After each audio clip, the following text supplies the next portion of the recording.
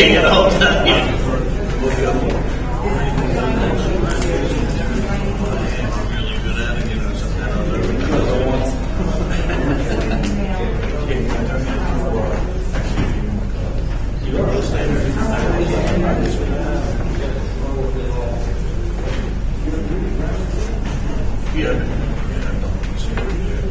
that's why when people listen, I just got I just recorded it, so it works out the way it's not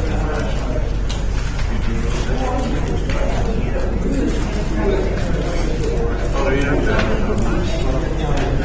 yeah, do it again.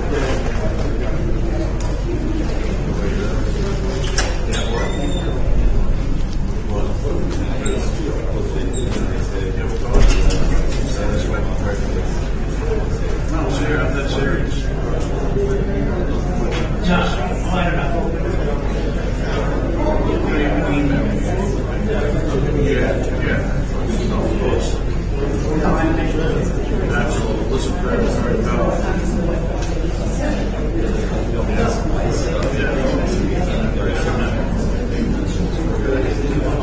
exactly. That's what I was going to say. That's what Lisa did today. I'm in the home for no, I get it. We have today. We have today. Yeah.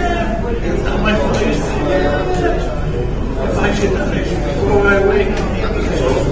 Jesus. My dad called me. See, that she's always listening. They're already there. They're watching out. It's a very spiritual thing.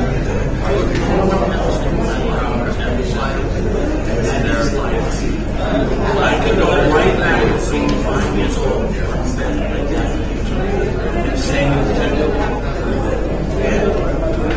yeah, no. Before I was out asleep, I just bought the song and gave it. So I can go with it. Yeah, so the people, you know, how you little stand-up comedy, like, what are you telling a 5-year-old that for?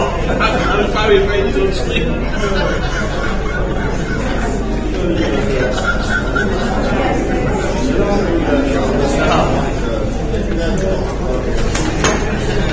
Lily White's father. My father used to say, yeah, you know, Lily White's father. I'm like, what's that? Maybe she's a Lily White. So I'm calling her Lily White's father. She's going back. Yeah.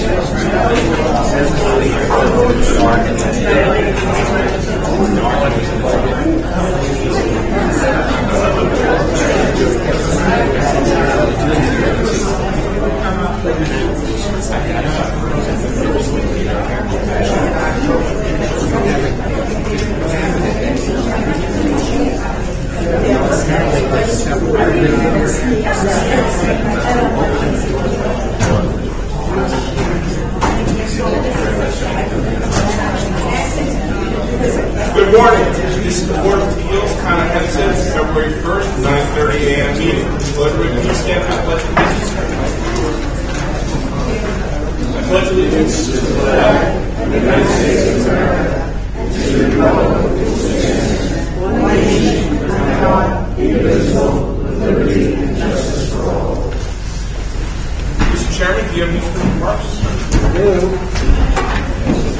It appears that many of you have not been here before, so the way we conduct our hearings, we follow our usual protocol.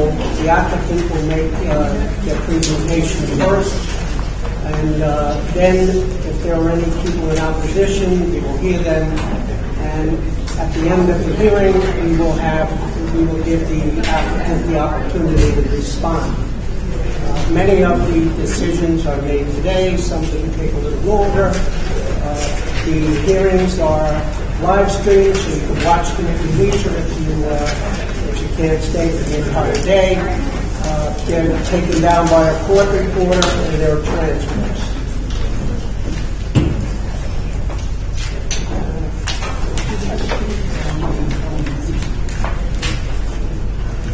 Is everyone take the rules? Are there any, Patrick, any requests for adjournment? Mr. Chairman, I do not have any requests for adjournment.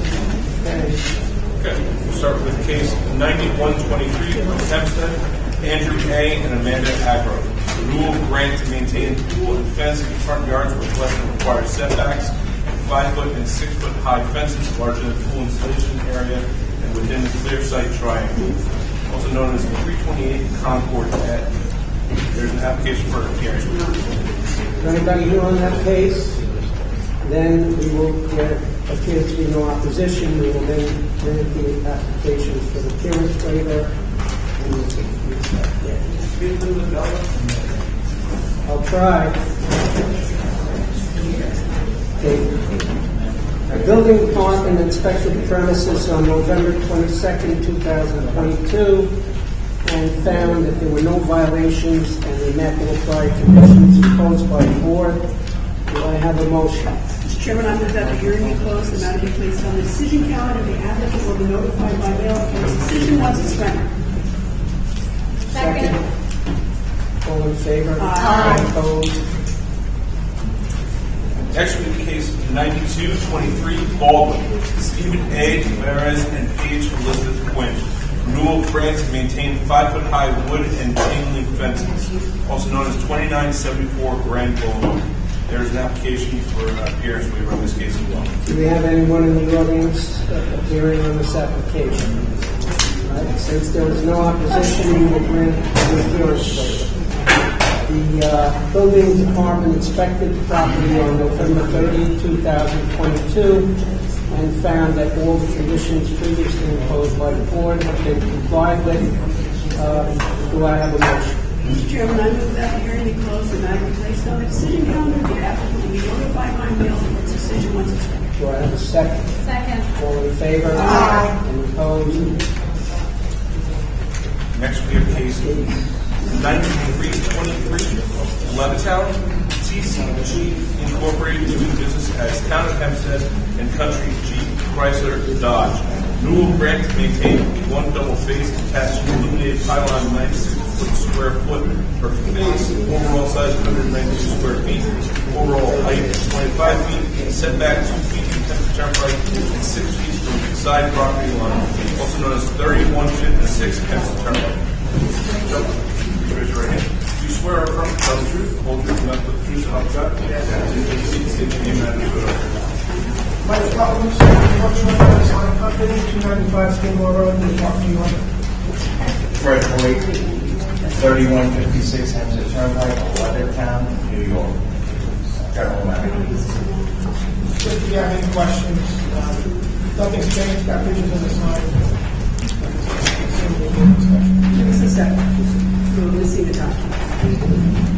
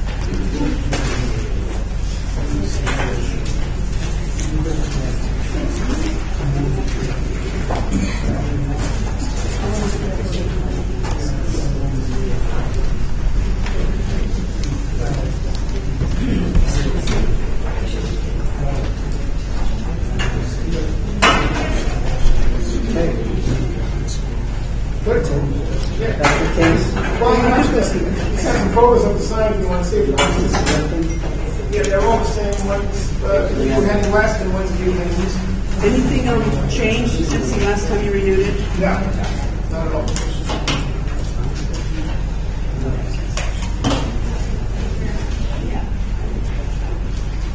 We don't have the inspection report from the town, but we will take that into consideration. Do you have anything else you'd like to add? The interim will assume the statement is correct and that nothing changed. That's fine. Okay? Can I have a motion? Mr. Chairman, I move that hearing be closed and now be placed on the decision calendar. Each of you recite, pardon me, Mr. Chairman, I withdraw my motion. Mr. Hoyt has a check for the removal fee. That's something we need to come in for that.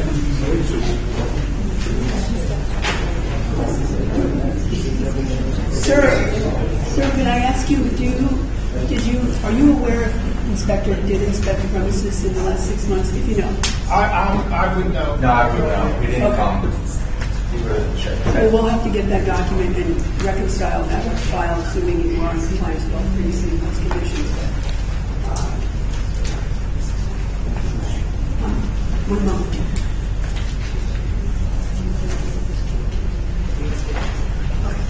Mr. Chairman, I move that the hearing be closed and then placed on the decision calendar. Both of you who signed in will receive a copy of the board's decision by mail once it's ready. Second. Thank you. Have a nice day. All in favor? Aye.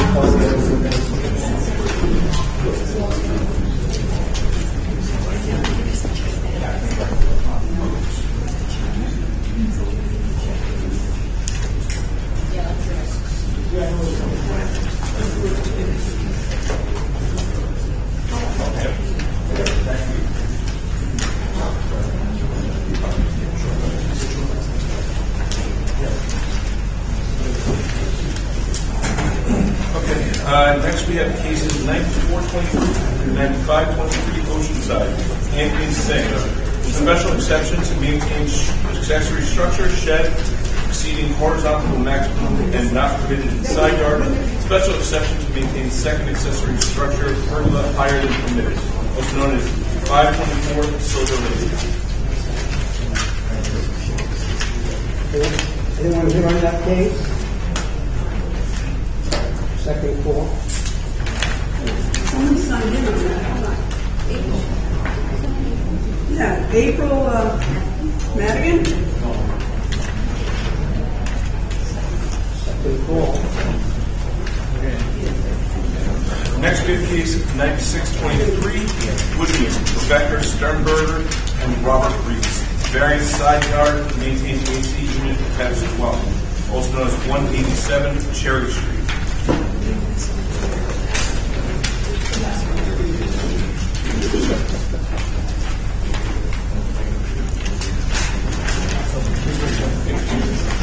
Please raise your right hand.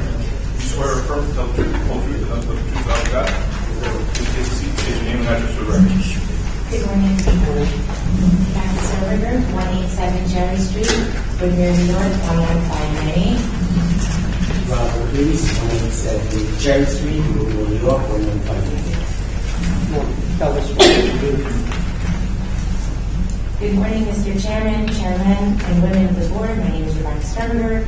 We are here applying for a variance for our HVAC unit, which has been located on the left side of our home for over 15 years.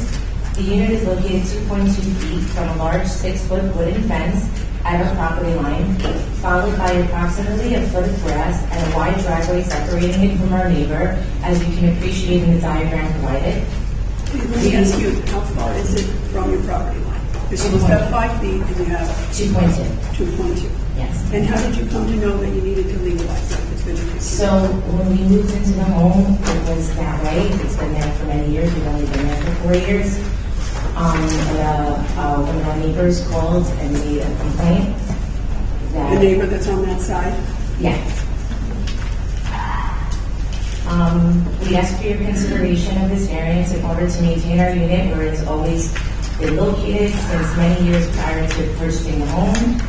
Upon researching other variances requested in the area, we found one such unit located around the corner from us, at the corner of East Prospect Street and Ocean Avenue. There's an AC unit located the same distance from their gate as ours is from ours. The variance was approved by the board in 2006. I have a copy of this finding here if you would like. We sincerely thank you for your time and consideration in this matter. Thank you. Any other questions from the board? Move that the hearing be closed, the matter be placed on the decision calendar. You'll both receive a copy of the board's decision by mail once it is ready. Thank you. Have a nice day. Thank you. In opposition, correct? In favor? Thank you. No, there's opposition. I'm in opposition. Oh, usually people come up when it's called, so we weren't aware. Okay, Mr. Chairman, I withdraw my motion closing the matter.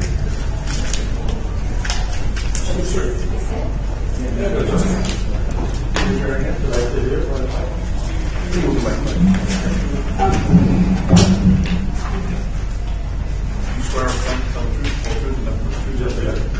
Just take seats and clean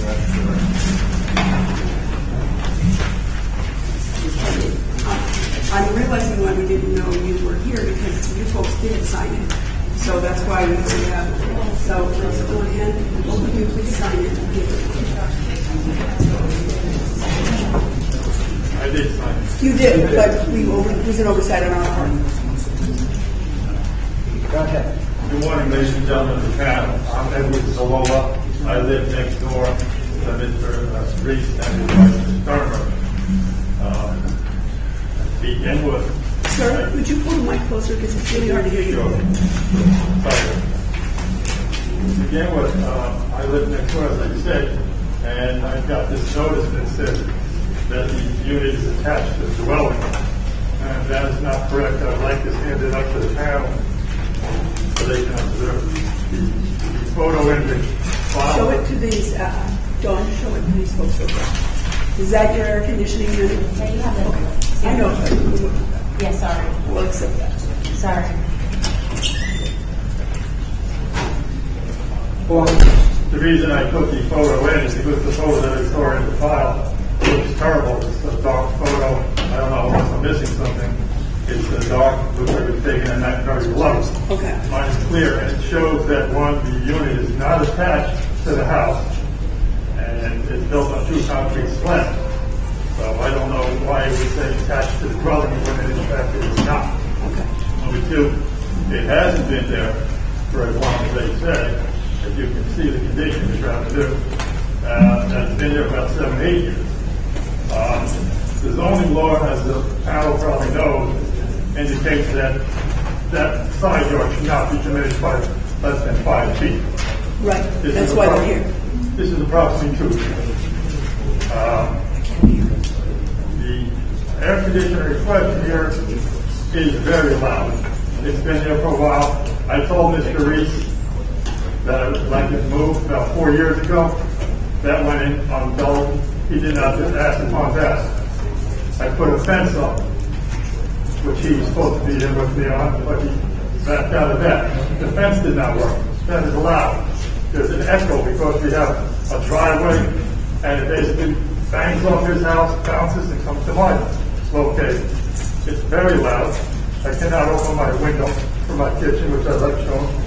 Show the folks. You take a look at the picture so that we don't have any objection to us having it in evidence, so we can determine. Sir, I just want to mention one thing. I think the attached to dwelling language relates to the fact that it's wired to the dwelling. In other words, Yes, it's I didn't know that. pertinent to the dwelling. Thank you for the clarification. I didn't know there wasn't a word. That air conditioner was placed in about 8 years ago. Okay. My neighbor was at that point Mr. Natal. And Mr. Natal had lost his wife about 7 or 8 years ago from Alzheimer's. Mr. Natal, at the time we put this in, was suffering from Parkinson's. And that was one of the considerations I had. I actually didn't know the law at that time, but I was actually not very happy about the air conditioner being kept. But Mr. Natal did not use the air conditioner very much. He was an old man, a very nice old man, and it was fairly on. He lived there by himself. So there was no need for the air conditioner to be on all the time, and nor did he like the air conditioner much. I can't open my kitchen windows. It comes in, the noise is loud, I can't sleep. I have letters showing that I do suffer from CLL, which is chronic lymphatic leukemia, and that also I suffer from insomnia. Did you say that on your side of that fence that you put up is your driveway and then your house? My driveway and then my house, but it's an alleyway basically because the houses are together. It doesn't belong there in air conditioning because it's very loud and it basically the sound comes to mind. It's only 5 foot. That area on the side of Mr. Reese's house is only 5 foot. Do you think that if it were 2 feet closer to the applicant's house, it would not be loud? I would think that if it was within the law, 5 feet, that maybe makes a difference. But Mr. Reese should, as he indicated he would do, relocate it to the other side of his house or his backyard. Why should my rights be infringed upon? Yeah, on the other side of his house than the other neighborhood in the city. Well, it's still more than 5 feet on the other side, I believe. And the backyard has plenty of land.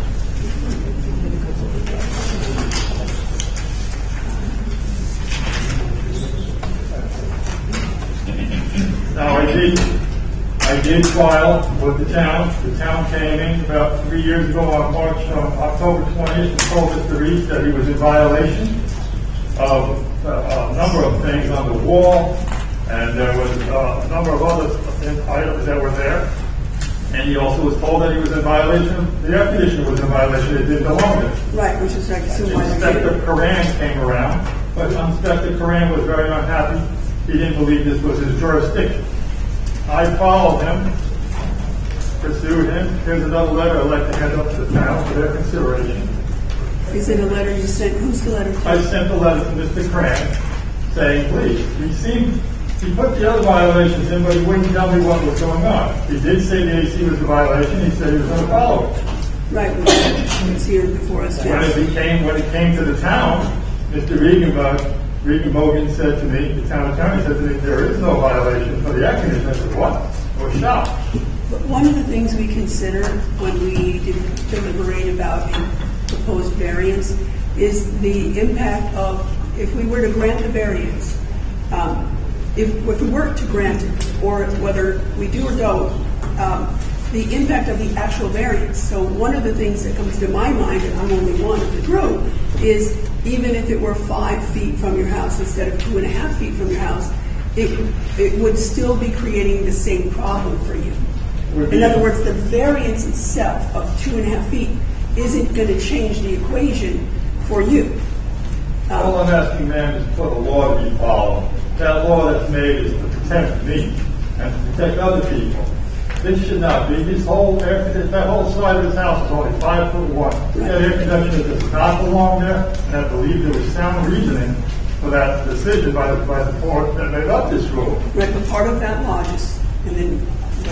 part of that law is here's the overview rule, and certain communities are different. Point Lookout, everything is a foot away from. I know you're not in Point Lookout, but the point being is the law is being followed right now because they're here applying to legalize it.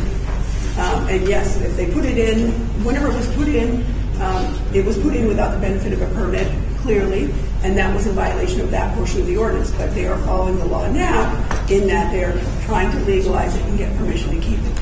Well, So, I oppose we agree that. with you, the law should be followed. I agree that the law should be followed, except me. That's a loud noise that continues. And I'll send up letters that indicating that I do suffer from insomnia and I do have CLL.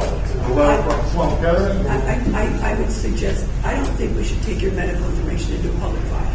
I prefer not, but we'll take your word for it. Okay, if that's what you want, but I do have that. When I For the applicants, we've had situations similar to this in the past, and what has been suggested and even conditioned on a grant would be that you put up some type of baffling to attenuate the sound. Sure. So when we purchased the home, there were several things that unfortunately were not caught. You know, when we did our survey, that our neighbor knew about because he was associates with the gentleman who lived in the home before, and when everything was placed, it was not a problem. But after we moved in, there were many issues. But thank God this is the last of them. We had permits on our shed as well as anything else that was a problem. We've been here for a little while, and we're happy to finally reach the end of the road, hopefully, God willing. And we're happy to put anything that needs to be put on it to make the situation better. Okay, thank you. Thank you.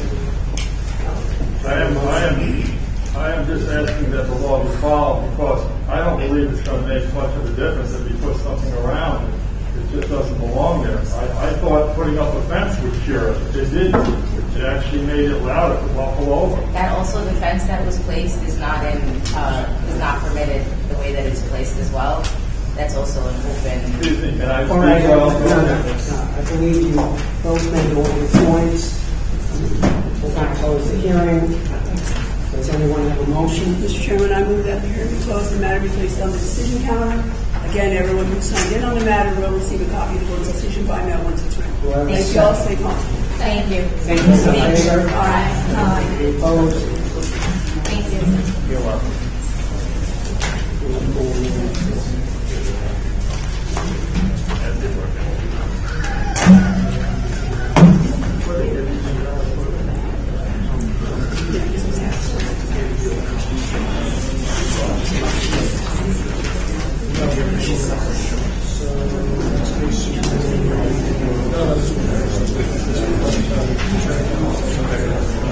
Okay, we're going to recall case 9423 and 9523 Ocean size. Anthony Singh, special exception to maintain accessory structure, shed exceeding horizontal maximum and not permitted in the side yard. Special exception to maintain a second accessory structure, pergola, higher than permitted, also known as 524 Silver Lake. Raise your right hand. You swear or affirm to tell the truth, the whole truth, and nothing but the truth, so help you God? Take a seat. Excuse me. Clark. She's got to record this stuff. I don't know if you missed anything. Oh, no, you both take it. Oh, okay. My name is April Madigan, 8 West Merrick Road, Suite 215, Freeport, New York, 11520. Good morning, Mr. Chairman and members of the board. Again, my name is April Madigan, and I'm here before you as a representative of the owner of the property, Mr. Anthony Singh. We hereby request your approval of our application to maintain a shed in the side yard and a pergola as a second accessory structure. The existing shed has a horizontal dimension of 12.1 feet, whereas the building code allows a maximum of 12 feet. The side yard is the best location for the shed with the layout of the dwelling and provides for the owner's maximum enjoyment of their property. We also requested relief of a height restriction for the pergola, being the second accessory structure, with a height of 9.8 feet, whereas the building code allows a maximum height of 9 feet. These type of accessory structures are very common in the neighborhood and fit well with the characteristics of the property and the neighborhood as well. Please note that these conditions were not self-created, as the property was purchased in June of 2021, and the structures we are applying to maintain were constructed by the previous owners. It was a stipulation of the sale that Mr. Singh obtained a required permit on behalf of that owner. We thank you for your consideration and welcome any questions.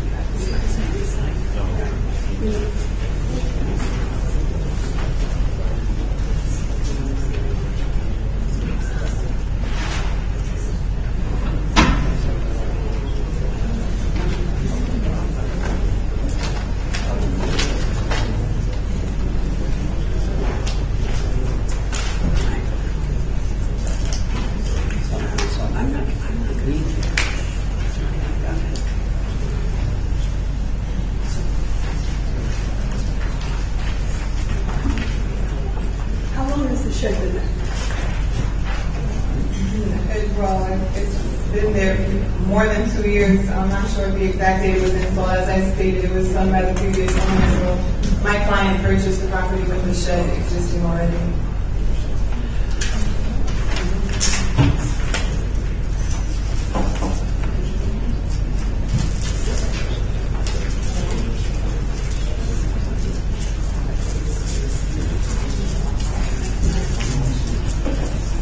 Does this property have a basement? All the applications were filing for exterior structures, so I'm not. Well, sometimes people Why mention just, it. yeah, I just wondered because of storage. When you're Yeah. going to tell me that they need the shed for storage, but do they have a basement?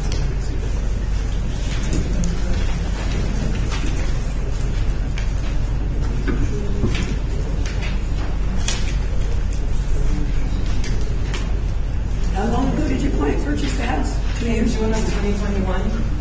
And I guess your client was unaware that also the pool and stuff was not permitted. Yeah, we filed for everything. So everything else is already permitted, except for these two which require the variances.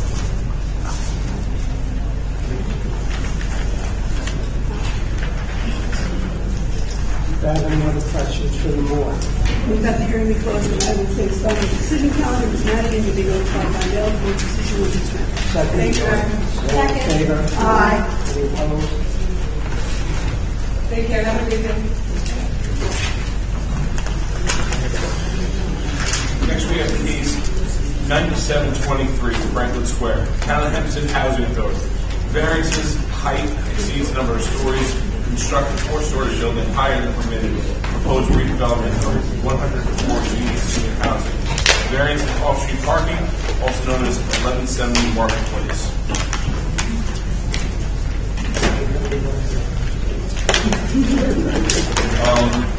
Anybody in the audience plan on speaking? Plan on speaking? Yes. Anybody else plan on speaking?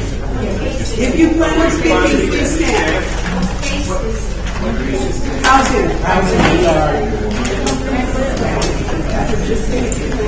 If you plan on speaking on the housing, please stand.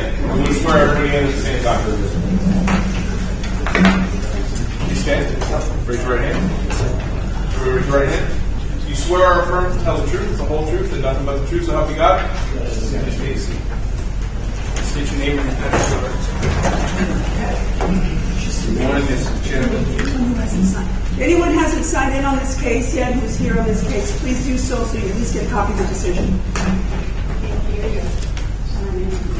If any of you are here on the housing case and you have not yet signed in, you please sign in. That will at least allow you to get a copy of the decision once it's made. Okay? Go up to Patrick if you haven't signed in, you can do so.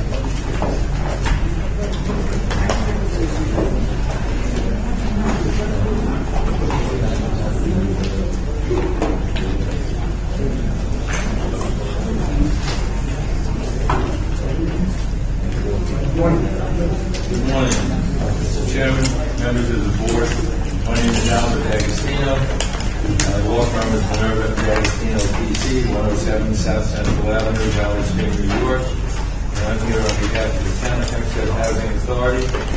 And this application relates to an existing Golden Age project located at 1170 Marketplace in Franklin Square. Property appears on the Nassau County Land and Tax Map, the Section 35, Block A, Lot 522.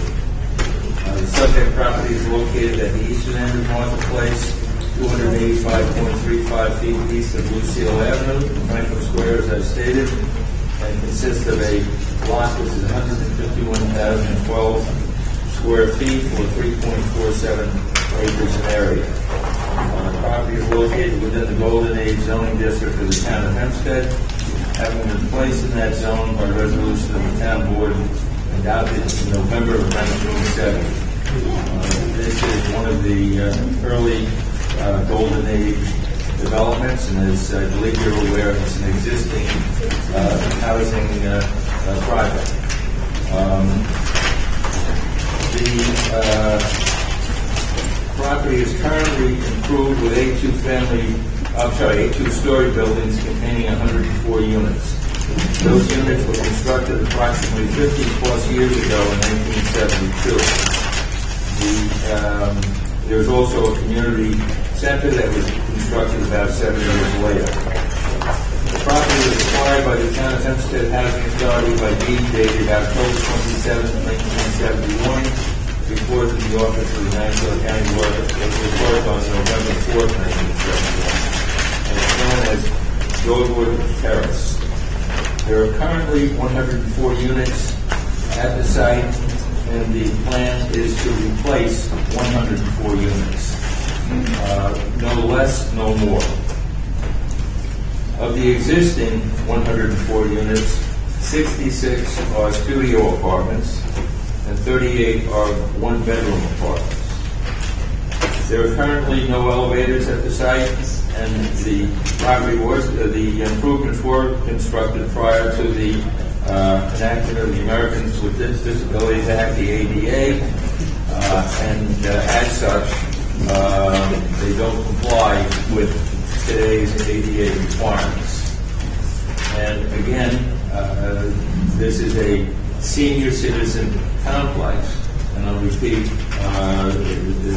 it was constructed before the ADA.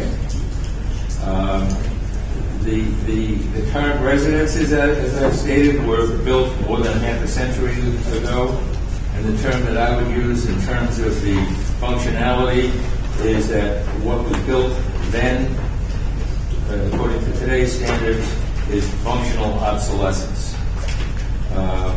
The 104 units that are currently on site, of those units, 81 are currently occupied, and as with all, I think universally with the Golden Age developments, especially those which the town Hempstead Housing Authority has developed, they all rapidly fully reach full occupancy.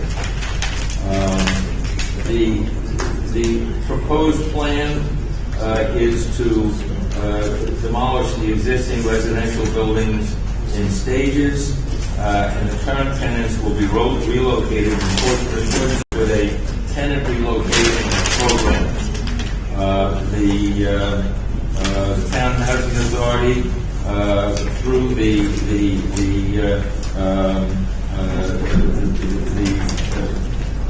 entity which is going to be hopefully building the improvements, Georgia Green Ventures LLC, has been conducting meetings with the residents. I attended one, and there have been subsequent meetings with the groups of residents, and residents are being counseled on a one-to-one basis in terms of the relocation during the construction phase.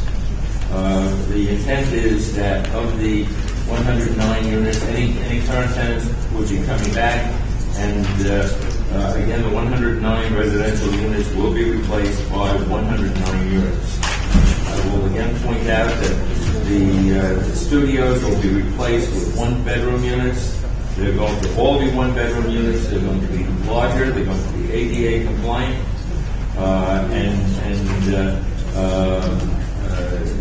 In addition, you have a variance application before you. One of the areas of relief is seeking a parking variance.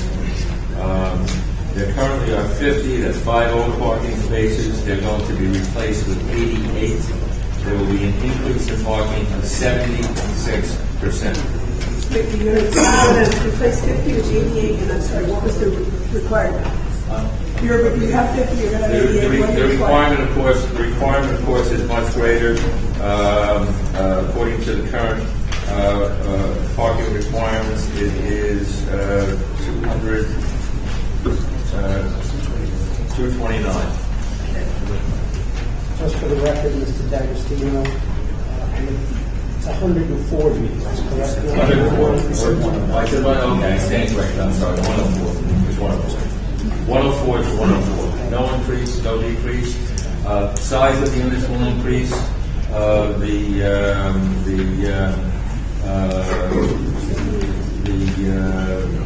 studios will be all replaced by one bedroom.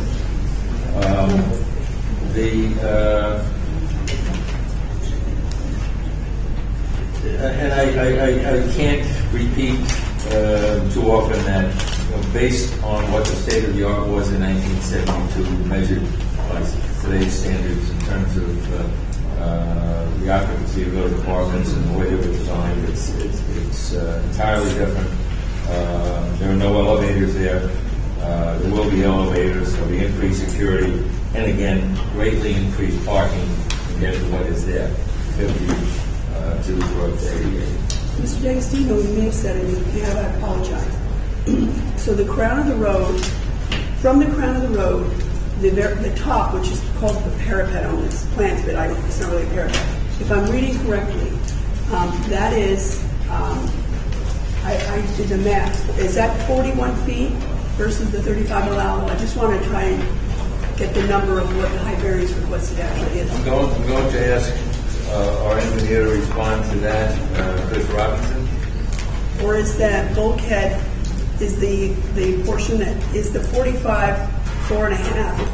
It's not showing, I can't tell if that's a wall or I'm not clear on why that's drawn. Chris Robinson, R&M Engineering, 50 Elm Street, Huntington, New York.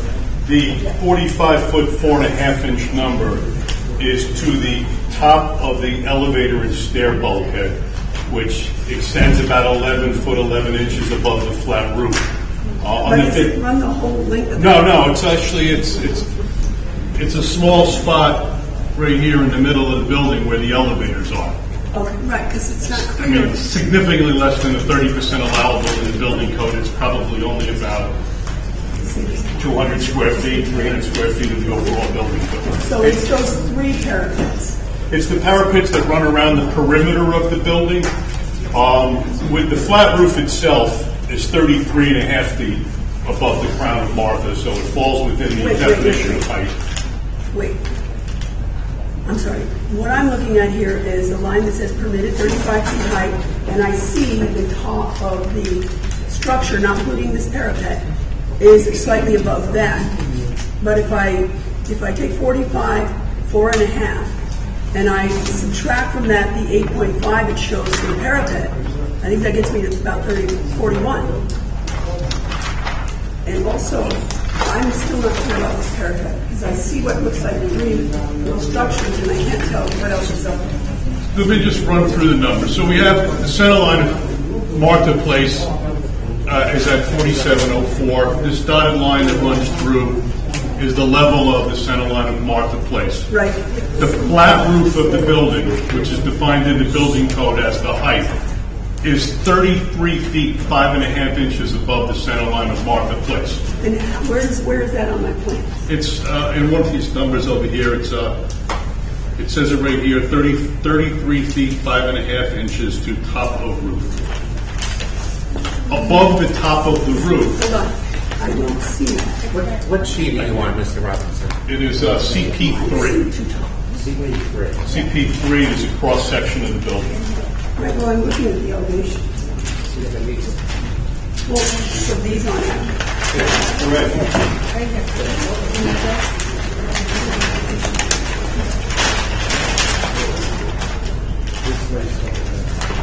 Right, so we'll reconcile that.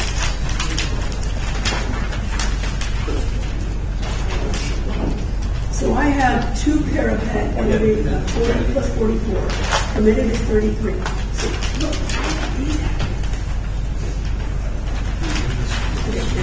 So, no, can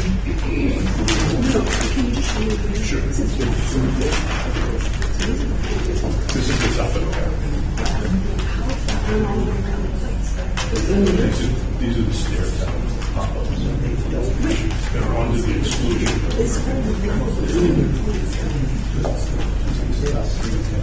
The cross-section shows better on CP3.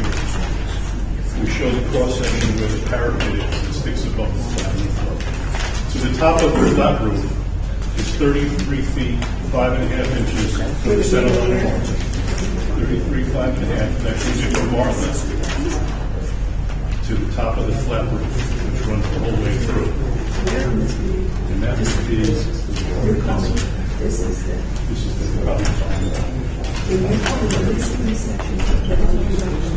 yeah, it's basically the height of the desk. It goes around the roof. So if anybody works on the roof, it can't fall off. This is top of the building parapet. Top of the bulkhead parapet. That's the top of the elevator stair, which is a little piece in the middle of the building. Yes, this is the tallest push one. That's why we put it on the cross section. So this is these dimensions.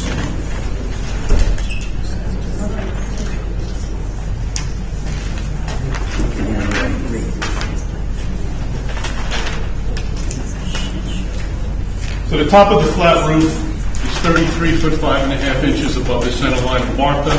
All around the perimeter of the entire building is a parapet that's 3.5 feet high. And the top of that parapet is 36 foot 11.5 inches above the center line of Martha. In three places in the building, you have the stair and elevator bulkhead, which extend above the roof level, all of which are under the 12-foot height that's allowed in the zoning code, and they just include in three specific spots around the building, clearly less than the 30% permitted under the definition of height in the building code.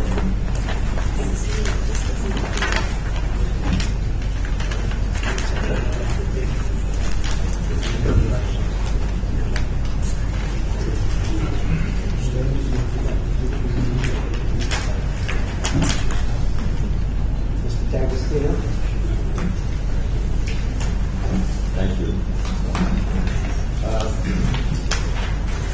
Again, I know at the risk of being repetitious, this is currently an existing functioning golden age development.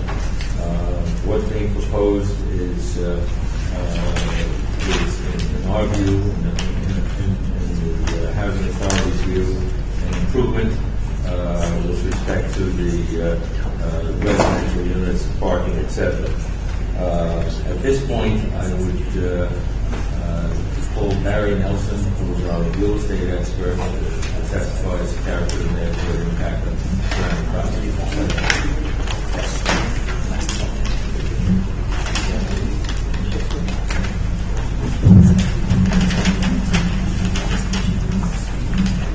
Good morning.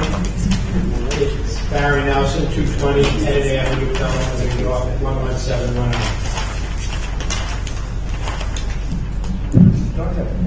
Thank you.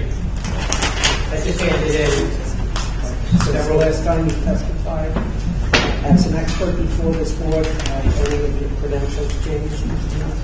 No, sir. Then you will grant me the status as an expert for real estate. It's not like, hold on, this isn't on. Thank you so much.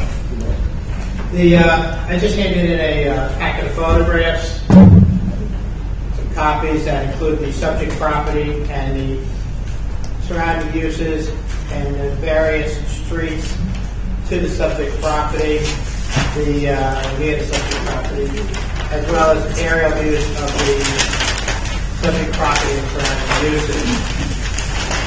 Sure, the board and everybody's very familiar with the subject property and the subject location. It is generally west of Franklin Avenue. Access from Franklin Avenue to Garvin Boulevard. And the main entrance to the site is Markham Place. Franklin Avenue is the main arterial road north and south that provides local shopping, retail, conveniences. Immediately east of the subject property would be the large development of the Stop and Shop supermarket, some retail, professional services. The residential community that surrounds the subject property, typical 1 and 2 family dwellings, Cape Cod colonials. The zoning in the area that you'll find along Franklin Avenue would be the business zone, some light manufacturing in various locations. The residential predominantly is in a residency zone. As Council mentioned, this was a overlay district GA back in the 1970s by a resolution. Formerly it was the residency zone, like the residential community that includes Doris Street, Market Place, Emma Place, New York Avenue, and Garvin, etc. in the area. The applications before the board today is to request for height, stories, or street parking. As Council mentioned, the parcel is substantial in nature, fully approved with 104 units on almost 3.5 acres, formerly the residency zone, now the GA zone. And the proposal is to remove all the facility, existing building, and construct a 4-story building. That building would be located, and we have some site plans with additional parking in the front of Market Place. It'll be moved northeast on the site. So the front of the building itself is set back approximately 135 feet from the westerly property line on the subject property. There is uniquely located between the residences on the nearby street of Martha Place, New York Avenue, Emma Place, a PSC&G utility vacant parcel, and that runs anywhere from, on the north side, 31 feet from the residential property line to the subject property line, east and west. On Martha Place, there's approximately between 25 and 30 feet that is a natural buffer, as well as on the north side of New York Avenue, which is a little larger, almost 54 feet wide.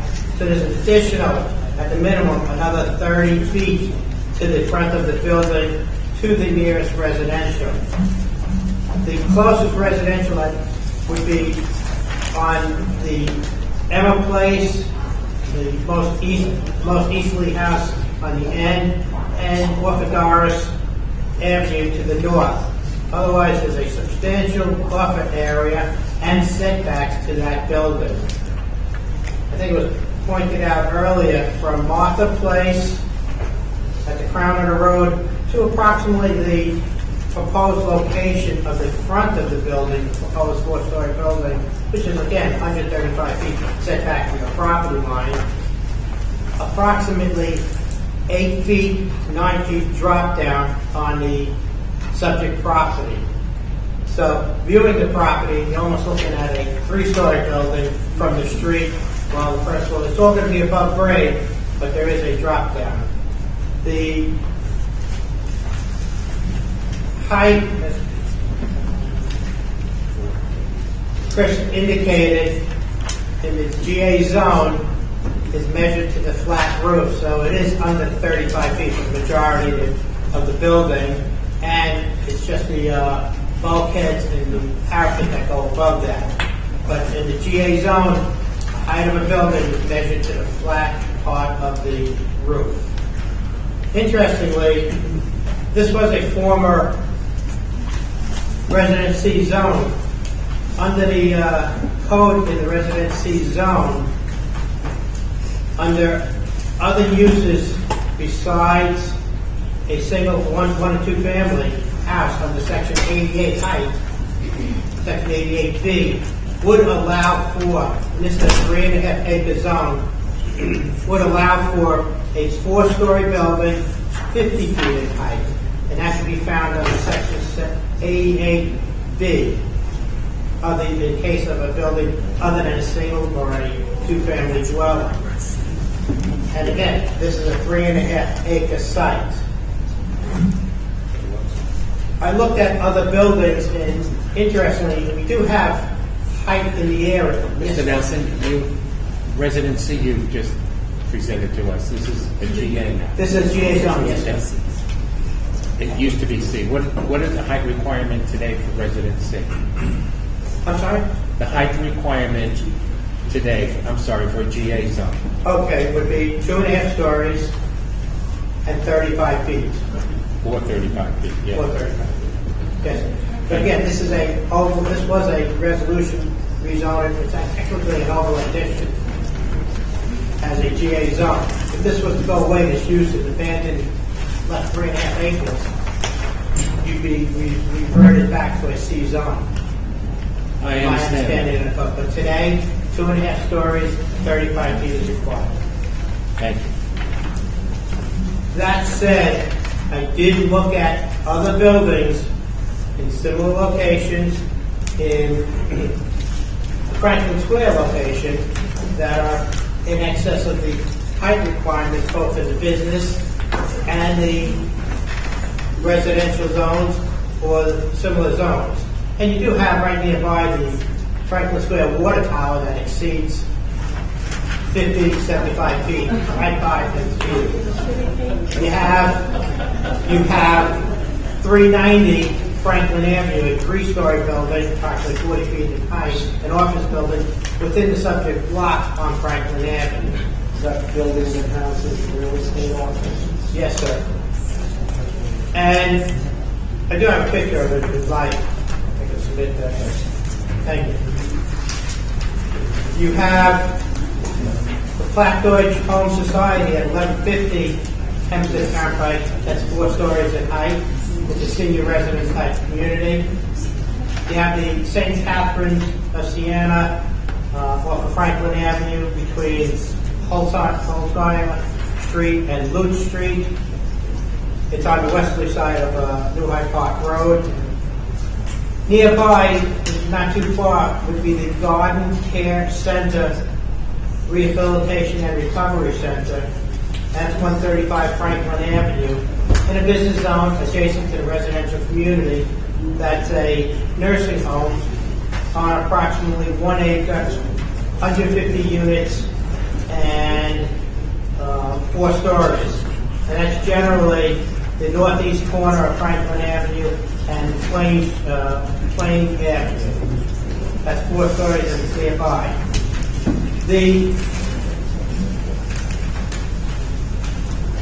Interesting, also part of this application, I looked at other communities of similar type developments, and one of them that I worked on many years ago that became part of the North Woodmere Valley Stream area would be the Bristol Assisted Living at 477 Hungry Harbor Road.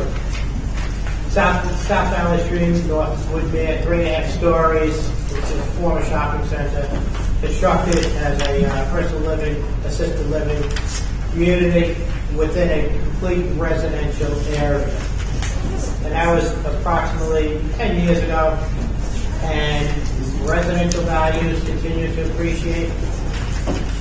Homes have been continued to renovate. Back when it was constructed, values were in the $700,000. Now it's exceeding $1.5 million, $2 million homes. It's my opinion, the application as it comes before this board today, for heights and stories, is not going to be detrimental to property values or quality of life to the surrounding single or 1-2 family residences, that can impact commercial on Franklin Avenue. I visited this location many times, and it might have been a reasonable development back in the 1970s. But because of the terrain, the layout, the configurations of the building, this area reminds me, or this development reminds me more of a ski lodge upstate because of the walking terrains, how the parking fields are laid out, etc. It doesn't lend itself to a senior citizen GA development anymore as it existed, 2 stories with the walk-up ramps up, parking field further out. All of your new developments are senior citizen living and GA, and I've worked on many of them throughout Nassau County, some in Suffolk County, typically in one building, 3 to 4 stories I think it's with elevator. And that seems to me like it might provide some additional security too, having the one centralized entrance that visitors would go through. Absolutely. Rather than separate structures, although, I'm sure they look beautiful in their time. Exactly. But I think there's a security issue. Thank you. Mr. D'Agostino? At this time, I call Wayne Muller, our traffic and parking engineer with Muller Varner Engineering. Mr. Muller has appeared before this board many times, and on many occasions has been qualified as an expert, which gives him the opportunity of rendering an opinion. Mr. Muller, have there been any changes in the credentials since the last time you appeared before this board? No, there have not been. And qualify you as an expert on parking and traffic. Good, thank you very much. For your testimony. Thank you. For the record, Wayne Muller, Robinson Muller Engineering, office is at 50 Elm Street, Huntington, New York. For the record, I'd like to submit copies of a letter that my office has prepared with regard to the subject development dated January 31st, 2023.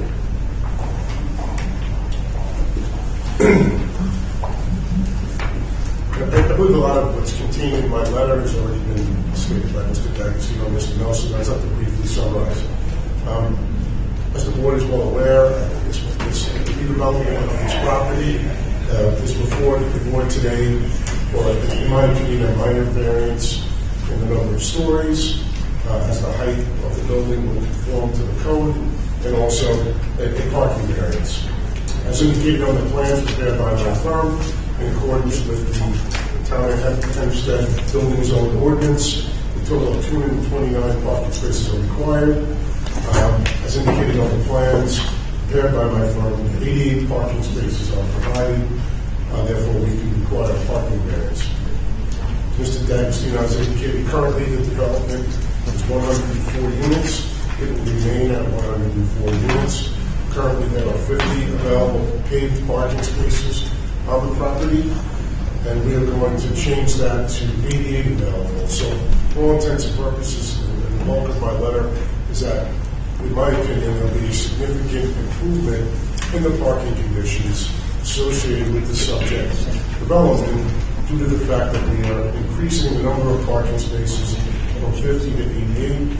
Mr. D'Agostino indicated that's a 76% increase in the available parking. So therefore, there'll be a significant improvement in the overall parking conditions associated with the 104 units as a result of the construction of the proposed project and the increase in parking. This is depicted on the plans prepared by my firm. There will be no changes to the access to the property, remain in its current configuration. So from a traffic perspective, there will be no significant change in traffic conditions due to the redevelopment of this property to current standards. I'd be happy to answer any questions that the board may have. Mr. D'Agostino, are there any studio, just to reiterate, if I may, maybe I missed it, how many of the 104 units are studio apartments? Right now, there are 66 studios and 38 one-bedrooms. The code development will replace the studios with one-bedrooms, and the one-bedrooms that exist are going to be larger than, that are to be developed are larger than the ones that exist. So in the new proposal, they're all one bedrooms? Yes. Mr. Chairman, there's one other point that I'd like to make. This property, I actually reiterate, as I stated, the Town of Hempstead Housing Authority is the owner of this property since the early 1970s. The Town of Hempstead Housing Authority will continue to be the owner of this property. It will continue to manage this property. What we're proposing here is a redevelopment of an existing Golden Age development, and ownership and management is to continue. Because I know there have been some rumors out in the community. We'll continue with the Town of Hempstead Housing Authority.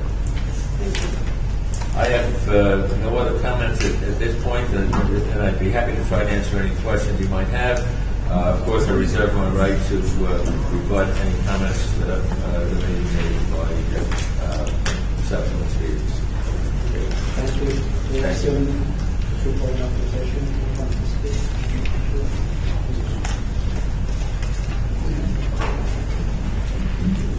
Do we have anyone in opposition who would like to speak?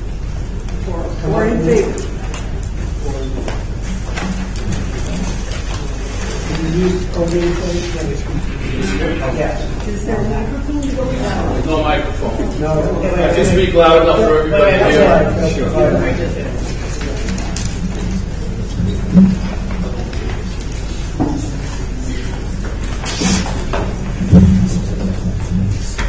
Good morning, everyone. My name is Lee Desidero. I live on Doris Avenue, which is the northern boundary of the property in question. They didn't refer to my property when they were talking about concerns with residential areas. The proposal they have is for a 4-story building in a residential area. Every one of the 4-story buildings that the gentleman here talked about were on Franklin Avenue and Hempstead Turnpike. And then he said a ridiculous thing about a water tower. Every community I know has a water tower.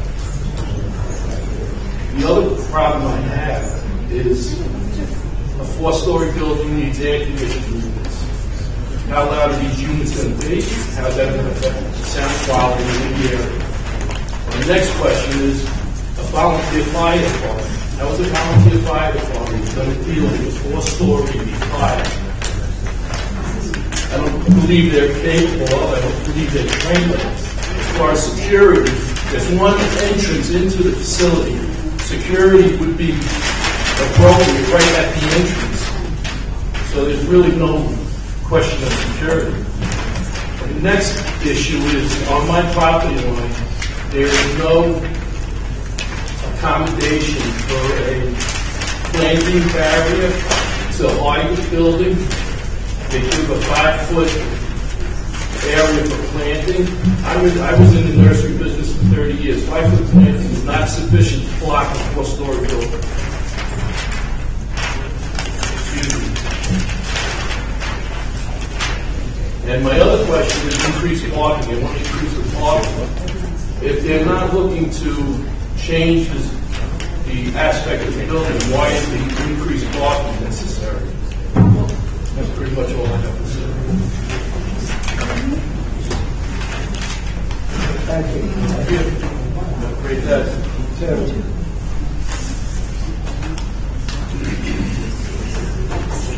Good morning. Robert Capizzello, 195 New York Avenue. I have no problem with the building in 4 stories, but I do have a problem with the parking. Back in 1970, when they built the place for 65 and older people, 65 was old. You know, nobody was driving that much. Come 50 years later, 65 is young. Many people in the center are driving. When it was first built, they didn't assign the parking spots. Now the building is assigning parking spots to the owners. We have 104 units and only 50 parking spots. It doesn't work out. I had a vehicle parked on my street for 6 months in front of my house, waiting to come on the list to park. So the required 229, I know it's not going to reach, but for 104 units and only 88 parking spots, And nothing labeled for guests who come and visit, nothing labeled for aides who come and take care of these people who stay overnight. I just think we have to find more parking. Like I said, I know we're not going to get 229, but we don't even have a parking spot for each homeowner in the building. And there have to be husbands and wives living in that building with 2 cars. So I just ask that do the best we can. Maybe find another area for parking. Thank you. Thank you for your comment. Thank you for saying that 65 is young. I'll second that motion. Hi, I'm Tara Adamus, ADA MOS. I live on 431 Doris Avenue. I have much of the same sentiment that Dean had. I feel, one, I think it's a little duplicitous for them to use 1971 zoning until they were corrected by you, which is, in my opinion, problematic. Secondly, the references that they're making to on 4-story buildings, all on very busy avenues, Hempstead Turnpike, Franklin Avenue, where there is an expectation for commercial business. This is dead center in the middle of a 1-story or a 1-family residential area, 2-family, none going above the 2-story limits. To have a 4-story building in our neighborhood, one, it completely changes the landscape of the entire area, which is not okay. I do not want to look outside my building or my apartment, my house, and see an apartment building that's 4 stories and blocking my entire limited view already, because we're in a residential area of houses, but I still can see the beautiful skyline. I can see the sun setting. I do not want to look out my windows and see a 4-story monstrosity. The fact that the elevators are going to be towering even further above that is another issue. So those are a few of the issues that I have. I also don't understand the exaggeration of it being a ski lodge scenario with hills. It is a walking neighborhood. There is slight hills in Franklin Square, but it is a total exaggeration to compare this to a ski lodge. I ski. I was skiing this past weekend. So to say that is just disrespectful and exaggeration and trying to create a scenario that does not exist. It is not. It's unfair. I also have an issue with the plan says there's 174 parking spots for 104 apartments. Why so many excess spots? Yes, individuals should have designated parking, but there's absolutely no reason to have 70 additional spots. For what purposes? Also, I don't understand why there's a need to go from studios to all 1 bedrooms. I have an elderly family member that I just had to submit to assisted living, and she is quite comfortable in an assisted living facility in a nice size studio. So for me, I want to understand what the footage and the square footage is for each of these units to really understand what they're going from. So to say an elderly person actually needs significant square footage, I'm going through a scenario right now where we had to put someone into an old and aged environment. The other issues that I have, again, sound quality from the AC, but more importantly, how many years of renovation are we going to have that we're going to be listening to this type of destruction all day for many years? I work from home. I do not want this in my backyard. And I'm all for seniors. I mean, like I said, I care for my aunt. I understand the power of attorney, taking care of her assets and taking care of her physically.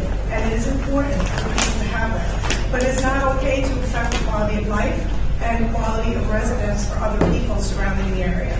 And those are the issues that I have, basically. Thank you.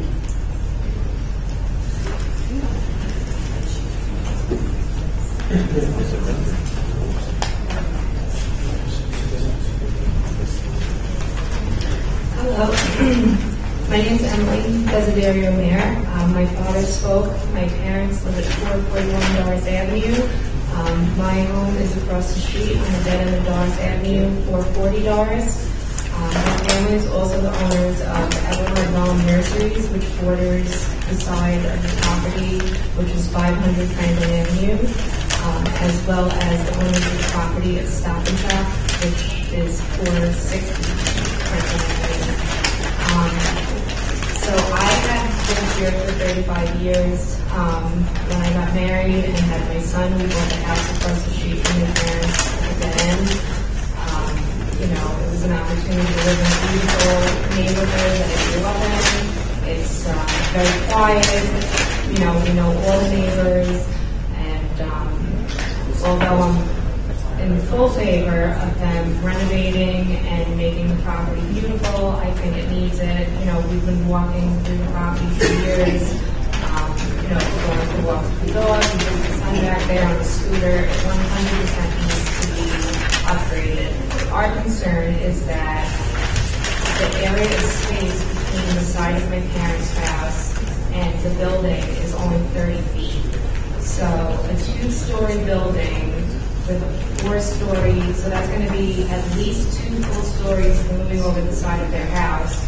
And there's not enough buffer in between to put substantial hedging. Like my father said, I'm also in the nursery business, and we would need at least 20 feet, plus the 20-foot fire lane, to put anything to have a substantial buffer enough to plant something high enough, even if it was a 3 or 4-story building. We met with George Green yesterday. We spoke to David Gallo and Allison, and they were very helpful and open to hear our concerns, which we greatly appreciated. We're willing to kind of have a little back and forth to see what can be done to make adjustments here and there, for the renovations, to kind of meet halfway. Because, I know all the residents on all the dead-end blocks that lead up to this senior center, and I think everybody kind of has the same viewpoint. Renovations, yes; improvements, yes; making it accessible to the seniors, absolutely.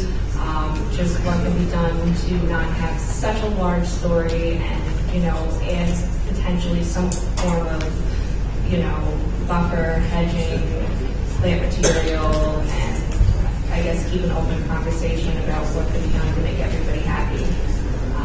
I just wanted to bring that to your attention. That area, so the structure proposed is set up about 30 feet, as you indicated. Yes, so I have a site plan here. If you look at it. I'm looking at it. Okay, so Emma Place, we are on the dead end of Doris. Yeah, I see where you are. I have a question. Your father's house, you had indicated that the 30 feet between the property line it shares with the parcel at issue here, that's the 30-foot setback. How close is your father's house to that shared property line? To the shared property line, I would say the start of the house maybe 10 feet. So really?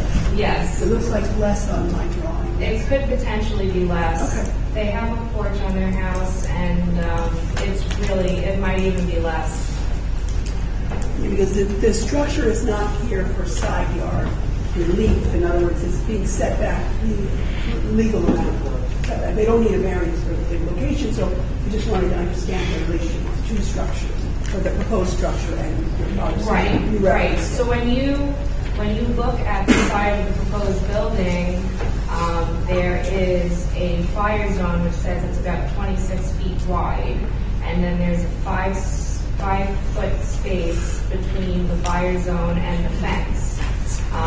That's a little too close for comfort. And we mentioned this to Dave yesterday as well. And we're also a little concerned since it's going to be a paved fire zone around. Is that going to be like an active roadway, or the garbage trucks and the housing authority vehicles going to be using that to kind of get around the property? But we're wondering, if there's so many parking spots for the number of units, can that be cut down and the building itself be pushed back further from the fence to offer more than the 5-foot of planting area so that we can have a little more privacy? If indeed it is passed for the 4 stories, but of course, if possible, to cut it down to 3, smaller, that would be preferable. Yes. But thank you for your time. Thank you. Anyone else?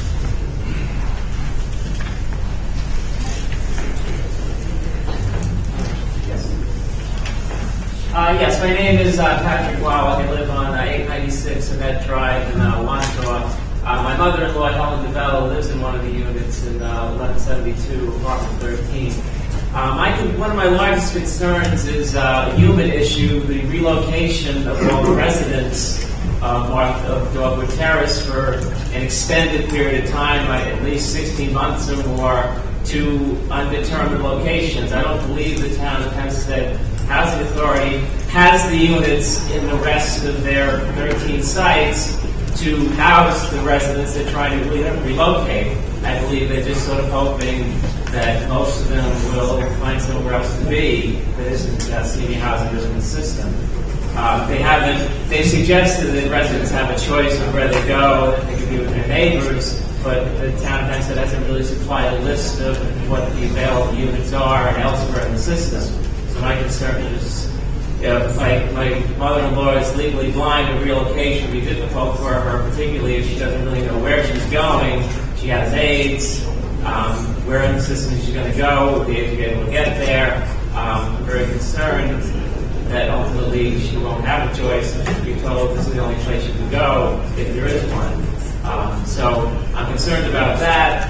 I'm concerned about, the neighborhood should certainly be concerned about all the construction that's going to go on, because there is no easy thoroughfare to Dogwood Terrace. You have to go through a number of residential streets to get there, so all the construction equipment, all the supplies, all the employees will have to go through 3 or 4 blocks from Franklin Avenue to get there.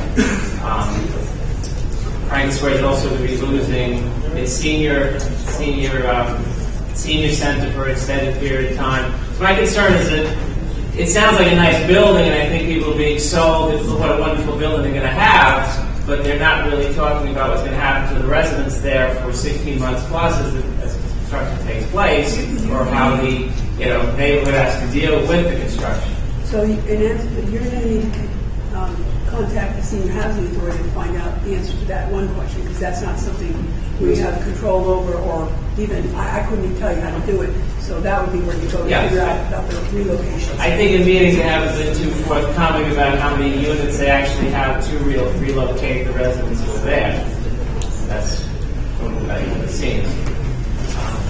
So that's all I have to say. Thank you. Thank you.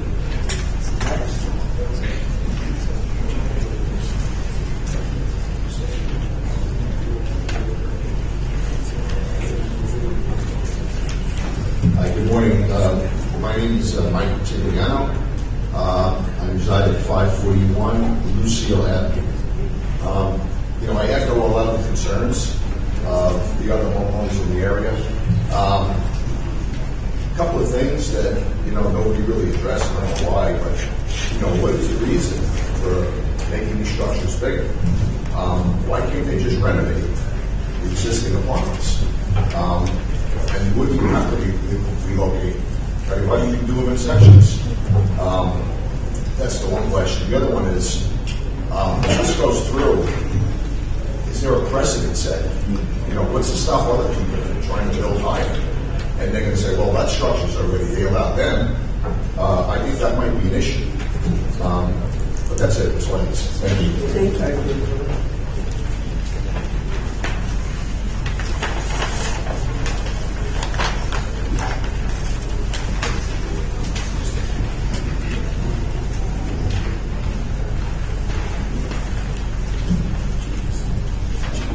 My name is Struzari. My address is 442 Lucille Avenue, Hobart. Please excuse my voice.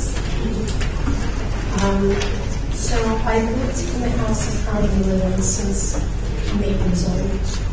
And I purchased the home for my siblings after my parents died. My house sits at the most westerly side across Emma Place. When you look down Emma Place and walk forward, you would be looking at my house. So when the gentlemen speak of that this development is in a slow area and is a benefit because of that particular reason, well, it also works in reverse, because when you come up from Franklin Avenue, it's an uphill. So I'm at the top of the hill. So anything below, I am going to see. So when I look out my front door, or if I sit on my porch, I enjoy a beautiful sunrise. I do see the top of the two-story senior complex as it exists. So if this dwelling goes to 4 feet with more elevation for the elevator shafts or whatever that is, it's going to make a big difference for me personally. I will no longer enjoy that sunrise. It may sound like something stupid to people, but to me it's not. In fact, I even built a porch on my house to enjoy that sunrise. And so, may not seem like a lot to people, but it is. The other thing I just want to mention is I don't object to making things better for those seniors. I do believe that those apartment buildings, because I was there before they were built, would benefit the seniors to renovate them. They are old. I don't know so much if making those 1 bedrooms is a big difference. I mean, they seem to be very smart people here who do these architectural designs. So even if it remained a studio, or maybe perhaps a little bit larger, they have those beautiful barn doors. They can close if they want a section 4. I just many ideas. Even after the 4-story could be built, it still does not fully resolve the parking issues. So there's other reasons, but I'm not going to stand up here and go on and on. But I would like to also point something out. I was doing a little bit of research, and I did notice there are 77 units, Grand Street apartments in Westbury. I know you can't really see this, but they're actually very pretty. They look like they would conform more into a residential area. They're 2 stories with a dormer, and that's in Westbury. There are others, Spion Commons, which is out in Commons. And again, they're being rebuilt. They sort of conform more to residential look. And so the ones that are built 4-story and more, front on, like this one in particular, is in Riverhead. It's over 4 stories. It's off Main Street. So that is a busy street. It's a commercial area. And then you have the ones in, this is not senior complex. This is the Moxie Ridley Apartments, which these architects are familiar with. This is on Main Street. It's over 4 stories. Again, it's for low-income housing, but it's on a main street, and it's 4 stories or above. So it seems like they know how to conform in these residential areas, something that would be more conforming to our neighborhood than this 4-story. I think it's very intrusive, a 4-story, not only just to the immediate residents, but when we come into these areas that we want to live in, if I wanted to look at apartment buildings, I could be paying Queens taxes, not Nassau County taxes. Just a couple of questions I had. There's very smart people here, and we're just laymen in residential area. But when they say there's not going to be a deed change, okay, but I'm curious who's going to be taking out the loans. I noticed on these, one of the apartment buildings I did look at, that the developer became a beneficial owner. And they also were part of the funding with the lenders that gave money to this and some of the government enterprises that was involved. So this is just a lot of questions. And again, we don't have an attorney here representatives, but we have, you guys helping to look out for what we have to say here. And I hope that it's not over today, because I think that the ones who are interested in finding something like this, and again, I don't mind the renovation of the senior complex, but I think that because this is such a big issue, that I think maybe we need some sort of representation. I mean, there's lawyers here representing the developers. We're just coming up to speak how we feel and why it bothers us. So it's just something to consider. Thank you. And the ones who are opposed to this, I would love to meet everybody outside, because I think that we need to. That's what I have to say. Thank you.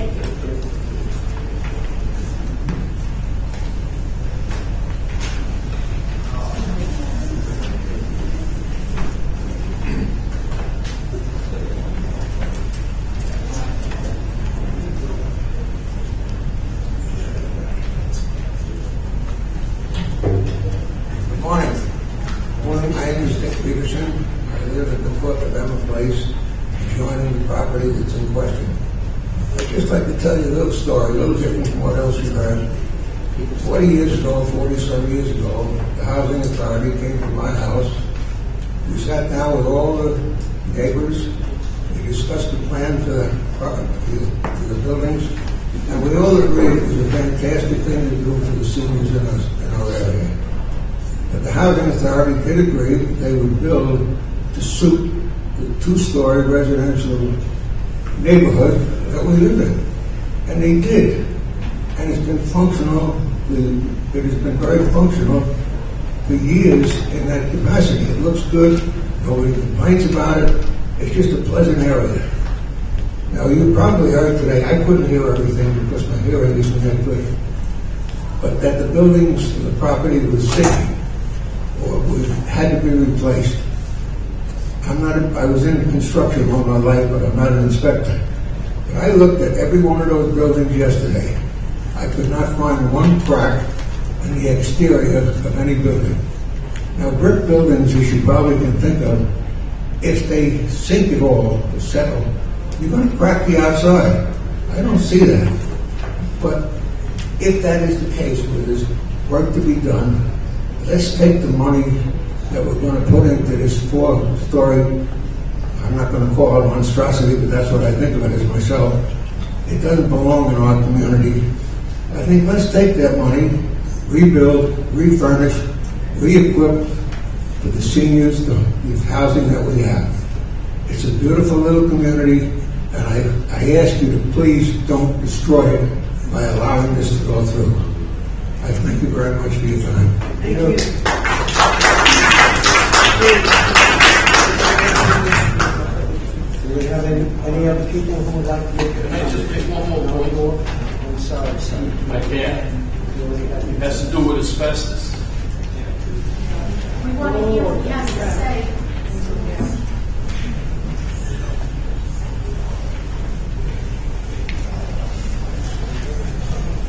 I got my name on record.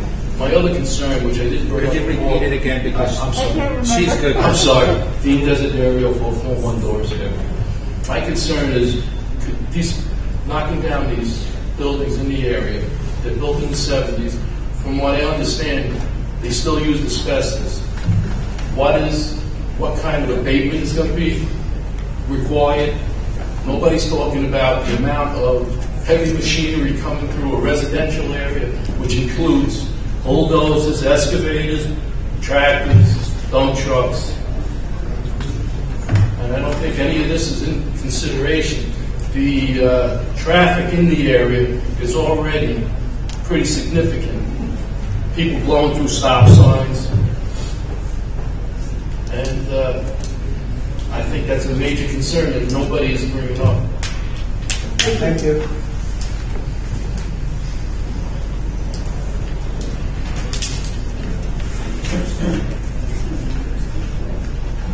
My name is Ellen Anderson. I'm from the Community League of Garden City South, which incorporates all of District 17 school district, which would include also the senior housing place. We're in favor of it. We think that this needs to be an improvement in the area. Do we have to address it? Excuse me? P.O. Box 7229, Garden City, New York, 11530. We are the oldest civic association on Long Island. We were started in 1929, so we are the oldest civic on Long Island. We are in favor of the senior housing being, erected. They need the improvement. The senior center is open to all the seniors in Franklin Square area, which a lot of the seniors do take advantage of it, and they are building a separate building for us so that we can, use that also along with the residents that are going to be housed in the new complex, which is great because they're not increasing any of it. They're leaving it to 104 units, which we all were very happy about, and that's all being looked back to the seniors that are living there now. And they did have a meeting last week, open to the community, which was not well attended, and some of the questions that are being asked today were addressed at that meeting. And also, they have to realize that the slope of the property is more than 10 feet, lower, so it won't show all the 4 stories of the new complex. And also, it needs to be updated for the ADA approval, because right now, it's not. And there is, fire hazard maybe in there for the people that are living on the 2nd floor. So we need the improvement, and we need the ADA codes for all the seniors that will be living there. Thank you. Anyone else? No.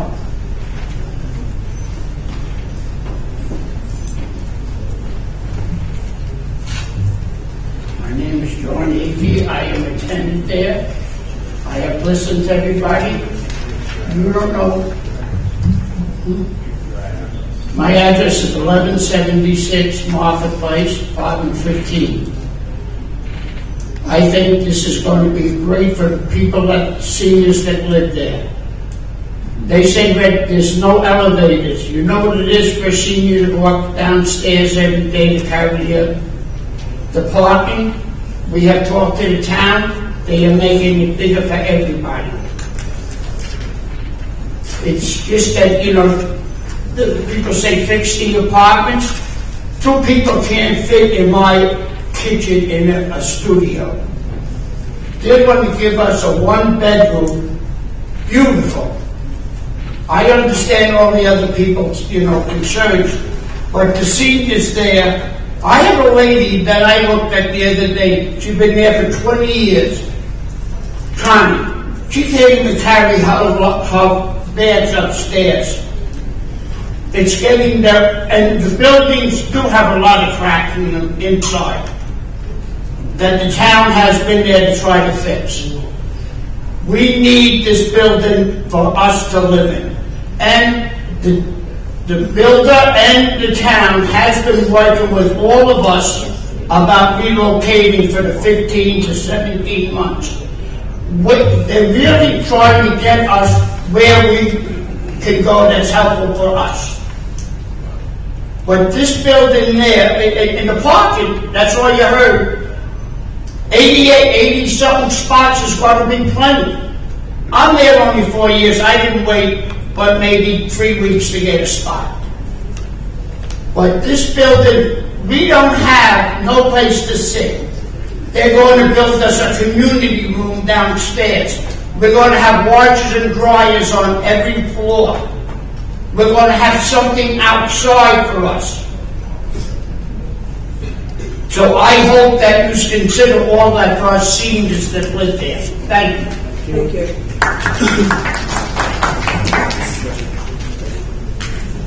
Mr. Dagestani.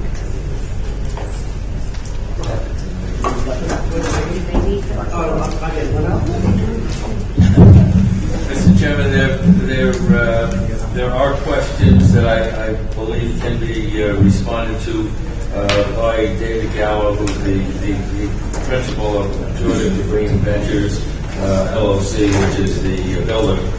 I just would make a couple of comments before Mr. Gallo's thoughts. I've heard various comments, made some notes.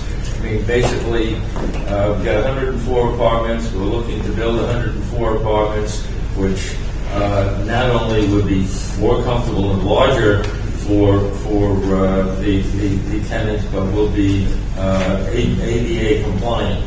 We're looking to increase the parking requirement, the parking provided by 76%, which is and I recognize that we are not parking compliant now. From what's there, it will be a 76% increase in parking. If you reduce a story on the building, you're going to take approximately 104 of the apartments and divide them by 75%, and 25% of the people would be able to come back.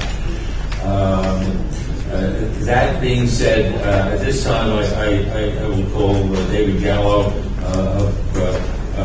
the developer, as I indicated, and he will describe and answer any questions you might have with respect to departments and what is being provided in compliance. Mr. D'Agostino, before Mr. Gallo speaks, how long is the projected construction going to take? 16 to 18 months.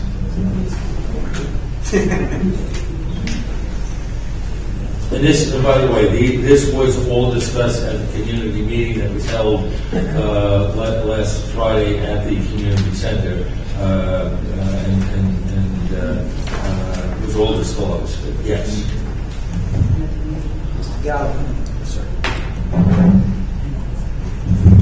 Good morning. Dave Gallo, President of George Pickering Ventures, 50 Jericho Quadrangle, Suite 118, Jericho, New York. Just a couple of minor items that I'd like to address. If there's anything else, please let me know.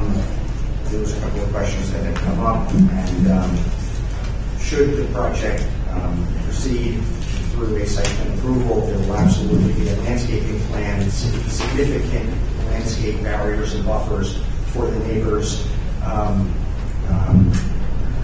going forward. In addition to that, the question of security had come up. The development will have a CCTV system, probably estimates around 250 cameras within the building, in the hallways, corridors, and the surrounding neighborhood. For security purposes, there will be controlled access for the seniors to enter in and out of the building. In addition to that, it's been said that all of the units will be one bedrooms. In addition to the one bedrooms, it will be about 50-foot increase from the one bedrooms that exist there now. Some of the other things that have been talked about, there will be a generator that will be available at all times, so should there be a storm, there's the ability to shelter in place for the seniors. There'll be wall-mounted handrails in the corridors.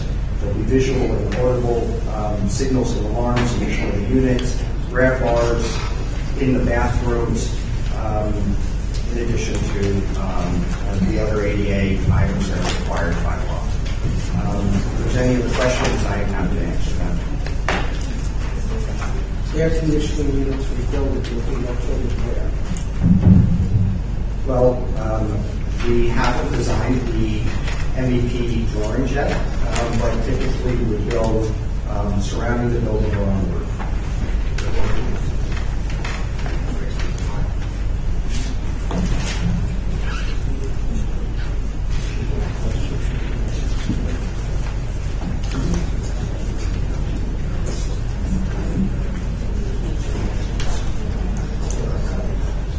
Mr. D'Agostino, it sounds to me like some of the residents here may have missed the original community meeting. And I don't know, is there some process in place where people might just be able to ask additional questions if they have them later? Yes. When you have the community meeting, is there some folks here who may later have a question? Or? I'll stick around. I've met some of the neighbors. I'll continue to meet with them, provide my cell phone number and email address for any questions or any future meetings. Has everyone who is here who wishes to have a copy of the decision mailed to them once it's made? If you haven't signed in, you won't get a copy of the decision. This is the master list from which we mail it. So before you leave, if you haven't signed in and you do want a copy of the decision, please come over to the side and sign in. Just so the residents and people who are here are aware of this. Some of the board members are very familiar with this location. Some of the board members are not. Before a decision is made, most, if not all, of the board members will inspect the premises to see what they're talking about. If we have no further questions. Pardon me? I have a question before everybody leaves. Can I ask a question? Of whom? The panel. So when you come to your decision, is there going to be an appeal time that the residents who are opposing would have representation? These are counsel to the board, so they'll explain to the board. Do I have any other questions from the board? Mr. Chairman, I move that this hearing be closed, that the matter be placed on the decision calendar. As I said, everyone who signed in on the case will receive a copy of the board's decision by mail once it's rendered. Mr. Gallo has offered to be able to answer questions in the hallway for those of you who have questions. Do I have a second? Second. All in favor? I will take this so if anyone needs to sign in. Thank you, Mr. Thank you. Thank you.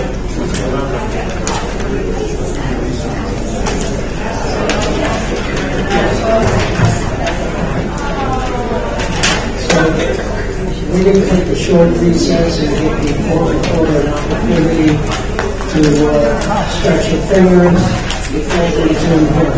So there'll be about 10-15 minutes.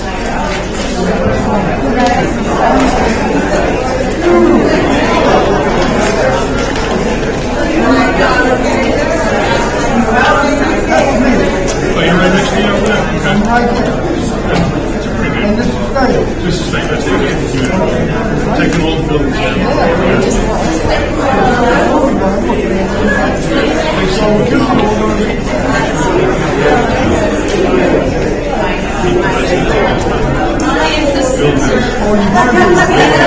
Get it occupied and take these middle everybody out. Too many that's what we have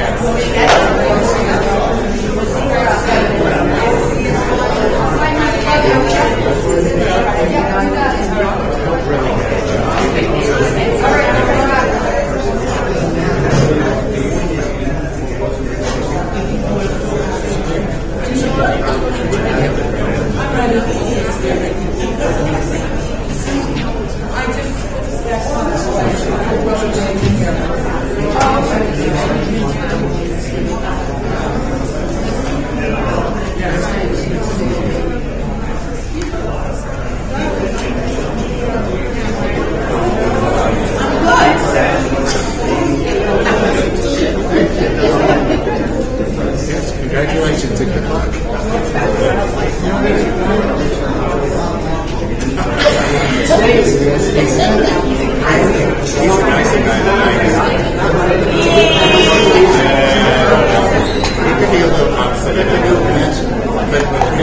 But as hard as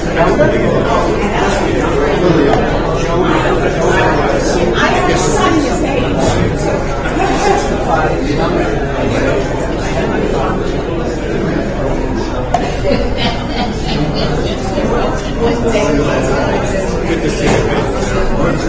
Absolutely. Good luck to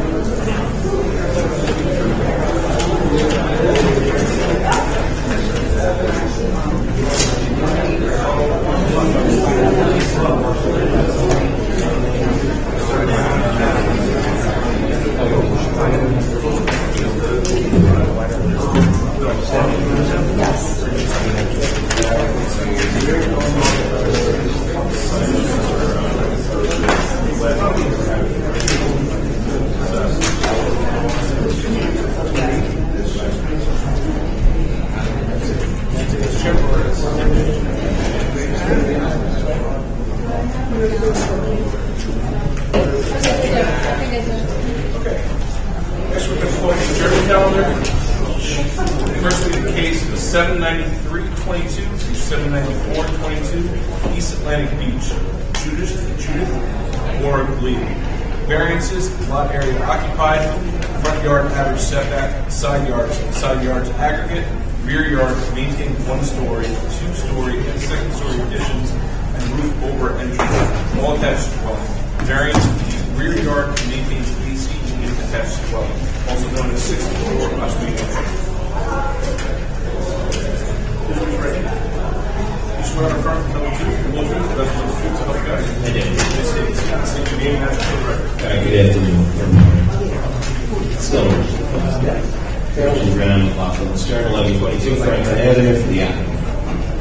164 Osceola Avenue, East Atlantic Beach, New York, 41564. All right, good morning again. This is an application where we're seeking to maintain a number of additions that were put onto this non-conforming property in Atlantic Beach, East Atlantic Beach, 64 Osceola Avenue. This is a 30 by 60, 1,800 square foot lot, improved with obviously with a 2-story single-family residence. My client purchased the property in 2019, just prior to the commencement of the pandemic. At that time, the additions that are before you, with the exception of one, were already part of the house. She didn't build those additions and didn't come to find out that they had not been permitted until she got into this process.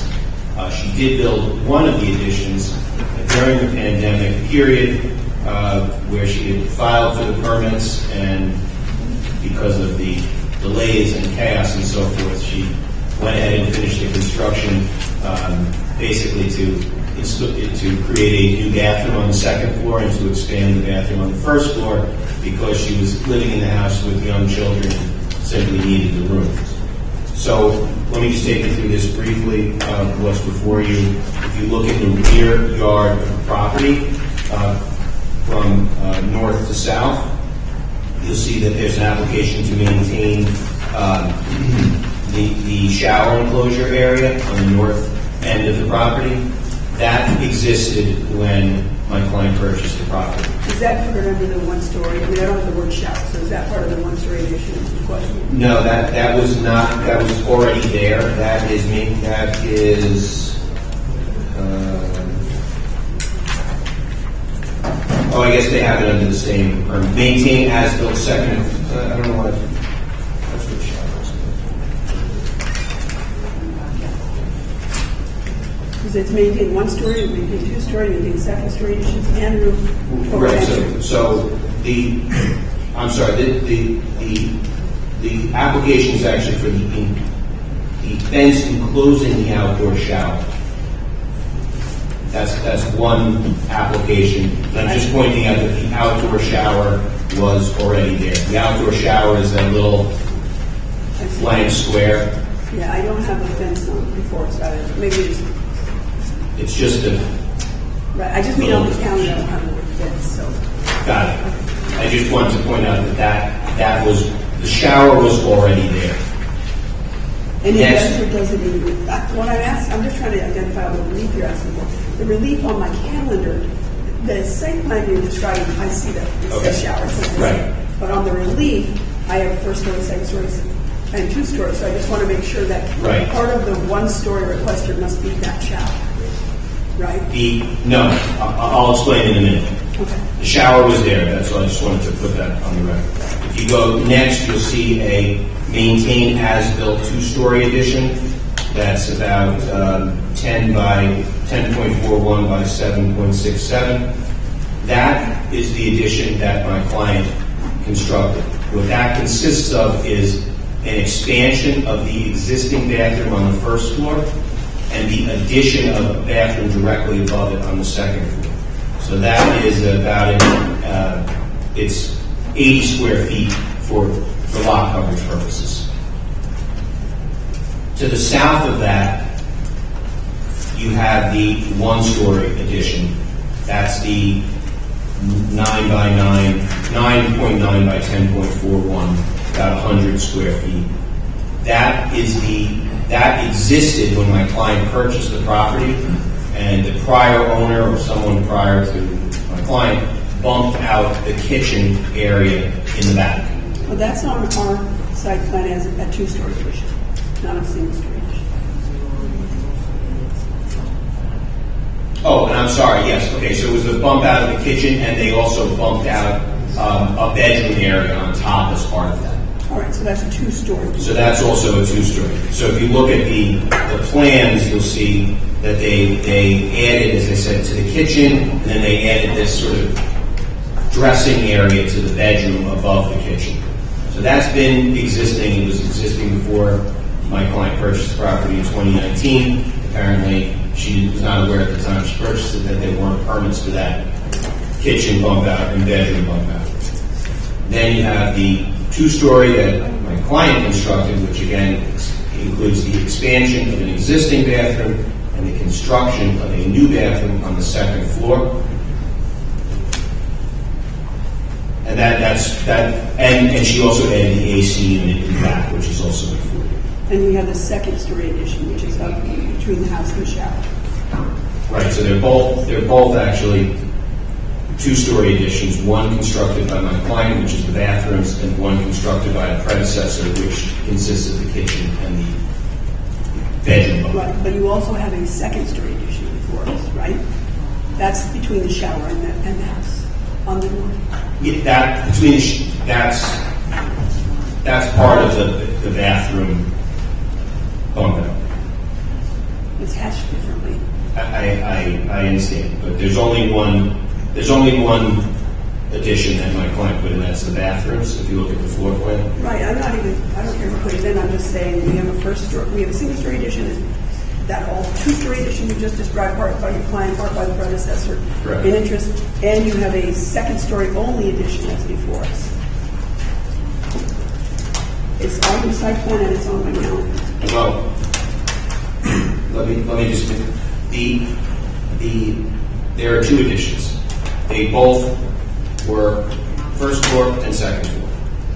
The old addition was the kitchen and a bedroom bump out. And the addition you put on was a two-story addition, bathroom bump out, and new bathroom, correct? Yes, you can clarify. The addition that happened before I moved in, I believe the architect had to, once we found out it wasn't permitted properly before I bought it, he had to make drawings for the bump out on the first floor, and then he had to make drawings for the second floor, and we had to take care of that, and then he made drawings for my addition that I put. But I think that somewhere along the way, the portion that's between the shower and the house was legally a one-story, and somewhere therein a second level. So that's not a two-story relief from us. That's a second-story only relief from us. Somewhere along the way, it must have been determined that the first floor of that piece was already legalized. You see what I'm saying? I do. I understand what you're saying. It's just for the clarity of the record, yes. Yeah, I mean, just because we do have a two-story, we have a one-story, and we have a second story to make sure that we're covering all the bases. I understand. But we don't have the shower. Well, it doesn't. I was just pointing out what was in the backyard. That's it. And then the single-story addition is solely that little section on the very north rear of the house, and and then we have the roofed over stairs. That's right. So that's correct. The roofed over stairs also had the roof over at the time my client purchased it. That's the south side. That's on the south side. And then there is, on the front, you see that little hatch area by the garage. Yeah. Mm-hmm. Someone also, prior owner, apparently bumped out that area also. I believe it mostly consists of just a bay window. Is that fair to say? So that's another part of the first story addition. Right. So, but the garage is still in use. The garage was not converted. So all of these changes. Oh, yes. How can you have a bay window in front of the garage and still be a garage? I asked the same question. It's not really in front. It's on the side. The bump out is on the side of the house. It's not just a window. shows on the front of the house, on Oswego Avenue. Well, the only thing above the garage is like a little booth area that goes over the So maybe it's a cantilever. Like this way, like this much, 2 feet, less than 2 feet. That's what sticks out further than the existing So that garage. was what was added, like a cantilever. So I misstated. Is it a second floor then? No, it's a protrusion over. Correct. Not the window, it's a protrusion over that sticks out just Okay, slightly. there's no big window there. No. It's not, I misstated. We misunderstood that part. So that's where it cuts the front yard setback by about a foot. It's about a foot. I see it from the photo. Okay, Yeah, so to put it, you understand these various Yeah. additions that have been done over the years, so Now we need the numbers. we need the numbers. So the total lot coverage today is 59.1%, where 35% is the maximum. As you know, this is a substandard 1,800 square foot lot. The additions in the back are the main source of this overage, and you add them up, both the addition my client put on and the prior addition, that accounts for about 10%, a 10% decrease in the lot coverage between the two main additions. Front yard average setback, 11.45 is the average. We comply with that, except in that one area where there's the overhang, which is reduced to 10.5. Wait, but what about the porch? You're not including that in the front yard? I mean, it goes closer to the street, but are you considering that a permitted encroachment?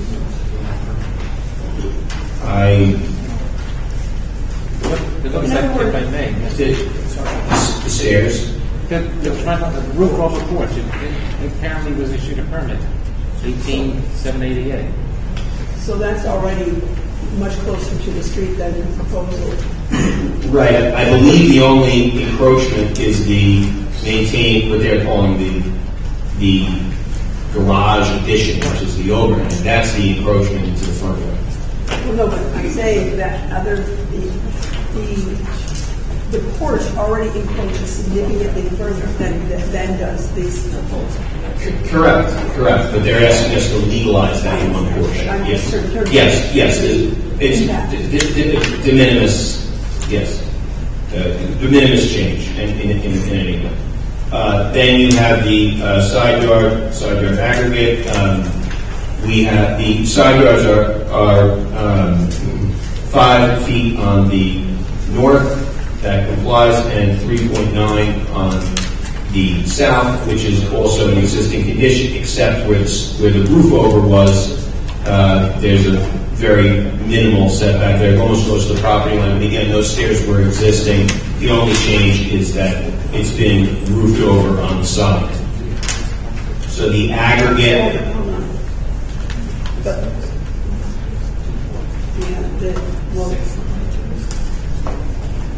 That's right. Yeah.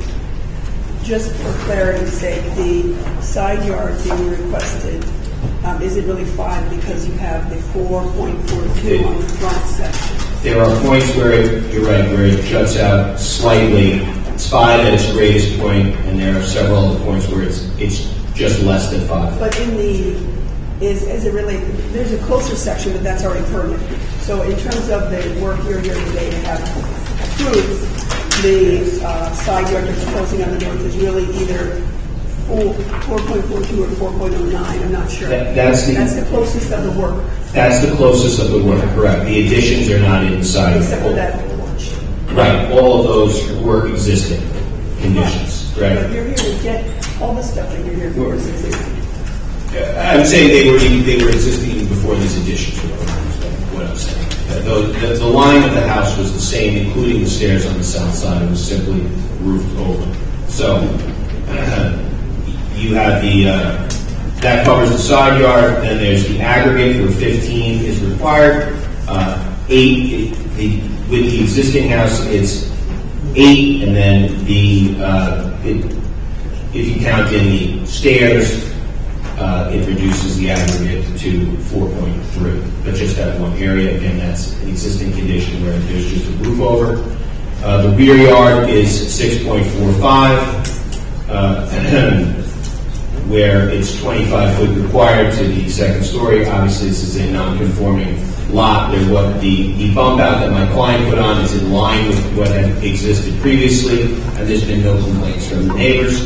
And then finally, the AC unit requires a 5-foot setback. We provide a 3-foot setback. That was added when my client moved in. The yard is fenced, and the unit is not visible to the neighbors, and there's been no complaints from any parties. Mr. Brown? Yes. For clarity's sake, on the record, the side yard aggregate that's proposed in the final analysis here is going to be the number that's that little bump out to the north on the house that's not before us in terms of new construction. Correct. And the staircase on the south side. So that number Correct. is really more like 3.24 or something in the final analysis. They calculated, I think, at 4.3. That's what the architect. That's the 4.3. Correct. Correct.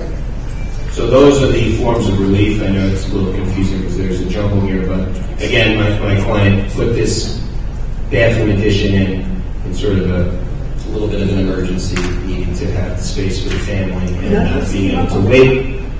None of us came up on the title when you bought it? No. Well, there weren't any violations or anything, so she didn't know that there were parts of the house that had been added without permits. There was no red flag that the kitchen had been expanded in the bedrooms. One of the things you mentioned at the beginning that it's a non-conforming. Is there a non-conforming letter, or you just meant? No, I just meant it's on a non-conforming. A lot that today would be non-conforming. Finally, I know that Mr. Vogel's discussed with you a FEMA issue with the whether or not I don't want to. He did not. I'm not surprised. Oh, well, then I'll leave that to the board's deliberations with respect to that matter. So we're only here on the zoning issues, and we understand that, if granted, this would go back to the building department before any. Are you intimating that there might be flood issue, payment issues? Because if it is, it's your case, Yes, I had a discussion. I had a discussion with Mr. Vogel about the building department had I believe had said that the addition to be legalized code purposes may need a state variance because it's at elevation 12, which is the existing elevation of the house, and the AE zone here is 12, so 14 would be required for new construction. So that's an issue that would have to be taken up with the building department and possibly the state code. You would need perhaps a state variance. Yeah. If that's what the building department ultimately determines, which it may determine. Okay. For the record, any sort of grant that would be the more of an issue here would be conditioned on the fact that it would require state approvals for the building below the DFE. So they wouldn't be able to receive their permits even if we granted this unless they get that worked out with the building department of the state. If the building department determines they Correct. If that becomes the final determination of the building department. Thank you both. Just to clarify the record, you have several open permits. I assume that if these variances were granted, they would be closed out? Yes, everything will be closed out, and all of these code issues will be resolved one way or the other before final certificates are issued.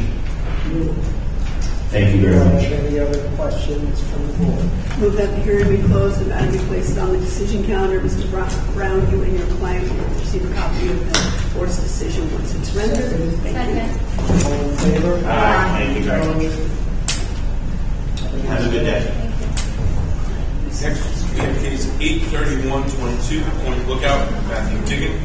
Variances, lot area occupied, front yard setbacks on Beach Street and Cedar Avenue, construct roof over open front and portico, both attached to dwelling, known as the 17 Beach Street.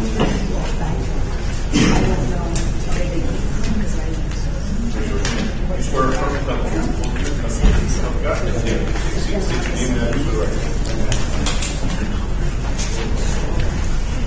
Do you want my home address or the address of my home? Your address.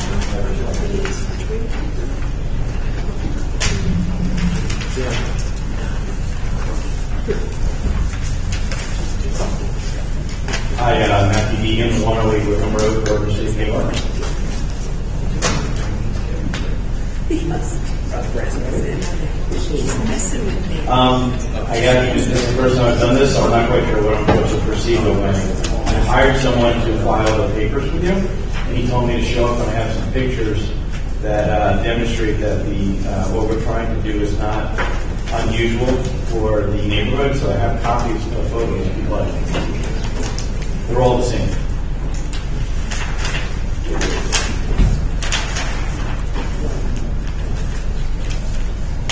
Like I said, it's my first one, so I'm not quite sure how I'm supposed to proceed. That's okay.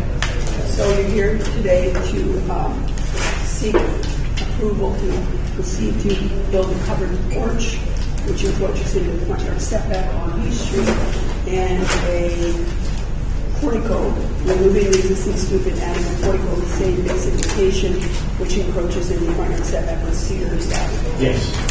And we know what the setbacks are. I know the proposals, but you see the front yard averages. As I said, all those photos are all the same. You're a corner property? Yeah, we're a corner property. So you're required to have a 25-foot front yard setback on both Beach and Cedarhurst.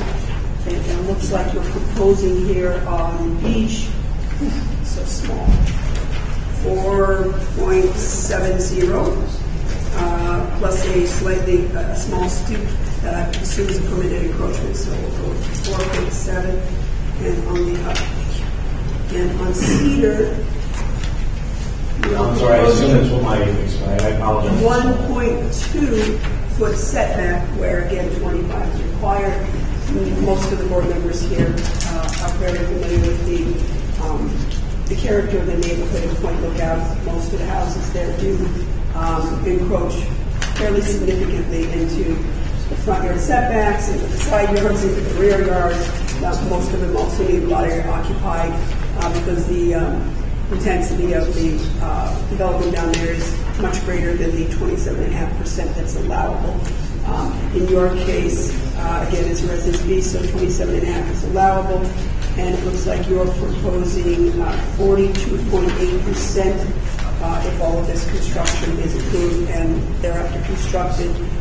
Again, being familiar, all of us, with that area, 42.8% is pretty consistent with the character, and greater than that, actually, of the neighborhood in that area.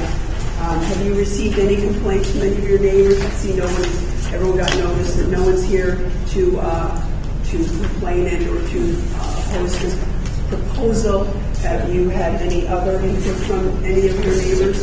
No, not at all. No one's come forward. Okay. How long have you owned the house? 3 years. Okay.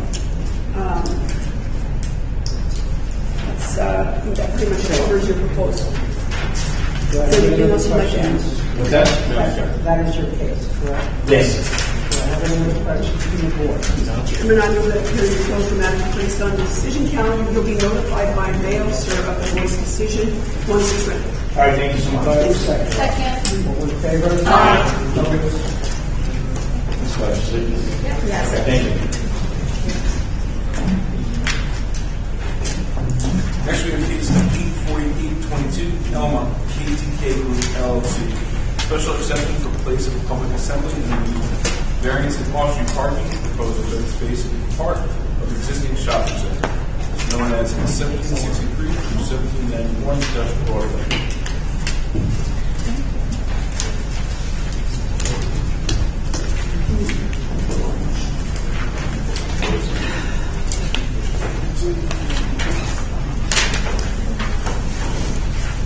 Is there anybody that's speaking in the audience?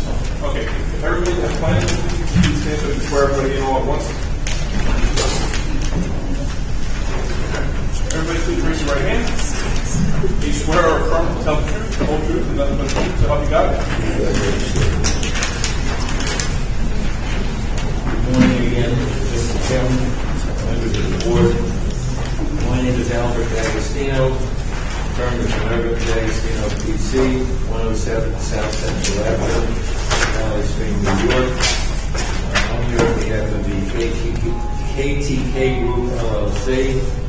the prospective tenant of a taxpayer unit at a shopping center which is located in the post office address is 1763 to 1791 Dutch Broadway. The applicant is seeking a special exception for a place of public assembly and amusement and a variance in off-street parking. The shopping center in question is located at the southeast corner of Dutch Broadway and Tuxedo Drive, running through Virginia Avenue in Elmwood, New York. The overall shopping center appears on the Nassau County Land and Tax Map of Section 37, Lot 544, Lots 6 through 10, and Lots 15 and 16. And the property is located in the town of Hempstead Business at Jones. The overall site is 66,090 square feet, improved with a center with multiple tenants and taxpayer type units, consisting of 25,104 square feet. The center, as it exists, contains a tea shop, a barber shop, a waffle shop, cell phone store, pharmacy, nail shop, furniture store, a convenience and beauty salon, a physical therapy provider, and 2 restaurants in the subject location, which is presently vacant. As I said, my client is the prospective tenant at that location. Generally, all of the tenants at the center are neighborhood type stores. There are 2 restaurants located in the center. The center itself was constructed almost 3/4 of a century ago, 74 years ago, and has obviously functioned well as a shopping center. There is a Great Western Beef store situated directly to the east, and a CVS pharmacy and sundry store located on the west side of Tuxedo Drive. The retail taxpayer unit, which is the subject of this application, has frontage of 18 feet on the existing parking area with an interior area of 1,423 square feet. As I said, it's a leasehold space, and the applicant proposes to improve it as a venue for the hosting of private events by individuals, generally for children. Those events would include birthdays, baptisms, baby showers, bar mitzvahs, bat mitzvahs, sweet 16 parties, and the like. The owner of the proposed site the tenant actually, the owner of the business, will offer what is referred to as full-style party decor packages, with the owner-operator doing all decorating and preparation for the venue for each event. Only one event will occur at a time. Customers will be provided party packages to choose from. Entertainment, as I said, is mainly geared toward children's events, will include clowns, face painting, and the like. Beverages, food, ice, and cake will be provided by customers, not by the owner of the business.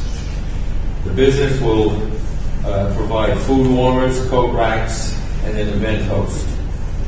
The business philosophy model is that the venue personnel will do the work, set up, cleaning, during and after the event, allowing parents to relax and enjoy the celebratory event, leaving the work for the venue personnel. Occupancy will be limited to 65 persons. For any parent or grandparent experiencing a children's party or event at a venue of this type, experience has shown that since the party host is known to the parents of the children's guests, children are generally dropped off and picked up. And for the most part, the parents of the guest children, as opposed to the parent giving the event or hosting the event, do not remain at the venue. Accordingly, the vehicular traffic, in my experience, in my years as a parent and grandparent, vehicular traffic is mainly drop off and pick up. The guests arrive and depart and do not remain parked, or the people driving the guests and do not remain parked at the site during the event. The proposed use is obviously not a high traffic or high vehicle generator. It should be noted that the prior tenant was a music school. I do have a traffic and parking engineer, Sean O'Ryan here, of Mulryan Engineering PC. I know Mr. Mulryan has appeared before this board many times, and he'll discuss the details of the parking requirement and what has been provided on site at this long-standing neighborhood small shopping center.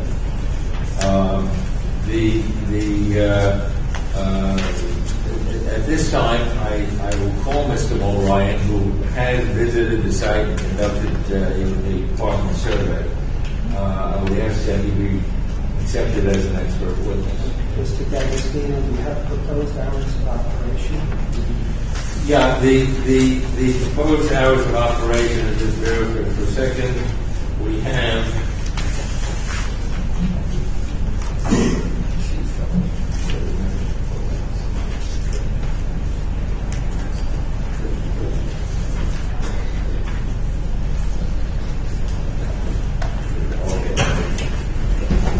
proposed hours are Fridays, 5 p.m. to 10 p.m., Saturdays, 11 a.m. to 4 p.m. and 5 p.m. to 10 p.m. Sunday, 11 a.m. to 4 p.m. And Sundays will be basically baby parties and baptisms and birthday brunches. And the time that it's open will also include the time that the staff is there setting up and cleaning up. This is only a part-time business.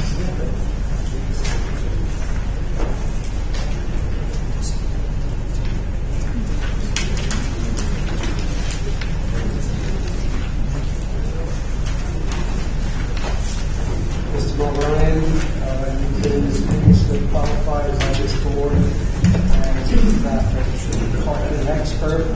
Since the last time you were here before us, have any of your qualifications changed? For the better or otherwise? You may proceed to testify. Thank you very much. Good afternoon.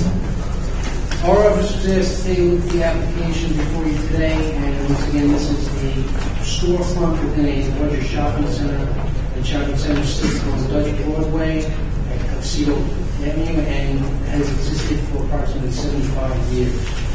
We looked at the operations of the existing facility on Friday, Saturday, and Sunday on the same days that the event space will be open.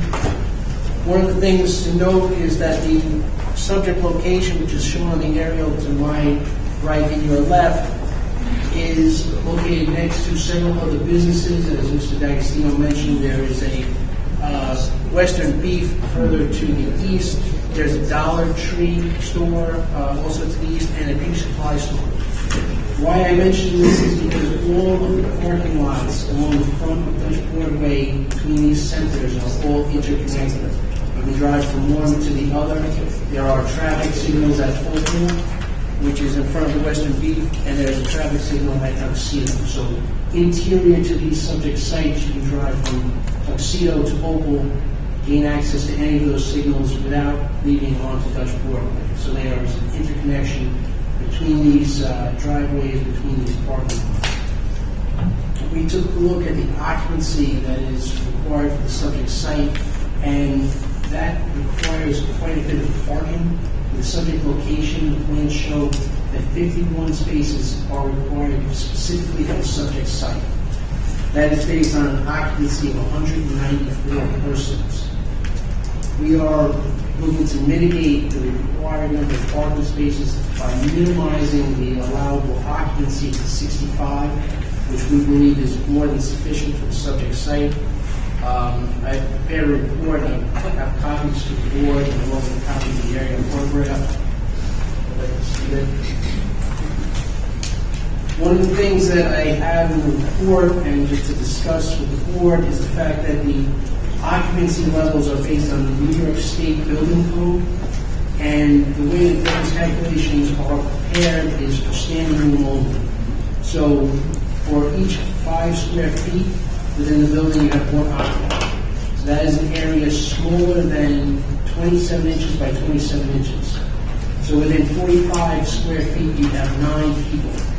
And we believe that that is above and beyond what we want to have in this facility at any given time for the party, which is why the applicant is looking to minimize that to 65 persons. Those calculations also don't take into account any tables or chairs that would be in the facility where you wouldn't be able to stand. So those calculations, we believe, increase what is required for the subject site, and we're looking to minimize the number of spaces that are required. And also, Mr. Moran, you had stated that it was a New York State. Correct. The way the occupancy is calculated is based essentially on the fire code. Those codes are set up so that an open space or enough egress and entrance and egress for the facility. Those numbers have then been used by the town code. That was my point. The town code adopted those same standards as the state. What the town code states is that for the allowable occupancy, you are required 1 parking space per each 3 occupants. What we're saying is that the number of occupants that is allowable under the code, the state code, we're looking to not allow that many people in the building. We're looking to minimize that to also dovetail into the number of cars that may or may not be generated on the subject site. As Mr. D'Agostino mentioned, these facilities typically have a drop-off pickup type of operation, but regardless of that, we would not want to see 200 people standing in this 1,400 square foot storefront. We feel that those numbers over-exaggerate the number of spaces that are required, and we just want to bring that to the board's attention based on the size of the variance that's being requested. One of the things that I should mention is that there are 65 existing parking spaces on the subject site. The required parking for this application, which includes the restaurants that are at the subject site, totals 200 parking spaces. So there's a sizable parking variance that's being required. And once again, that's why we wanted to mention the fact that the requirement for the subject site, again, is 51, but that is primarily based on the occupancy, which we previously discussed. So the 200 is for the whole square footage of the entire shopping center. And if you said it already, I apologize. And what is the whole shopping center? 65. And again, this is a center that has a long-standing history. It's well established, and is among one of the busier centers. Some of these strip centers that we've researched over the last few years have major vacancies and don't generate as much traffic. This facility has a Dunkin' Donuts, it has a discount store, and it does generate a fair bit of business. It's an active center. But again, it does have the capacity and availability of allowing cars to transport between this site and the neighboring sites to increase the capacity of the parking. One of the things that we also look at when we do these studies is the proximity to the residential areas and the residential homes in proximity to the subject site. The aerial photograph shows that this site is located to the east of Tuxedo. Tuxedo leads to the south to a residential area, which is located behind the commercial businesses along West Broadway. The proximity of those homes to the subject site and the availability of parking directly in front of the store would limit, in our opinion, the spillover traffic that might go into that residential area. We believe that the parking for the site would be contained either on site or potentially, on the site next door if someone's dropping somebody off or picking them up. But we don't feel that walking around the entire center down to Tuxedo and then around to Virginia would be something that would be appealing to someone going to a facility like this, and we don't feel that that is a condition that would occur if this establishment was approved by the board. Again, the idea behind this is that if a party space would be rented for a certain number of hours, the party would start and exit, end at a certain time, people would come drop their children off, the facility would be occupied by that time period. So during that time period, the parking generation would essentially be the people that are running the party, the parents of those people that the party was for, and any parents that decide to stay. Generally, as Mr. D'Agostino mentioned, and people as I've seen in different types of bounce house operations and some larger facilities with similar business models, it is more of a drop-off pickup. So we do not believe that it will interfere with the existing parking demand in the site.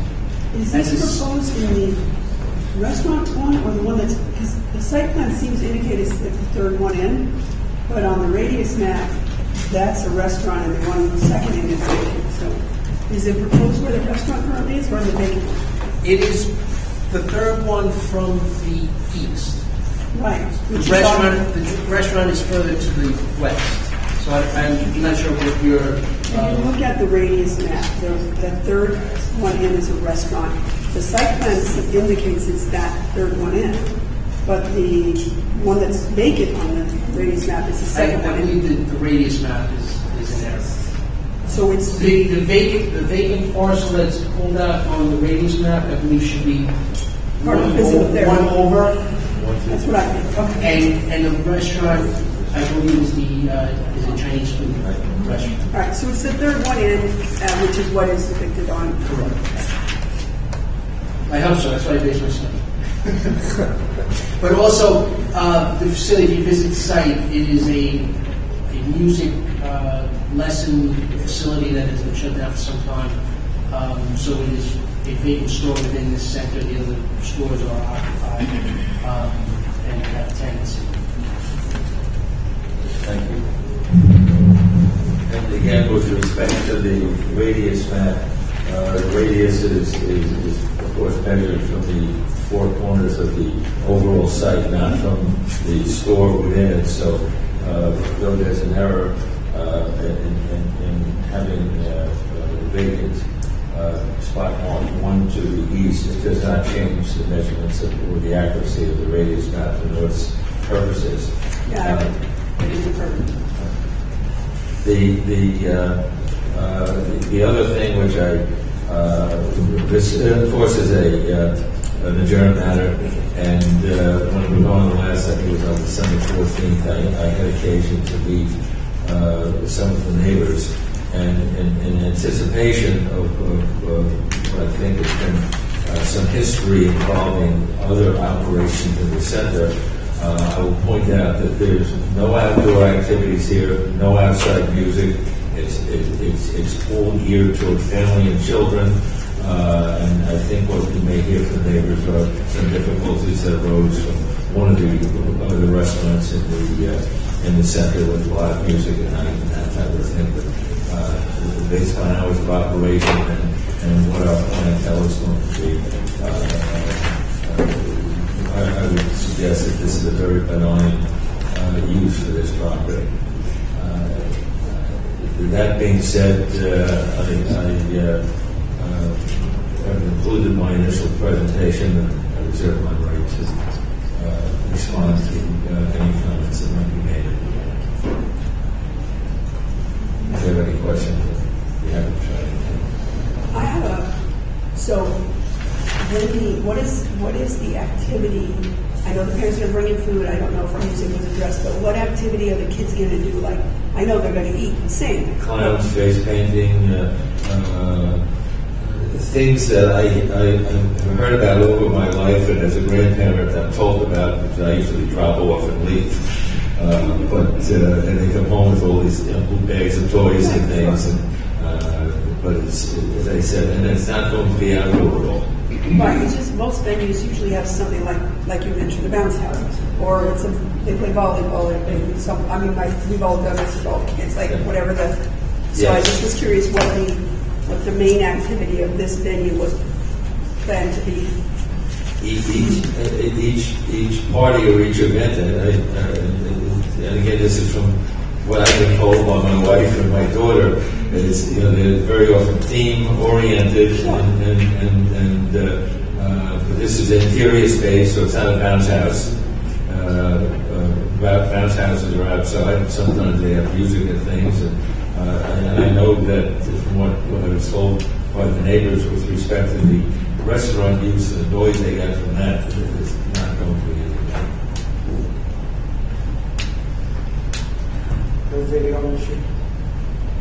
No video machines? No. You mean the coin-operated video machines? No. And the hours seem kind of late for queue parties. Well, that includes cleanup time. It's children, it may be bridal, it may be, but it's all family-oriented type of events.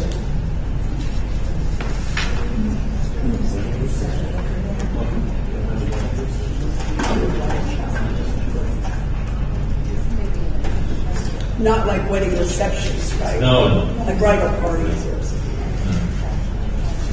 Beverages will be brought in by the parents. I'm sorry. Beverages as well as food will be brought in by the They'll be brought in by whoever is hosting the party. And we're not providing beverages. We're not providing food. We are providing food, warmers, and ice and that type of. No alcohol, do you know? Or? The parents. It's one of the reasons. Well, I got never mind. I said you could spend a day there if. That's why I dropped them off and never stayed.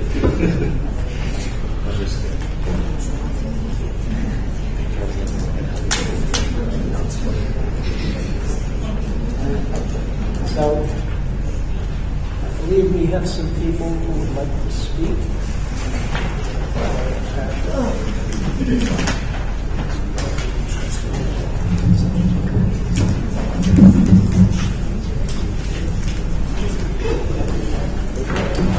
You want to just swear them in, Patrick? I just wanted to. Oh, I'm sorry. You want to speak up there?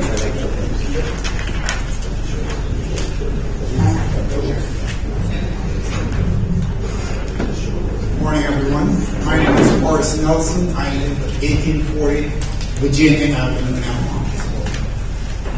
I'm here today with my wife, my members of my community, because since I moved into Virginia Avenue in Elmont in 1983, that's 40 years ago. Since we've been there, the road has never been expanded. And recently, because of the school district zoning for Middlesboro Drive, folks have been using the Tuxedo Drive exit as an alternate route to bypass the school zone. And Virginia Avenue has become very, very busy. Most of the residents that live in Virginia Avenue park on one side of the street. Whenever you see a car parked on the other side of the street, it means that that's a visit or a delivery. Because we know that the street is so narrow that it cannot accommodate to and fro traffic. So we park on one side of the street. If this variance were to be allowed, cars would overflow into Virginia Avenue, and it will impede the traffic. Two-way traffic will not. The street would have to be made one way. So that's the first thing. Secondly, right now, just behind this shopping mall, whatever you call it, cars are parked there right now. So whenever you make a left from Tuxedo Drive onto Virginia, it's only one car, one lane traffic. You can't have two lanes flowing. So it is already congested. So I would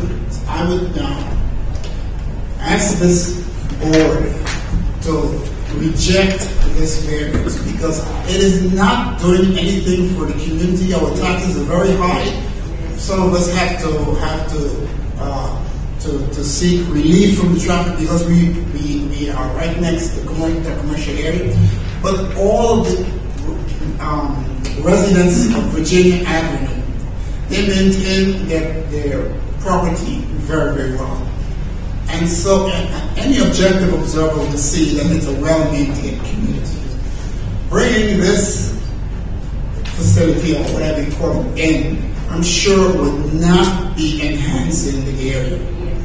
And I don't know, it says that it's an amusement for children. I don't know which parents, certainly not the kids that live in Virginia Avenue would allow their children out at some facility like that until 4 a.m. So I don't know, are they applying for an alcohol license? Will you be able to bring alcohol if they don't have an alcohol license? Will you be able to bring alcohol and use it at the facility? And when these folks misbehave in the community, who will have the problem? We will. So I'm saying, and the rest of my community here will speak, are asking you to please reject this variance. Thank you.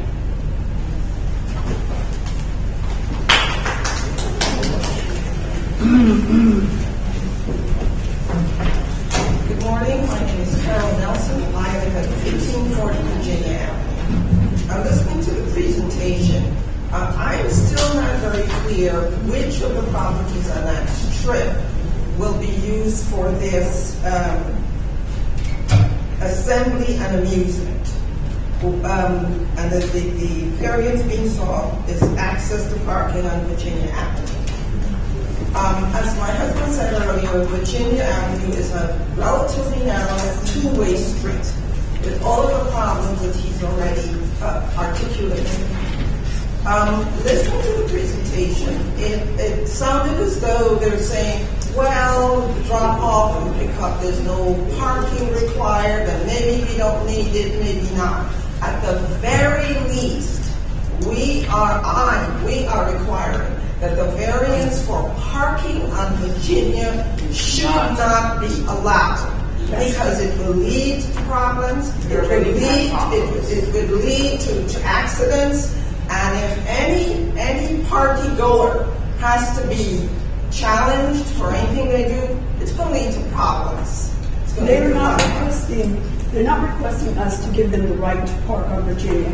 They're asking to be excused from providing all of the spots that the ordinance would otherwise require. So you want to build something, they calculate how many parking spots generally they think you need in the building department and say, okay, do you have the ability on your land to provide 20 parking spots on your own land, not without using the street? And if you don't, then you come to us and ask for an exception, so to speak, to providing the whole 20. And you maybe say, okay, I only have 15, can I still have my business? And I'm going to explain to you why 15 will be acceptable for my business, that the raw calculation isn't a good measure in my particular instance. So I'm going to explain to you why, and some of that does usually include, the reason I don't need 20 and I can get by with 15 is because there's a public municipal lot over there. Or sometimes they'll say, there's street parking over there. So if I were to need 20 on some occasion, 5 of them can park elsewhere. But our job here would be only to say we're going to let you or not let you have this business on this location. And we wouldn't ever be saying, oh, put the cars, you have the right to put the cars on Virginia, for example, or any other street. So just to clarify the request. I understand that, but I'm reading from the notice that was put up on Tuxedo and on Virginia, and it read, I quote, Club for Assembly and Amusement with access to parking on Virginia Avenue. And that's our concern. So thank you very much for listening. Thank you.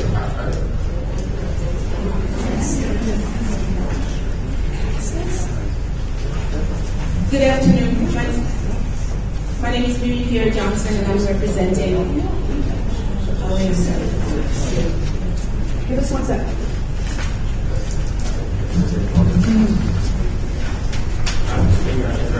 Access to parking means an exit in the back. Right.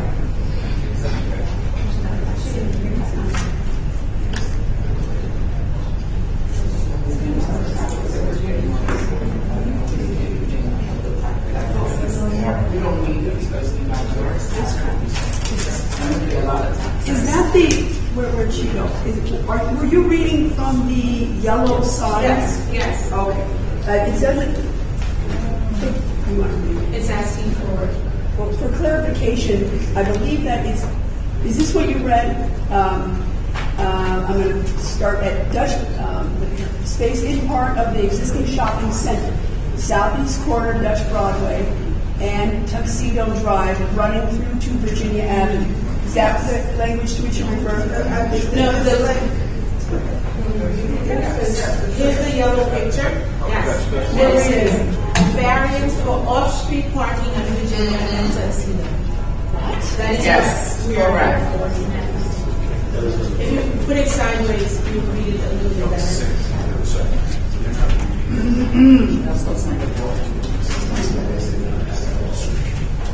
Yeah, so what that language is attempting to describe is the actual property, and that language is describing the space which is in part of the existing shopping center, southeast corner Dutch Broadway and Tuxedo Drive, running through to Virginia Avenue.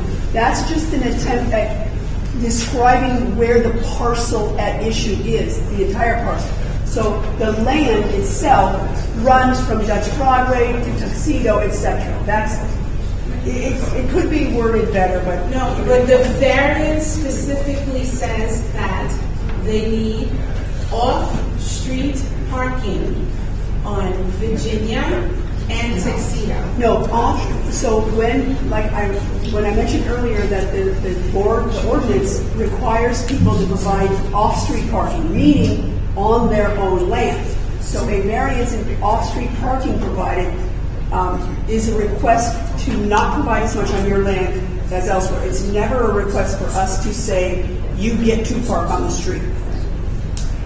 Agreed. That is by definition, I assume, where some of the overflow would go if there were overflow. No question. No question. already have overflow. No question that the side streets of any business, when it doesn't have their parking on site, become part of the parking area. So can we have language, if you should give the commission whatever they're looking for, we need to have language that there will absolutely be no variance to park on the streets, because where this property is, it's closer to more parking than not. Because right next to it is the hair place, and if you see the hair place is at the corner of it, there is not only empty spaces constantly there, but next door to it is a dollar store, and that's usually empty. Even if on the busiest day, there's plenty of parking.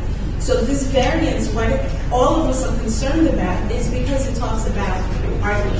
So we do not want anyone, if we start the precedent of allowing businesses to just come into neighborhoods and, hey, there's not enough parking for my business, let me park on the street in the neighborhood, we're setting a bad precedent. And I have to say, as president of Elma Culture Center, we just finished, after almost 10 years now, Dutch Broadway. We've had fatal accidents on Dutch Broadway, where children are walking to Elma Memorial, which is our school, or even the elementary school, which is a half a block away from where this is going to be. We just now finished that traffic campaign that we have, where we just installed a traffic light at Garfield and Diamond. Garfield leads into Byron, Byron leads into Virginia, and out to Tuxedo. So what you're doing is all this work that we've done, both at the state and the local level, to keep our community safe, you're now bringing in a different type of problem within the homes that are in Virginia. That is, I understand what you just said, but you have to understand when this big yellow thing that's, I understand. Okay, and it says specifically for off-site. So I welcome this business because, we don't have that type of thing in that area, so that's great. But I get my nails done in that shopping center. I go to the Dunkin' Donuts. We all go to that shopping place. There is absolutely no problem in people going in and out and actually being a part of that shopping center, because that's how Elmont is. Every area has their own little shopping area. What we are concerned about is not to have any type of spillage of parking in front of the properties. That would be a bad precedent. Where is the dollar store that you reference in terms of the extra? So you have the music store, which is where the new business owner is. So that's that. Next door to it, if you're looking at it, on the left side, you have a physical place. And next to that is a hair place. And next to that is a huge parking lot with the Dollar Tree.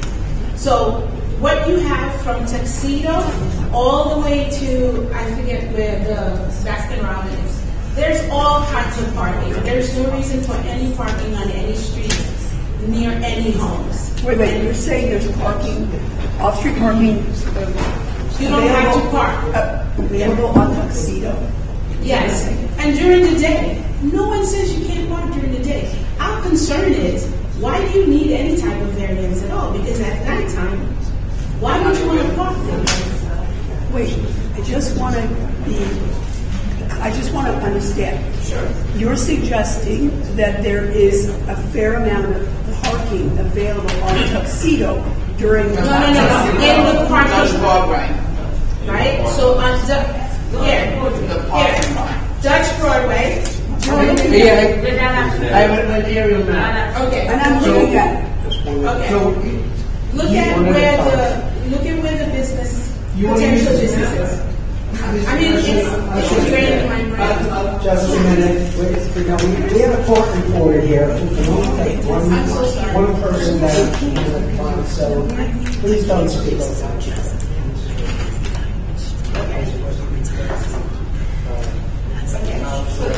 So when you're looking at the site right here,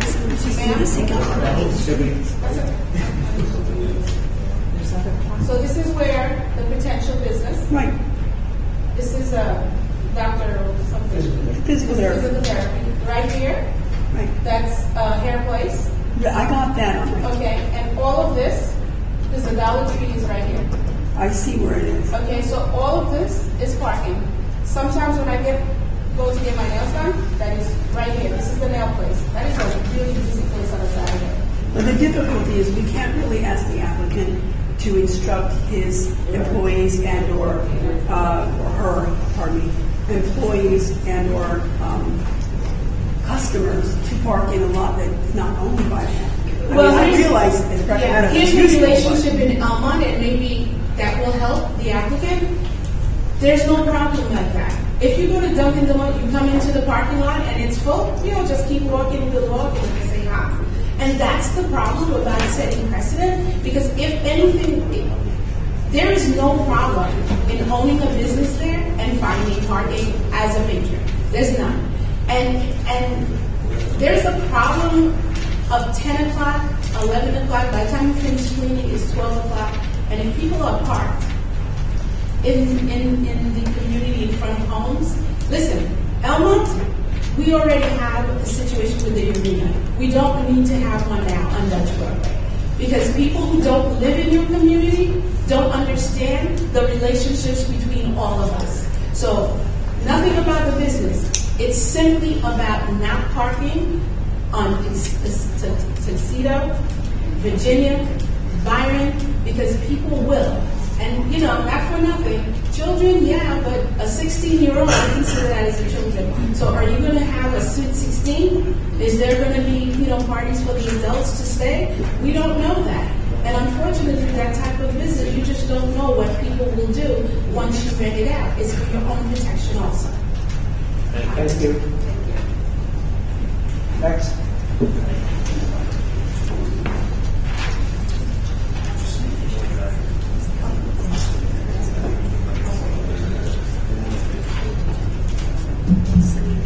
Good afternoon. My name is Joyce Pope, 1978 Barron Avenue, Elmont.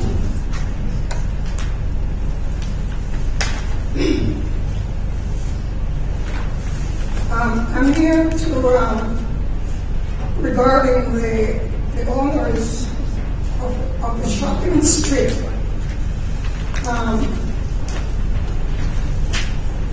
Requesting variance for parking and to have a club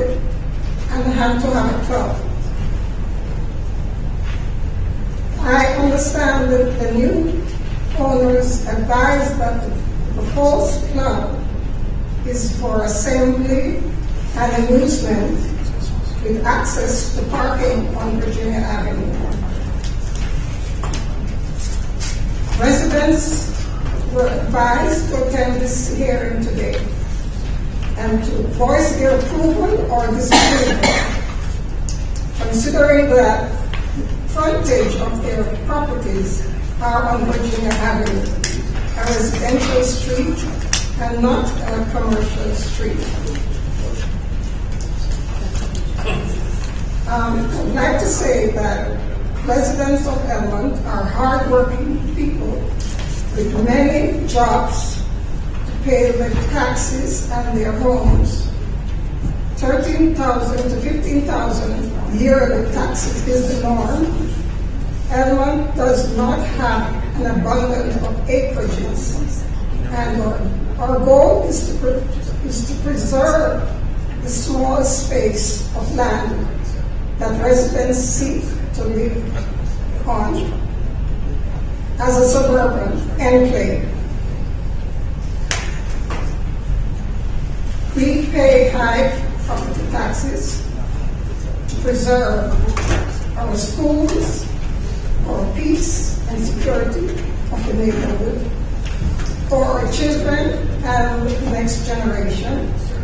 And so, Your Honor, with the climate of violence and fear permeating our country and the planet, just mention a club for entertainment that all and sundry are expected and can attend creates fear and trepidation.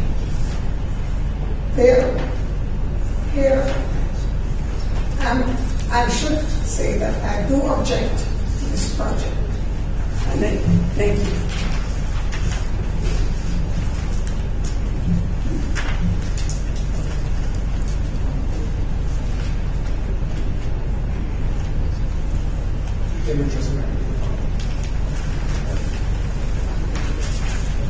So good morning all. My name is Sheila, and I actually live at the corner of Albany Street and Virginia Avenue, so right adjacent to the shopping mall. We are already, me and my family and my neighbors, some of them who couldn't be here, already experiencing so much issues with this shopping mall. So adding an amusement, whether it's for kids or not, and we all know kids' parties always turn into adult parties. Having 65 additional people occupying this space would be enormous. We have issues with the restaurant that operates as a club after hours. The owners, I believe this shopping mall was just acquired by another owner about 2 years ago. Since the new owner have acquired the place, these owners of the business are actually living in the basements. So on my street is behind the store at the corner. We have an abundance of cars. Two cars cannot go at the same time because they overflow. The workers overflow the back of the shopping center. The tenants that they have living in these businesses that they actually did their basements and now they're living in it because the new owners of the shopping mall doesn't care about the community. We constantly are fighting with people because they park in front of they park on the spot, they urinate, they smoke, they drink. Adding an additional 65 occupants to this new business, first of all, we don't need it because we're homeowners, we're paying high taxes, we all have yards, we have parties for our kids in our yards. The people that will be frequent accessing this place probably will not be living in Elmont and paying the taxes that we're paying. We don't think it's fair to us to have to bear additional problems with people parking on the street. Overnight, we have cars on the other side, like the gentleman said. Anyone who parks on the left side of Virginia Avenue, they don't live in the area. They leave their cars overnight. They're constantly sitting in their cars smoking, drinking. So this is just bringing additional problems for the homeowners. Our kids cannot play in the street. Our kids cannot go outside and play peacefully because we have cars constantly going over and the overflow from the shopping mall. Are there curb cuts on Virginia to this property? Okay, what? Are there any curb cuts on Virginia? I'm not sure what curb cuts are. Tuxedo and all. So you have Tuxedo. From Tuxedo, you make a left on Virginia Avenue and the sidewalk. Can a car pull into the subject property from Virginia? Yes, they have made driveways. They actually built driveways, and they now park their cars in the driveway and along the street. On Virginia. How many curb cuts on Virginia? I'm not sure. The curb cuts a driveway. Yeah. Oh. Just the driveway going into the property. But how many? Well, they have it for their garbage pickup. So not only that, we have garbage pickup for their businesses. 5:30 in the morning, making noise, picking up garbage at 5:30 in the morning. I have pictures of it. Dumpsters. Yeah, we're dealing with rodents now. So adding additional, whether these people are bringing their own food, we're still dealing with overflow of garbage that are put in our streets on Sunday afternoon. 4 o'clock, we're driving down our street. I'm going out my kitchen door to the back. I have a line of garbage lined up. They put it at the curb? At the curb at 4 on Sunday. In bags. In bags. Not containers. Okay. We're having issues. We have rodents. It's totally out of control, and it's unfair to us who are keeping up our properties, paying these high taxes, for these business owners to come and not, they have no, like she said earlier, you can't tell someone where to park.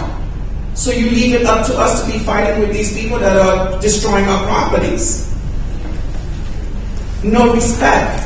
We have the restaurant, Lena Restaurant, that's a problem. We have the Dominican Hair Sisters, she lives in the basement now.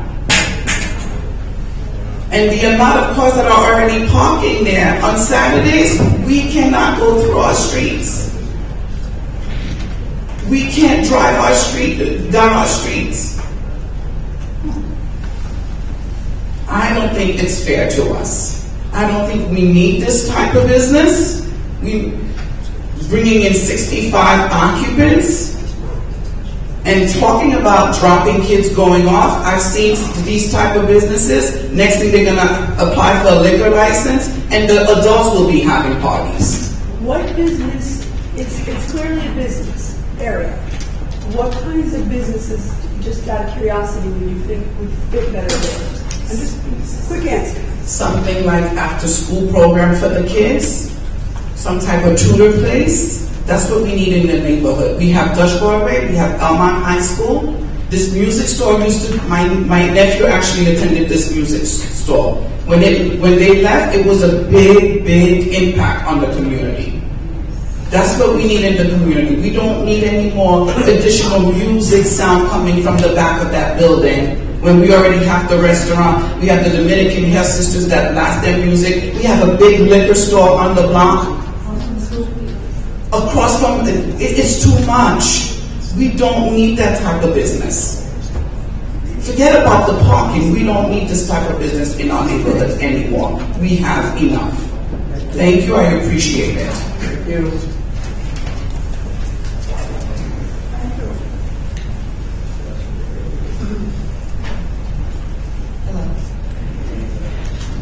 Yes, hi, my name is Vanessa Smith. I live at 2250 Lake Road in Elmont. I've been in the Elmont community for about 35 years. And basically I'm going to read just a list of my grievances and why the reasons I oppose this proposed business. First and foremost, I'm concerned about the changing atmosphere of our community. Try to keep speaking up, okay? We want to hear you. I'm concerned, my first concern is about the changing atmosphere of our community.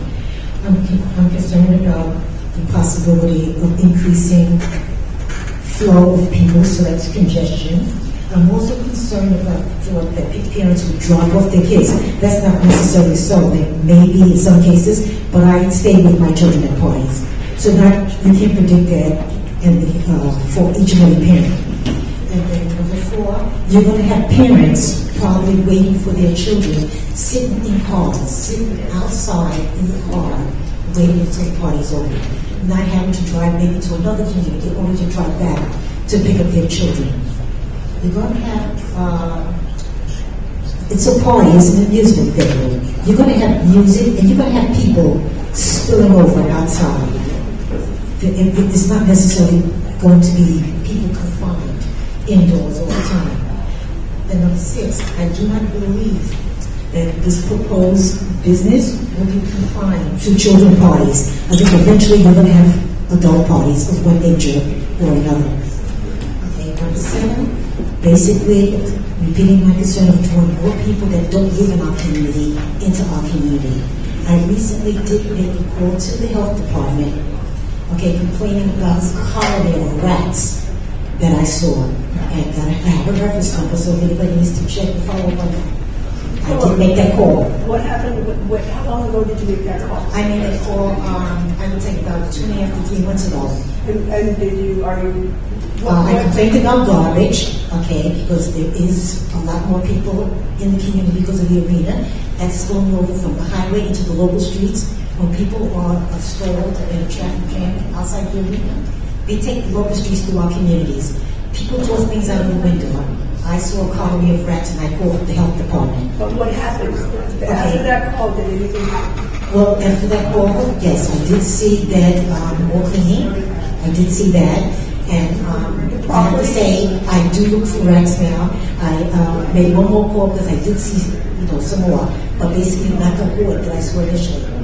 So that's my concern about litter, debris, and people coming into our community. We'll definitely complain all the time about litter in the streets. I'm constantly calling the town of Hempstead about what I see. The streets are dirty. I'm concerned about that getting worse with this kind of business coming in and any other businesses like it.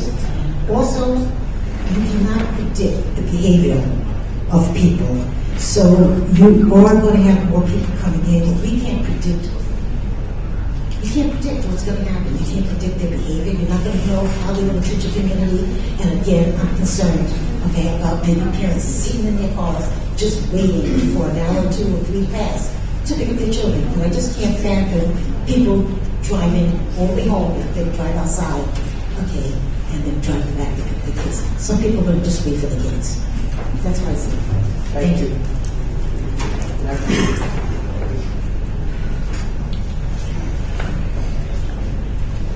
Hi, good afternoon.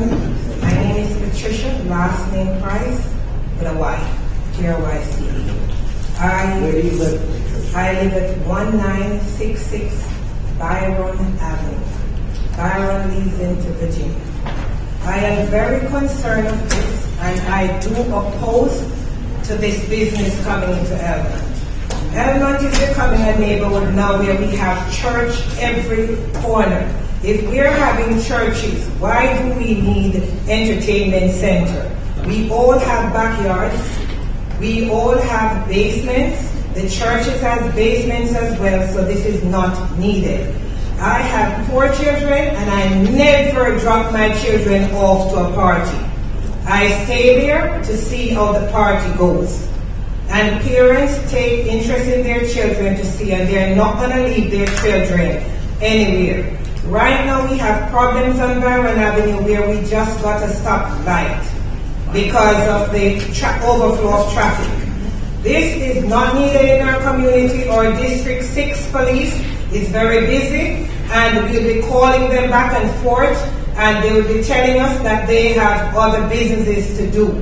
We do not deem this. We have young people coming up. There is a Dutch Broadway school right there, which is in close proximity, and we do not need a party center. We need valuable resources for young children in order for them to become productive adults in our community. This is not needed, and I think having this, we have to be smart, think smart, and if we continue to do this, then we who are getting older, we are going to pay the consequences for this. We do not need this, and this should not be in our community at this time. Thank you.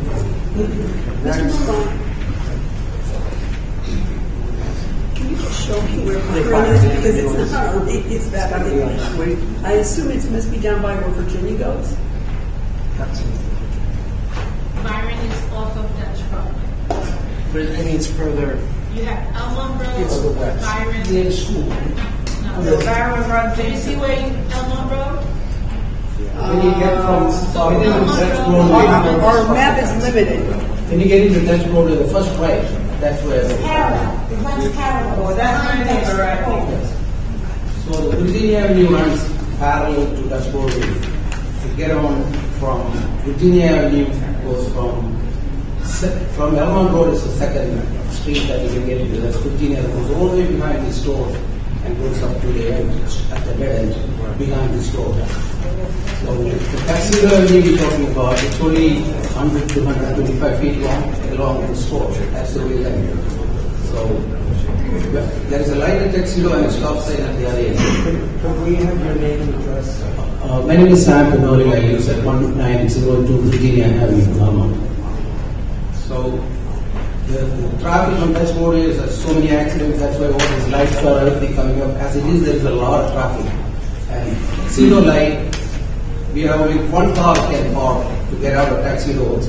The entrance to the strip store. So people just instead of blocking the entrance to the mall, just one car. If there's the light, then they all have to stay behind, like the four car can stay behind. So it's very hard to get that at the timing of the light to get out. And as it is, I drive every day, multiple times in that street. And between Fletcher and Garfield, it's about over a mile stretch. It's only two entrances into the community who lives north of Southern and south of that road. All the residents have to take these two streets to get in and get out in that area. So it's a very heavy traffic, waiting for the light, and it's additioning to the, I don't know why it's named club. If it is dropping on and off to the street, to get into that traffic and get out of that strip and limited parking in front of the stores, it's going to be very hard. So I'm not going to repeat everyone else what they said. I'm on that way. I'm watching accident from my house happening at the light every day. I mean, like it's like ambulance going back and forth and all this traffic congestion there. So I get opposed to this. Thank you. Next.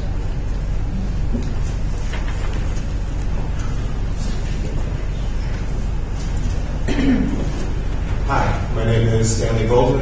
I live on 1747 Virginia Avenue.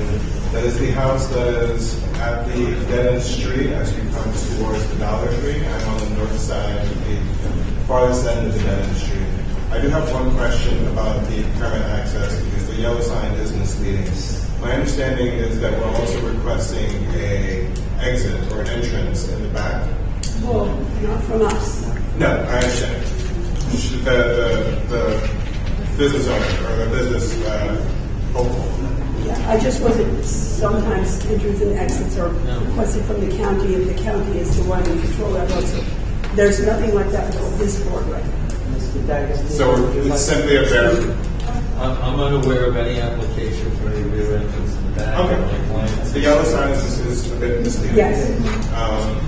So I'm not going to bring up a lot of the other points that some other people brought up, but just to explain how the traffic situation is really bad. There are 4 homes at the end of that dead-end street.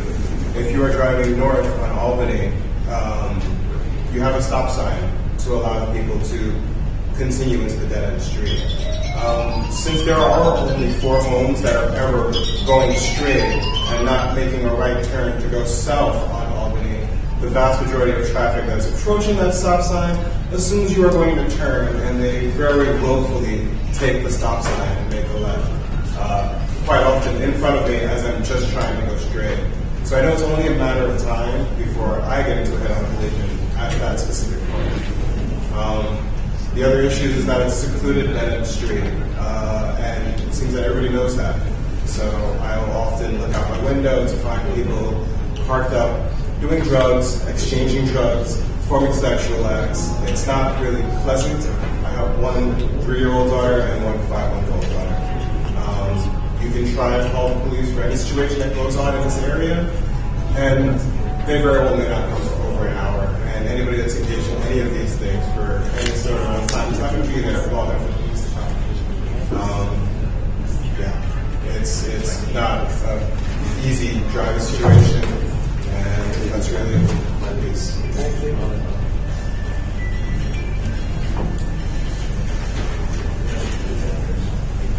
Hi, my name is Cheryl Rivero. I'm at 1839 Virginia Avenue. I am in agreement with all my fellow neighbors. My issue is, I believe in quietness. 11 o'clock at night, my mom used to have kids party, never at 11 o'clock at night. During the day, the latest 6, 7 o'clock, but what is a kids party doing up until 11 o'clock at night? Late at night, I'm one of the ones, I'm the one looking out the window. What the heck is this? What the heck? Elmont used to be a very, very quiet neighborhood. At nighttime, you heard the crickets. Now, you guys didn't hear the crickets, but I heard them. And to have a business like this, it's, I oppose of that. We want, I'm out there on my knees, on the grass, cleaning up the grass where the high school kids are leaving bottles or whoever they may be. We pay too much taxes, and to have this type of business is just adding more to our headaches. I don't get gray hair for nothing, but it's too. Thank you. Thank you.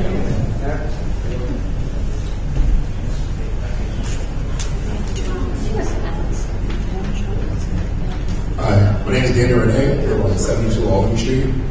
The main concern is traffic for public safety reasons. There's a lot of foot traffic from the elementary school going back towards that way because that's the only entrance towards that side of the neighborhood.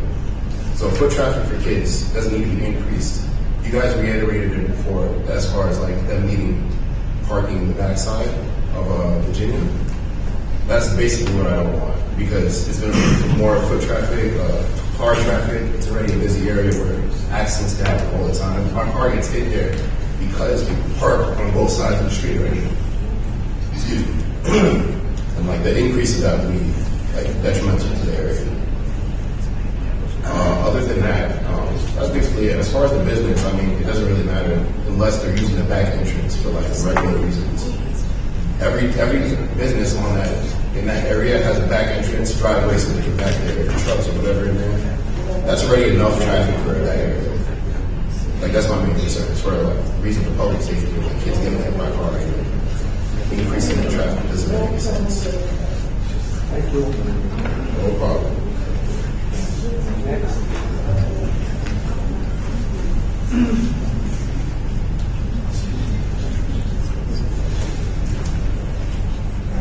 My name is Mariama Basis. I live in 20 Virginia Avenue, Elmore, New York.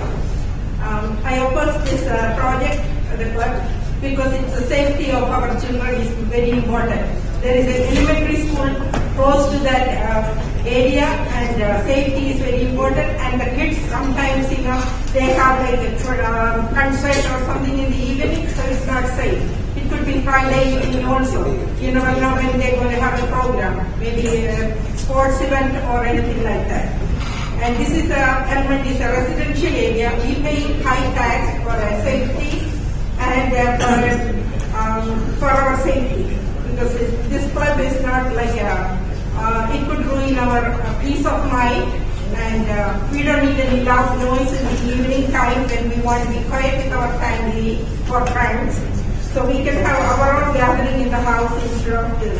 And nowadays, even though it's for small kids, they say, but even small kids, they're growing and they're learning from other kids, so we don't know how safe these kids are going to be there. Especially if they don't have parents with them, our kids could be bad also. So I oppose this because of all these concerns. Thank you. D'Agostino. Do we have someone else?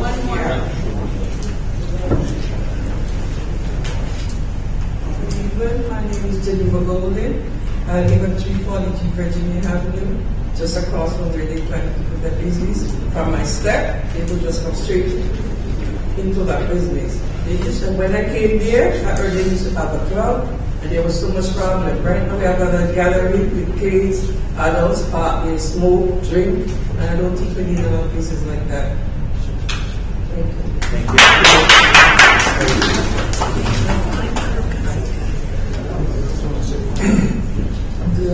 They've said most of the things, but by Your name, sir? Wahab Belasaki, 349 Virginia Avenue. It's a cul-de-sac. We live at the end over there. By her admission, she said the words can be better worded, and the ambiguity can create a lot of problems. Since she has admitted that it could be better worded, that is the concern. If something is not better worded to the understanding, for simplicity, for understanding, not ambiguity. When you create ambiguity in the law, in the sentence, then there's room for confusion. I would think, since you have admitted that it would be better worded, it should not be. We're going to take steps. As soon as it was pointed out, we discussed it up here. Very good. Okay, that's about it. And there were some things they just answered, perhaps they just got right. Will alcohol be sold? No. What is the time of closing? They were adding cleaning and everything. What is the time of closing? Is it 10 plus closing is 11? Or if Napu is 11 plus closing, those little minutiae that are throwing in gives them the right to stay almost by 1 o'clock. So when it is better worded, and you are talking about plus closing, is it 11 plus closing or plus closing is included to 11 o'clock? These are the things that lawyers want to throw in that they can use to wangle and create more confusion. So if things can be better worded, Thank you.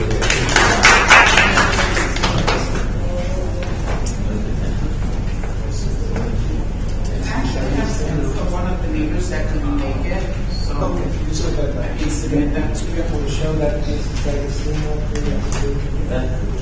Thank you, Mr. Chairman. A couple of items. One, clarify the hours of operation. Friday, 5 p.m. to 10 p.m. Saturday, 11 a.m. to 4 p.m. 5 p.m. to 10 p.m. Sunday, 11 a.m. to 4 p.m. And that's for the brunch type.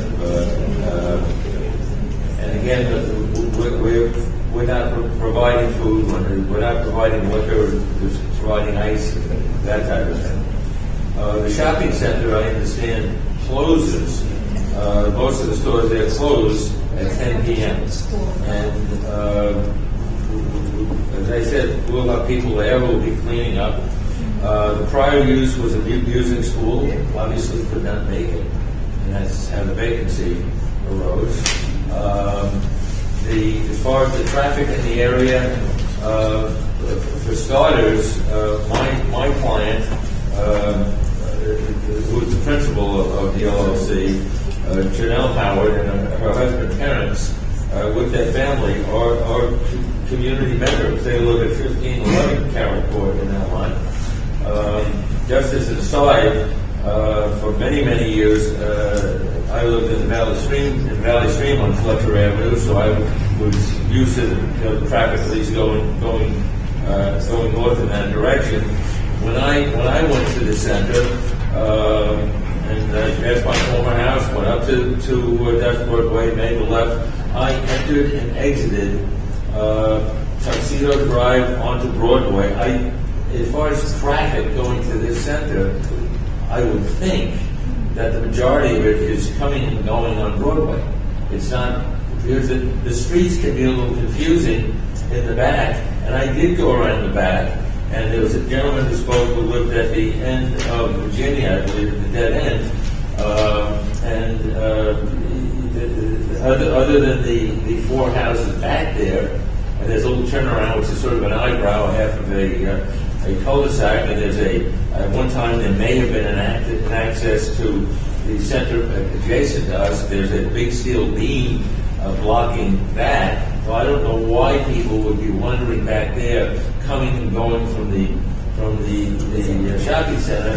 And I've heard people say that people park back there, and I don't disbelieve them. I'm not saying that they're not making an accurate statement, but there is a pass-through to allow traffic to continue to the adjacent center where the Dollar Tree is and the There is none. There is none. Absolutely I think there's a guardrail or something there. No. These parking lots are connected via open access. There is a separation, there is a concrete 6-inch, but there's no curb. It's not elevated, it's flat.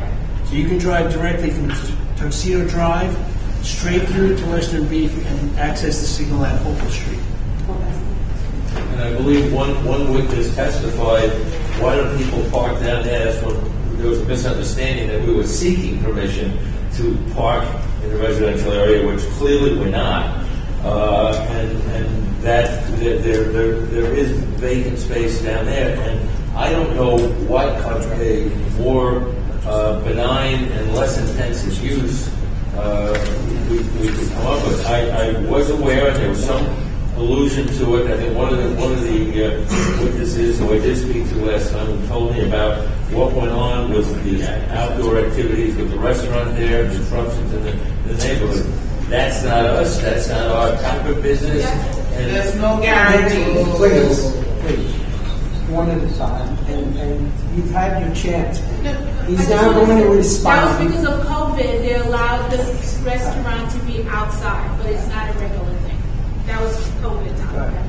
And I was told that, and I was told there was a problem at that time with the music being piped outside. That's not us. And I said, there's a vacant store there. Something has a right to go into that store. And I fully understand and respect the concerns of the community in the residential area to the south of this center and Broadway generally. But I stand on our testimony, my presentation, and our traffic expert. I don't know, other than that misunderstanding, and again, we are not seeking permission to park on any residential street. The board knows that, and I'm saying that for the benefit of the public. I thank you very much, and I would ask you. Mr. D'Agostino, did your client sign a contract to lease the property? Did your client sign it? We have a lease with the addition upon approval. Okay. And just so you know, this is going on so long that the initial term, I believe it's annual increases. It goes back to March of 2021, which is close to 2 years ago. Okay, thank you. Just for the benefit of the occupants, I happen to live in Valley Street, and one of my best friends lived on Virginia Avenue for the better part of 25 years. I looked at the property, I looked at the surrounding area last week. Some of the other board members will do that, and we'll make a decision. Thank you very much. You're very welcome.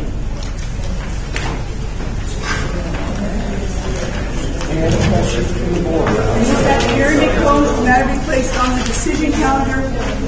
Everyone who signed in will get a copy of the board's decision by mail once it is rendered. If you've not signed in and you wish to receive a copy of the decision, please come and sign in so that your name and address are available to us. Get that after the second. All in favor? Aye.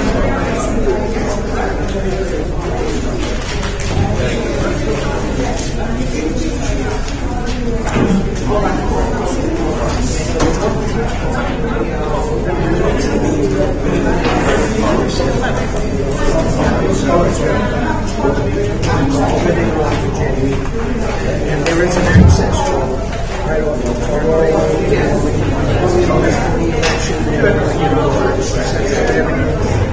Big right turn right.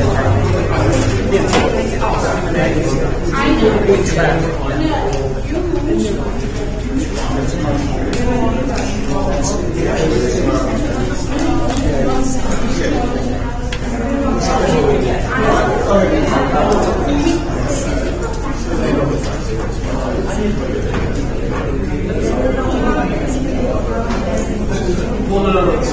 folks, if you don't mind, we have other hearings we have to conduct, so if you have discussions you want to engage in, please do it outside.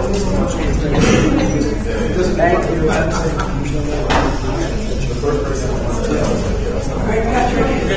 Next, we have case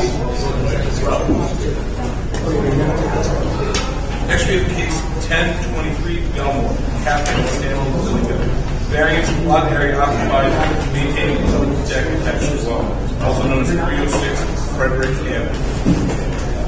Swear or affirm to tell the truth, whole truth, and the truth so help you God. Please take a seat, state your name and address for the record.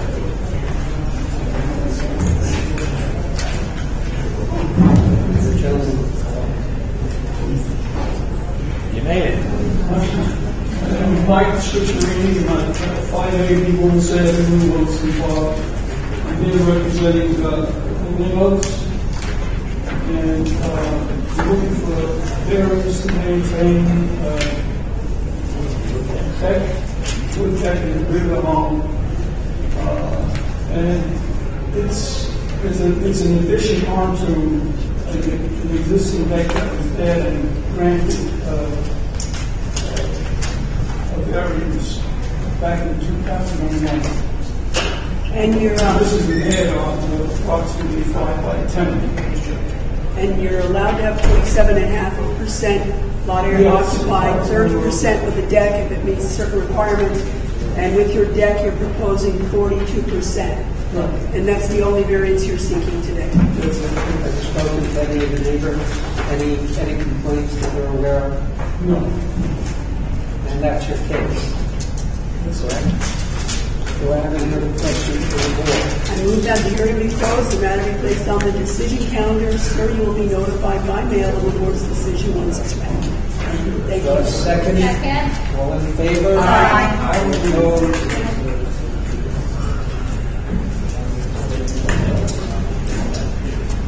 Next, we have case 2323 Elma, Sophia Roadwall. Special exception to install accessory structure is higher and larger than permitted and exceeds horizontal maximum, also known as 31 Nassau Street.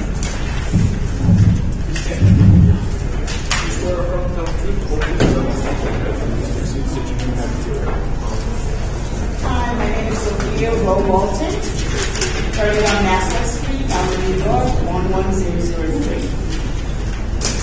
And I'm here today to ask your approval for variance for the gazebo that I have in my backyard, which is 2 feet higher than the standard grade, standard height.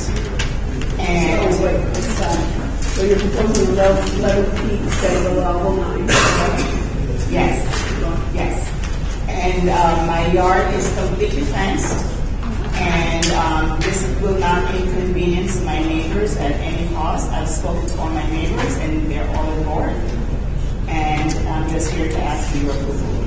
Okay, just to get these numbers on the record, you also need relief that the fact that it's also not just higher, but it's larger than permitted, and it exceeds the horizontal maximum allowable on at least one side.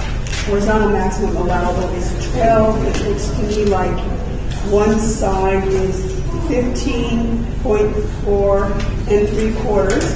So, and then the larger than allowable, it's allowed at 144, and you're 144 square feet, and you're proposing 172 square feet. And those are the only variances that you use. Is that about right? That concludes your case.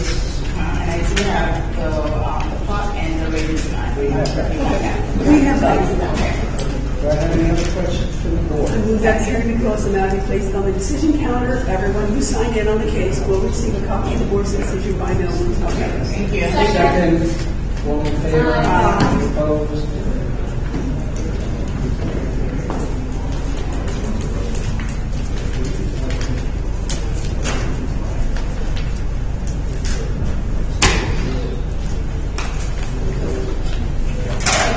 Next, we have case 2523, America Avenue Hospitality LLC, doing business as Mio Post. Waive off-street parking, expand existing restaurant, also known as 16 through 18 America Avenue.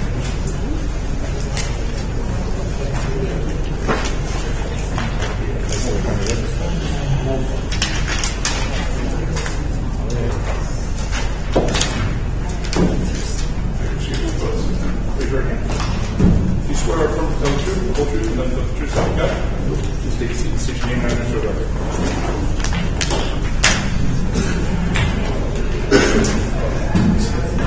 Thank you.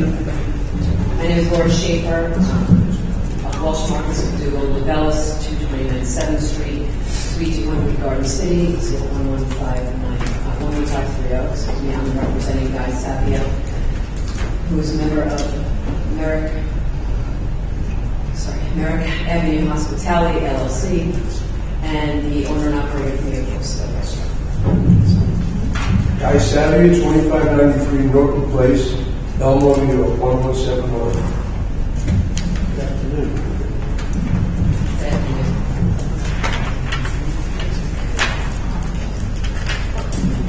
As I stated, my client is the owner and operator. We have hosted a restaurant which is located at 16 Merrick Avenue in Merrick. He has been the owner and operator of that restaurant since 2019. Prior to that, in that same space was a restaurant bar called the Savoy Tavern. He was the owner and operator of that since 2011, so he's been a successful businessman in the area for the past 12 years. We're here today seeking a waiver of off-street parking because my client is expanding his business into the adjacent space next to his restaurant. That space happened to previously be a smoke and vape shop. Tenant defaulted, and then it was empty for several years. The landlord presented the opportunity to my client to take over the space, and he saw it as a good opportunity, especially in light of the financial difficulties he as a restaurant owner and probably every other restaurant owner in the state suffered during the pandemic. He saw this as an opportunity to use this space for a party room, have some additional parties, and be able to host that at that restaurant to add to his already successful restaurant business. So my client's hours are basically only at night. He is open from 5 to 10 o'clock on Tuesday, Wednesday, Thursday. He's closed on Mondays, and he's open 5 to 11 p.m. Fridays and Saturdays, and then Sunday 3 p.m. to 9 p.m. As I said before, when he had the opportunity to lease the space, he signed a lease without a building permit to start the work on the area, and we were then given, my firm was hired, we were able to obtain the records of the town that it was determined by the plan examiner that there was a requirement of 100 off-street parking spaces for the property within a 300-foot radius of the restaurant. So we're here basically to show you that there is more than enough parking there, and the space alone doesn't require 100. The entire footprint of the restaurant and the expansion, the addition, is 100 parking spaces. May I ask you, there's no parking at all on the site, right? No. Okay. Now, in order for him to have operated his smaller restaurant and his prior restaurant, he must have had some kind of parking variance for that. Do you happen to know what that was? Because it will be credited toward this. Okay. I don't know. I did not see that he had a parking variance previously. I know that that space requires approximately 65 parking spaces. Say that again? The restaurant, the existing restaurant, requires about 65 parking spaces. And he has 0, so it's just the marginal difference. So this is increasing the parking requirement by, I guess, 24? 33, I would say. The total for the entire restaurant and the addition is about 100 spaces. So, and I guess you're going to tell us where those folks are going to park. Yes, exactly. And some sort of non-simultaneous use. Yes. So my firm does not hold itself out as a traffic engineering firm, but after we took a look at the area, we looked at the amount of available space that was there, the fact that the restaurant has been in business for quite a few years and there haven't been any issues previously with parking. We've done this for other clients where we were able to put together a parking count and a report basically showing that there is adequate parking in the area within the 300-foot radius of the space. So I do have something to submit to you. Sorry. Parking counts and argument in support, and I did upload that yesterday, and I have copies if you need those. Right. Do you need copies right now of that to show you the graph that shows the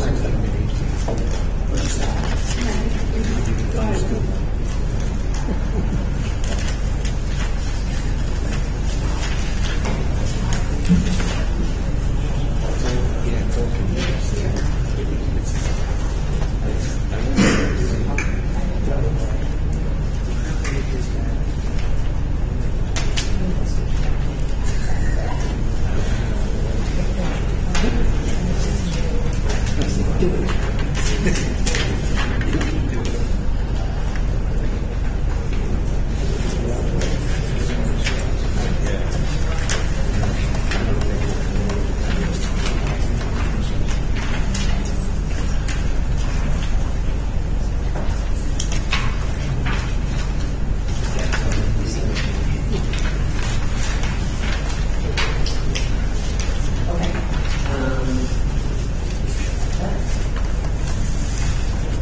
So as I said, my restaurant is open just at night. So our parking counts included going down there the weeknight. We did go down 2 weekdays just to give a sense of the fact that there is parking in the area. He has no intention of opening for lunch, never has before, doesn't want to in the future. But it was just basically we had gone and taken a look, so we figured we'd include those in our numbers in our parking count. And so that was Thursday and Friday afternoon. You can see that on the chart. But more importantly, Wednesday evening was a weeknight that we chose to go down. Wednesday's typically a night when there's a pretty steady flow of patrons in the restaurants. We went down around a busier time, which is 6 or 7 p.m. And those lots, again, that are around, there's a map in the parking count chart that shows you. The lots we focused on were M4, M5, and M6. The lot M5 specifically, and the other side of the tracks there is a commuter lot. So at nighttime, what you see, and you can see it in the counts, as you go into the evening, the number of available parking spots increases because people are not there. The reason my client doesn't open for lunch is the area really doesn't support it. There's doctor's offices, there's other businesses around there, but there's really not the foot traffic that would sustain his restaurant if he were to open for lunch, so he has no interest in doing that. What he does want to use this room for, though, is certainly parties, holiday season. There potentially could be parties that he's hoping to be able to use it Saturday and Sunday day, which is why I included that in the parking count as well, or baptisms, graduation parties, things like that in spring, and holiday parties as well. If that makes sense financially to him, that's something that he's hoping to do. But as you can see on the chart, there is more than adequate parking on a Saturday or Sunday afternoon.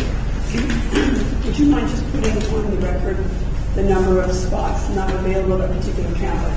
The number of spots actually existing at lots 4, 5, and 6.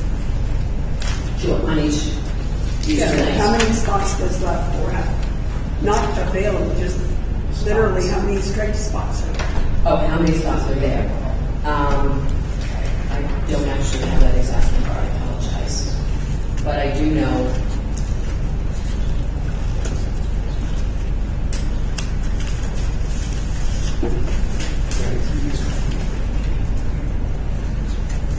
Well, I guess we'll just go by your chart that shows the vacant number. Yeah. Will be included in the record. 200 to 300 is basically when I did some counts. I know that for lot 5, that was approximately the number. 4 as well easily has 300 spots. 6 was a little bit smaller. So I did not want that number. I apologize. And so I'm reading this correctly, just to get a few numbers on the record. On Friday evening at 7 o'clock, in lot 4, in lot 4, hold 4, 5, and 6, the total number of vacant spaces on a Friday night at 7 was 215 plus 6 handicaps. Correct. At 8 o'clock, same 3 lots, 263 plus 9 handicaps. Get on the record what's going on Wednesdays and Thursdays. Thursdays, on this particular occasion, it was January 19th of this year, at 1 and 2 in the afternoon. I'm not sure if it's relevant for us, but that relates to, that wouldn't even relate to a Saturday. Okay. So we have Friday, let's do Wednesday evening, 6 o'clock, between the 3 parking fields, there were 97 spots, 5 handicap, 7 o'clock, 104 spots, 5 handicap. Saturday afternoon, I did Friday. Saturday evening, January 28th of this year, 7 o'clock, we have a total of 270 plus 9 handicap vacant, and the combined 4, 5, and 6. At 8 o'clock, between 4, 5, and 6, there seems to be 274 plus 9 handicaps vacant, which presumably would be available for those patronizing your restaurant. Yes. There's also street parking, which I didn't even factor in. It's 2-hour parking time limit, but it just didn't seem necessary to factor in all the other parking. Both sides of the street? Yes, yeah. The opposite side, I think, is a little more restricted, has some 15-minute parking directly across from the restaurant, but right in front of the restaurant is 2 hours. Inside streets as well, they have some different restrictions, 2 hours in some places, limited to 30 minutes in others. What about live music, DJ music? What's the proposal? Now, it's mainly for parties. The restaurant, as it is, obviously, they have regular restaurant patrons come in, and the additional room is not really intended for that. It's more intended to just have like a lunch in the afternoon or something or dinner, obviously, for birthday parties. So there's no plan to have live music, for example? And there's no plan to have a DJ spinning? No. Okay, and would that, and would your client accept the condition of that effect? Yes.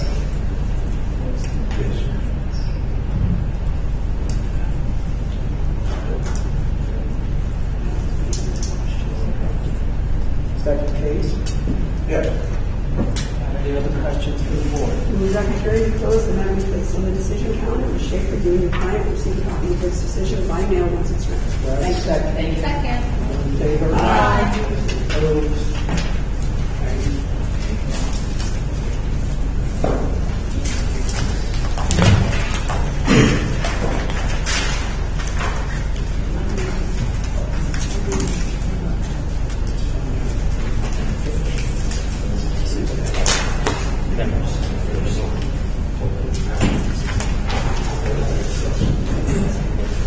Next we have case 3323 Seaford, Anthony Pascal. Variances, height, front yard setback, and oak court. Construct 2-story addition, second-story addition, covered patio and vestibule, all attached to all, also known as 2322 Oak Court.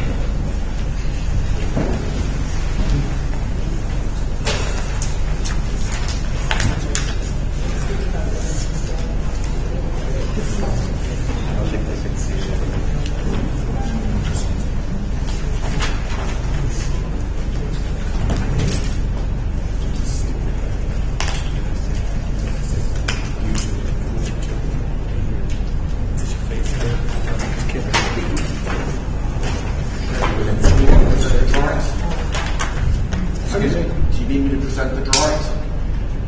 We have stuff here. It's up to you. If you have any questions, we'll ask you. Okay.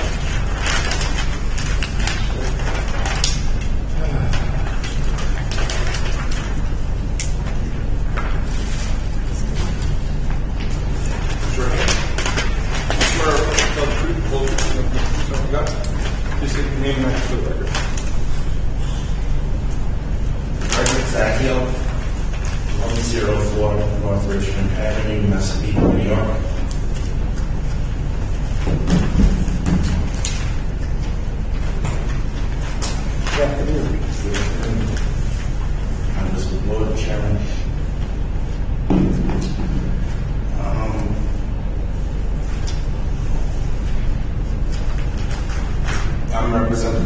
Restolacos, seeking approval for Article 7, Section 7 for the front yard setback, and Article 7, Section 68 for the roof height, located at 2322 Oak Court in Seaford.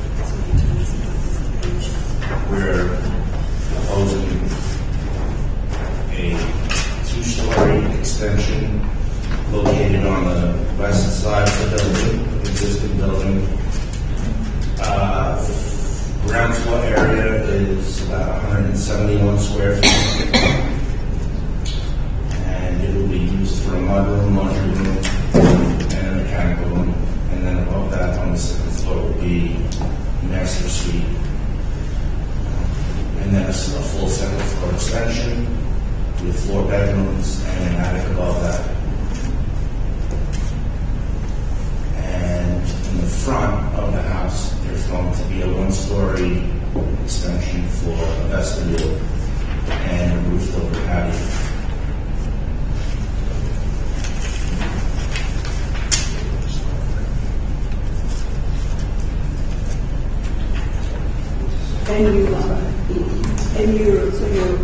In order to proceed with this, you seek from this board of relief front yard and height, right?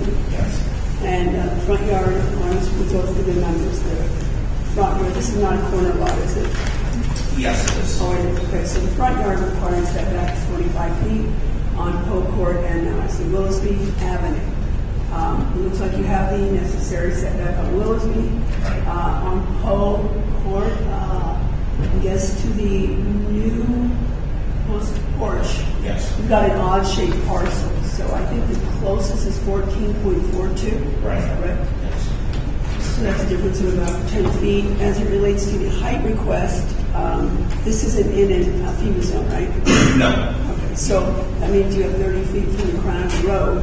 Yes. It looks to me like you're proposing 30 feet 5 inches to the small peak there, but it looks to be only a tiny, tiny portion of that roof that is enjoying a variance if it were granted. And other than that, the bulk of the structure is within the 30 foot of allowable from the ground. That's the case. Yes. Any other questions of the board? We've got the hearing closed and matter based on the decision calendar. You'll be notified by mail of the board's decision once it's ready. Second. All in favor? Aye. Opposed? You're welcome. Have a nice day.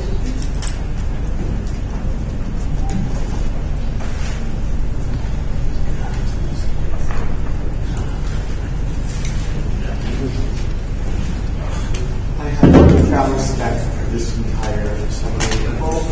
They've never sat in the entire hearing, and now I have. I don't know how you do what you do. God bless you all. I get it. Next, we have cases 5423, 5723, Ira and Sarah Brown. Variance exceeds number of stories to construct 3-story addition attached to dwelling. Special exception to construct accessory structure, basketball hoop with backboard. Higher than permitted and with less than required rear yard setback. Install 6-foot-high retaining fence netting above the existing 6-foot-high fence, total of 12 feet. Variance to side yard maintain and replace 3 AC units attached to dwelling, also known as 845 Jefferson Street.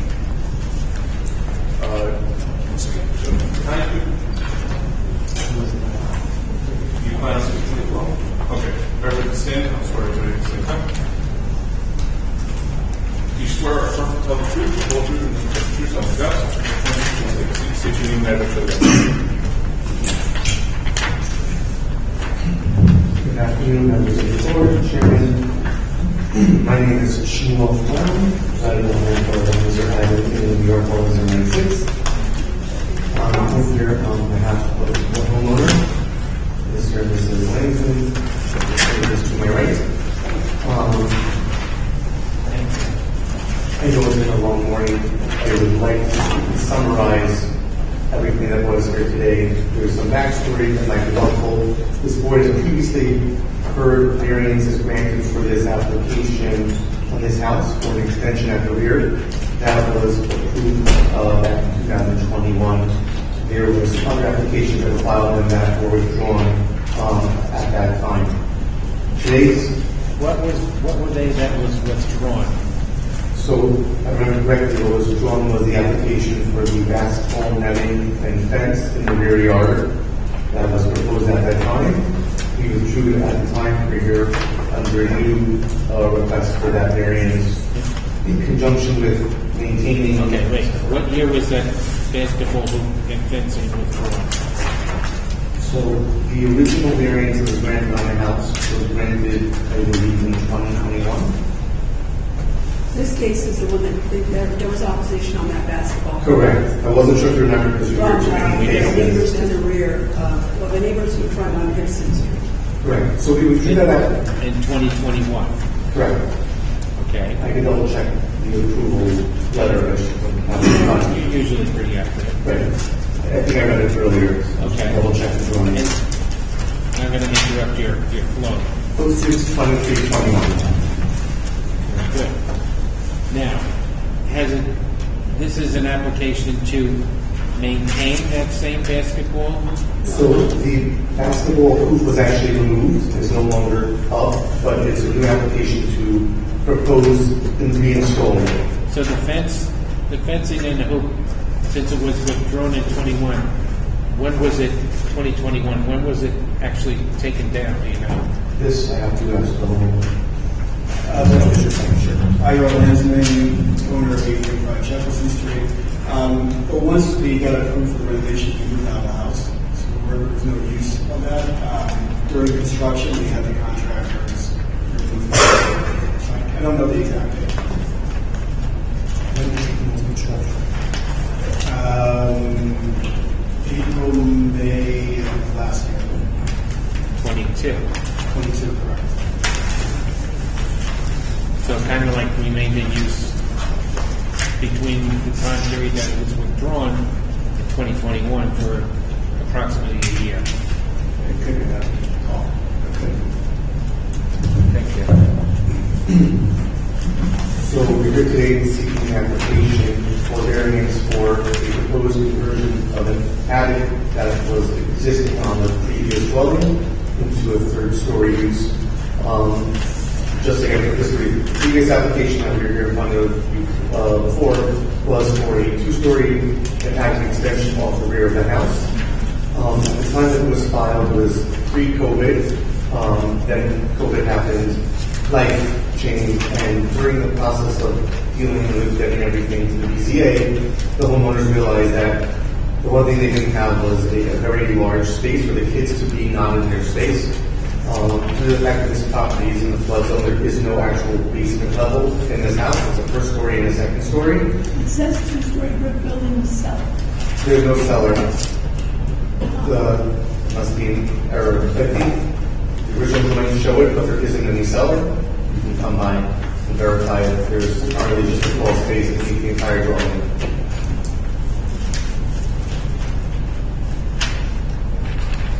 Okay, so Mr. Flom, these are your plans, and I would respectfully suggest, Chairman, that he cross that out and initial and date that it's without cellar. I think the funny part about this is that the original house that was proposed by the builder that was built in 2000 showed the cellar, but they didn't actually construct it. So the record drawings from the town show a cellar, but there is no cellar.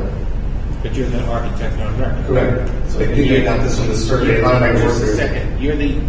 This is your copyrighted document, and you're the one that has to fix it. Correct. Just for the record, Carl. Yes, I will gladly come in and fix it. Apologize. It must be the survey had it, and the workers just copied it over and made this way. But currently, there is no cellar. It's a two-story house. A variance was sought and granted for the two-story extension. During the process of going for the variance, the homeowners realized that they just needed a rec room for the children to not be in their hair around their space. So at the point that we had filed this and where we were ready scheduled for the hearing, it was too late to go and amend the drawing for the building department. We were so far along in the variance process. So we just that we're going to go for the variance that we requested, which was the extension, and then if time came to pass and they felt they still needed it, we would come back and go for a new variance just for the third story conversion of the attic to an accessory space. That being said, the board approved the variance, clients got a contract and started construction. We amended the joints and we submitted it. We got denied, and that is the denial for the joints that we're here for today. In addition to that, the clients filed for an AC permit. The existing house, again on record with the survey, shows 2 AC units that were built with the house back in 2000. Our application is really to put in a third AC unit because of the enlargement of the house, they need another unit. The existing 2 were on the record survey. They were there and signed off with the original house when it was built. So we're proposing only 1 more AC unit where there previously were 2. And that is the second variance that's being requested in the side yard over there between the neighbor and the subject property. The third variance we just discussed was... But you're looking to maintain 3 here? It's really to propose 1 and maintain 2. Yeah, so all 3 together. All three together. Correct, but there have been 2 there since the past 23 years that were there from the original construction of the house. Okay. And then obviously the basketball court. Now, isn't that the same location that the basketball court caused the problem last time? Yes, it is. And we, at the time when we had this hearing initially, we did not know what the reasoning behind the objection from the neighbor was at the time we never received the letter. Well, was that and location? But after the hearing, my client was able to get a copy of that letter from the Board of Zoning Appeals to see what it was written there, and we felt that the reasoning didn't make sense for why they wouldn't want it there. In fact, it made more sense based upon some of the logic of that argument that it should be there. And my client would gladly, go through the language of that letter to explain why it didn't make sense at the time. But again, we didn't have it, and at the time, we were trying to just be, civil and work with the board and the neighbors, so we withdrew the application. But after having reviewed the documentation submitted, the homeowner requested that I file again for the variance to come in front of the board to pursue the basketball court, and that is why we're here for that specific item again today. That 3-story extension that's being requested, was that addressed earlier in a less than 3-story version? So yes, so originally wasn't 3-story, it was a 2-story with attic over the extension. There is the original house, right? We had an attic space that wasn't habitable. And like I said, during COVID, the clients realized they needed just a space for the kids to go somewhere. There's an existing attic space that wasn't being utilized. They're proposing converting that existing attic, or the majority of their house, for attic space, but over the extension, they made a little space to put in dormers for light and air, because when you have habitable space, you need to, by code, provide light and air. And they didn't want to really touch the existing roof line of the front of the house because it was, already there. And so it would be easier for them to do windows in the extension over the part that wasn't yet built. Wait, is any portion of that extension already built? Yeah, the majority of the house is built at this point. Okay, because the proposal here is for a 3-story extension. It sounds to me like what you're asking for is a third story. Correct. The language is off. I'm not sure why they wrote it that way. On the drawing, they specifically identify it's just a 3rd-story use, not a 3-story extension, because the board already granted the 2-story attic. And really, this application is just for the use of the 3rd story, converting it to habitable space. So the physical exterior of this section marked here on our site plan as a new 3-story extension, the footprint's there and it's there, no exterior change would be made to that in this proposal? Correct. You want to put a bathroom or something up there? It's an accessory use, like a playroom for the kids to chill, recreation room, and 1 2-piece bathroom. There's no proposed bedrooms up there. It's simply what we would have in a basement level if we had a basement, but up on the 3rd story.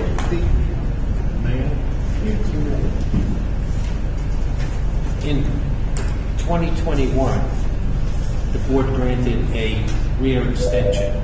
Right. That is what is again proposed today, except that you plan to convert that top level to living space. Is that correct, or am I missing? You're not listening. The extension or the approval for the request for variance that was granted 2 years ago was for the extension at the 2 stories plus whatever attic space we needed. Right. Today's request is to simply for use of converting that attic space to an actual 3rd story. Okay, so there's no additional construction that's taking place? Not even dormers? The dormers are approved under, what's it called? We had amended the drawings to change things and we got it approved. We decided we wanted to change the aesthetic of the dormer. That was approved by the building department that didn't require variance. And so really there's an application amendment or supplemental file from the time you approved it to now.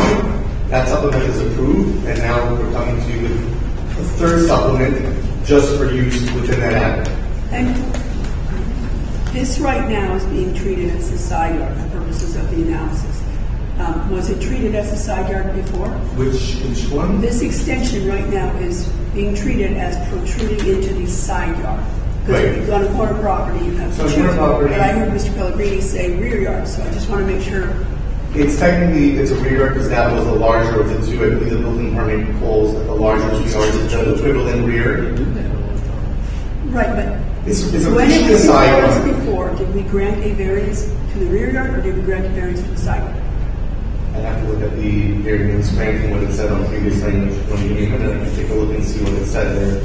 Well, yes, if you don't mind. I'm just not.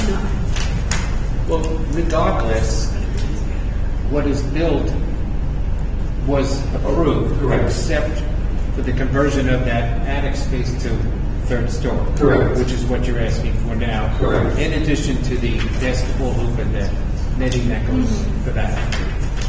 And the AC. Oh, yeah, I think you're right.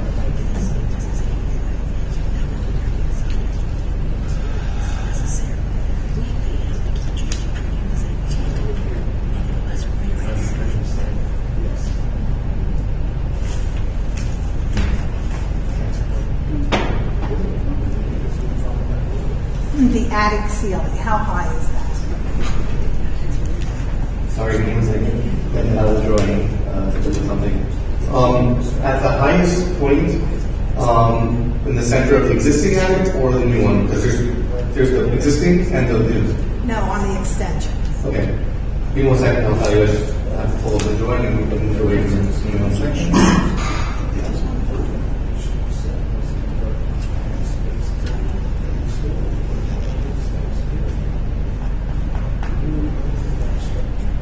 Have it open. So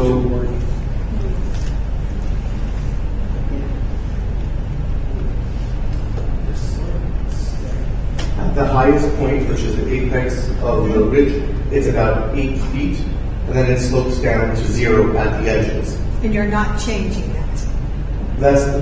No. There's dormers. But those are on. What? The dormers are on. Right, the dormers are on. So the main bulk of the attic level is 8 feet at the ridge point, and then it slopes down to 0 to the edge. On the existing house, it's a pavilion roof style, so it's only. Okay. Sorry. What's the? I think to answer her question, there's no structural addition to the attic. Okay. We're just asking for reasons. So it's still a 2.5 story structure? Correct. It's the existing house, just converting the use. No, but that extension, you're calling that extension now 3 stories. So it's really, by aesthetic, it's really 2.5. It's not a full 3rd story because it's just an attic with the dormers on each side.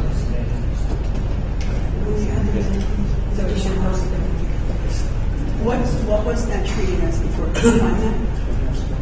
What was, sorry? When the extension was granted previously, was that a variance related to side yard or rear yard?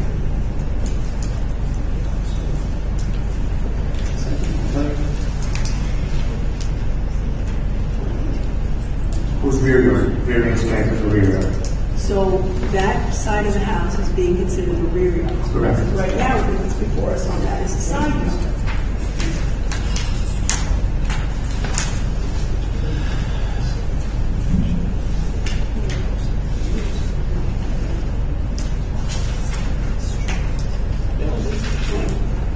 So the analysis always identified it as a rear yard, but because it is really a side yard. Actually, you know, I'm wrong. I apologize. Yeah, I just reread it again.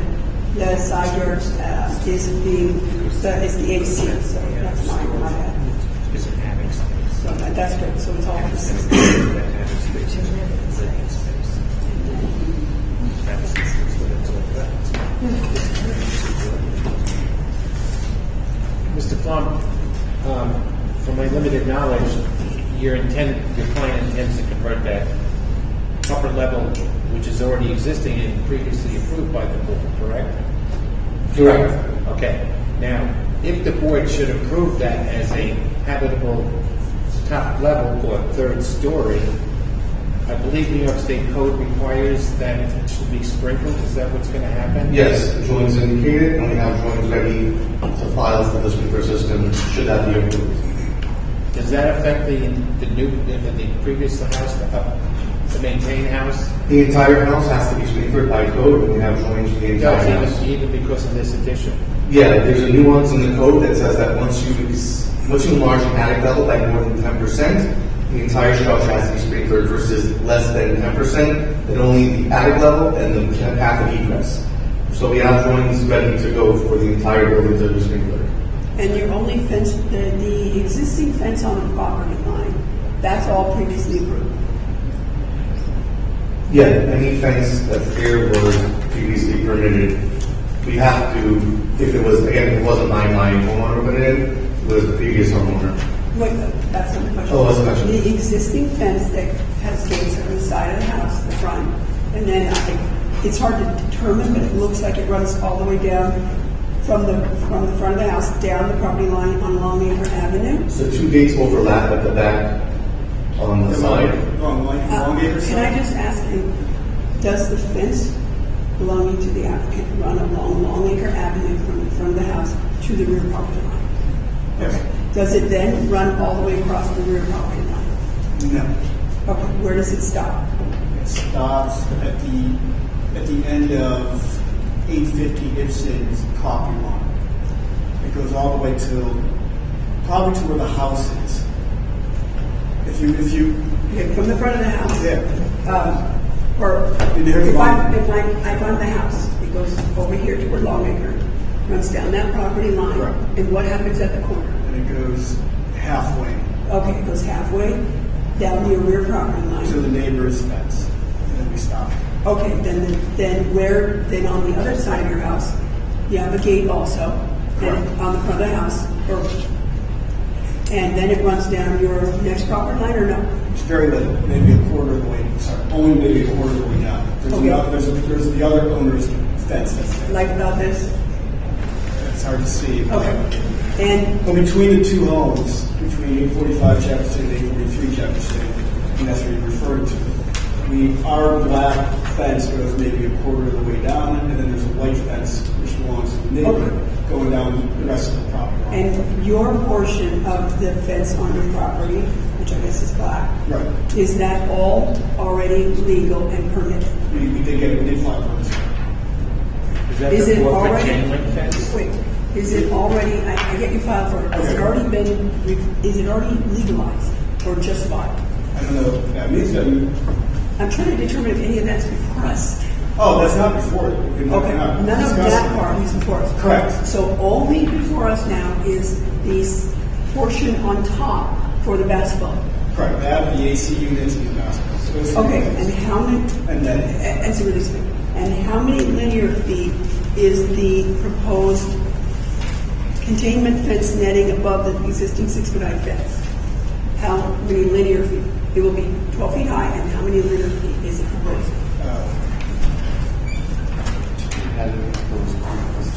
Hold on.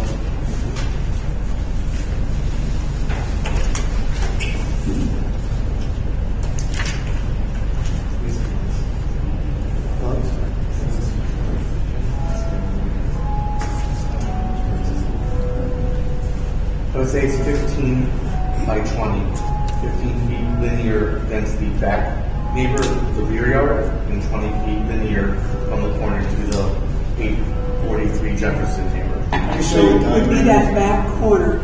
On the back corner property line, It'll be 15 feet across. So behind the basketball hoop itself and on the side? Behind the basketball hoop and to the side to contain it. I can show you a diagram if that helps. I think I have. Okay. So you would be proposing that on top of your neighbor's fence, not yours? Well, it wouldn't be touching his fence, it'd be adjacent to his fence. Well, it says on top of. Yeah, I think it's before we ordinance. No. It says on top of the existing fence. But there's two That's not the fences fence there. There's two fences there. No, there's one fence. There's only You took out the fence? There was only the neighbor's fence there. Right. It doesn't look to me like the fence that we So discussed earlier. Correct. There was no. Your fence isn't in that corner. Correct. Okay. Correct. So you want to put this netting above your neighbor's fence? Right. It wouldn't be on top of this. It's a separate pole. Okay. Just to clarify. Okay. And that. And then what's the open permit for the 4-foot chain link fence and living fence to code? I guess that's the fence that we talked about previously. That we got a permit for. I guess we never closed it out. Okay. Then I misunderstood. I thought that was a 6-foot. Yeah, that has nothing to do with the basketball. I get it. So your fence, the portion of the fence on your property that is yours is 4 feet chain link? Correct. Okay. No 6-foot fences there of yours? Correct. Okay. And then there's some living fence that's to code, so I presume that's 6 feet or lower. We have trees. I don't know if that's what you're referring to. That's the living fence. To code, it should be 6.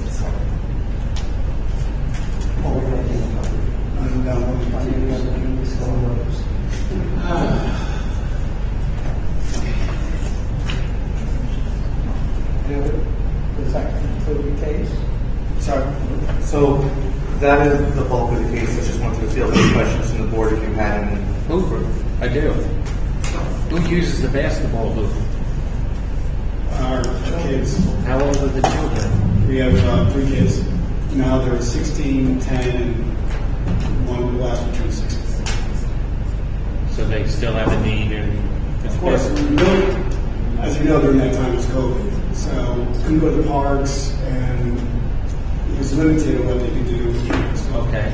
we also, which another reason why we're bringing it up again is that I don't think it was really discussed, and there's more information. No, it wasn't because it was withdrawn. Correct. So in terms of safety also, if we wanted to, let's say, a basketball court in front of our house is graded because of the flood zone, so the driveway slopes down. So we put it in the front by our driveway, the ball's going to fall into the street, safety issue. Put it on Longacre side, same thing. The ball's going to bounce on the street, which we already have. We have already seen our kids do that just by playing catch or whatever. So this corner is really safety, the best spot for our kids to play without any concern with the ball going. What about the concerns previously raised by the neighbors in that area? It's very close. I have neighbors who go crazy when the kids play basketball at certain times. So, how is our analysis as it relates to that change since last time? Yeah, sure. So there's a few pieces of information. One, before we actually built the court, we actually went to our neighbor and talked about it. Mr. Robbins, he didn't have any issues with us building it. His actual concern was the ball wouldn't bounce over the fence into his wife's garden. So that's why we built the net. We built the net to protect the ball from going into other neighbors' basketball. There we always had a connect there, so we didn't want the ball bothering anyone. So Kids got to beat up their shot. Yeah, if they hit every shot, we wouldn't be having this conversation, I guess. So that's why we wanted the net. It'd be safe health for everyone. Now, if the neighbors wanted us to not play at certain times, we're open to that. We're open to any idea. Okay, great. But we need our kids need a spot to play. They're young kids.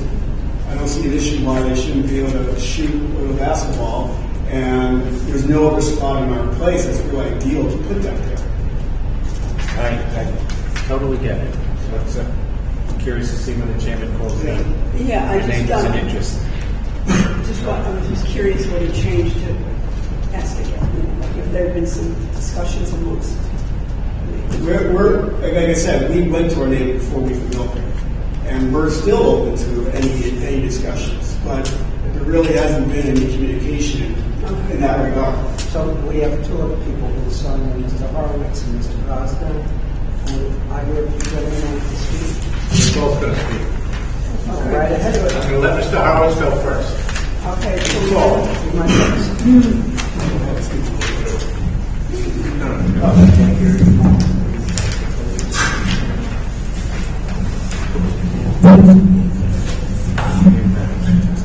Alan Horowitz, 850 Ipswich Street, Woodbury. Thank you for this opportunity, first of all. The original variance that they at 846 went for was during COVID, and Barry Rosner and I were recommended by the board, instead of coming down, that any letter that we would write would have really just as much impact. And like the architect had said, there is a backstory here, which I think is important to get out. I'll try and be brief. And again, I'm not a professional architect. I'm not building a 9-bedroom house. I'm really just a simple tailor. So if I ask any questions that seem a little unorthodox, I ask you to bear with me.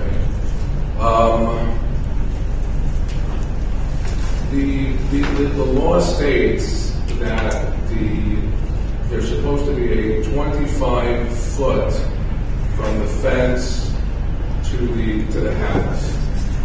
During COVID and during these proceedings, they got approved having only 8 feet. A 2-story building, 8 feet from the back of my house.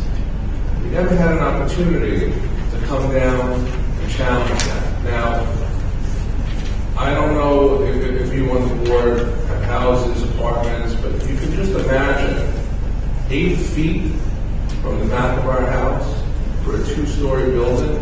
Really? It upset us tremendously, but we're neighbors.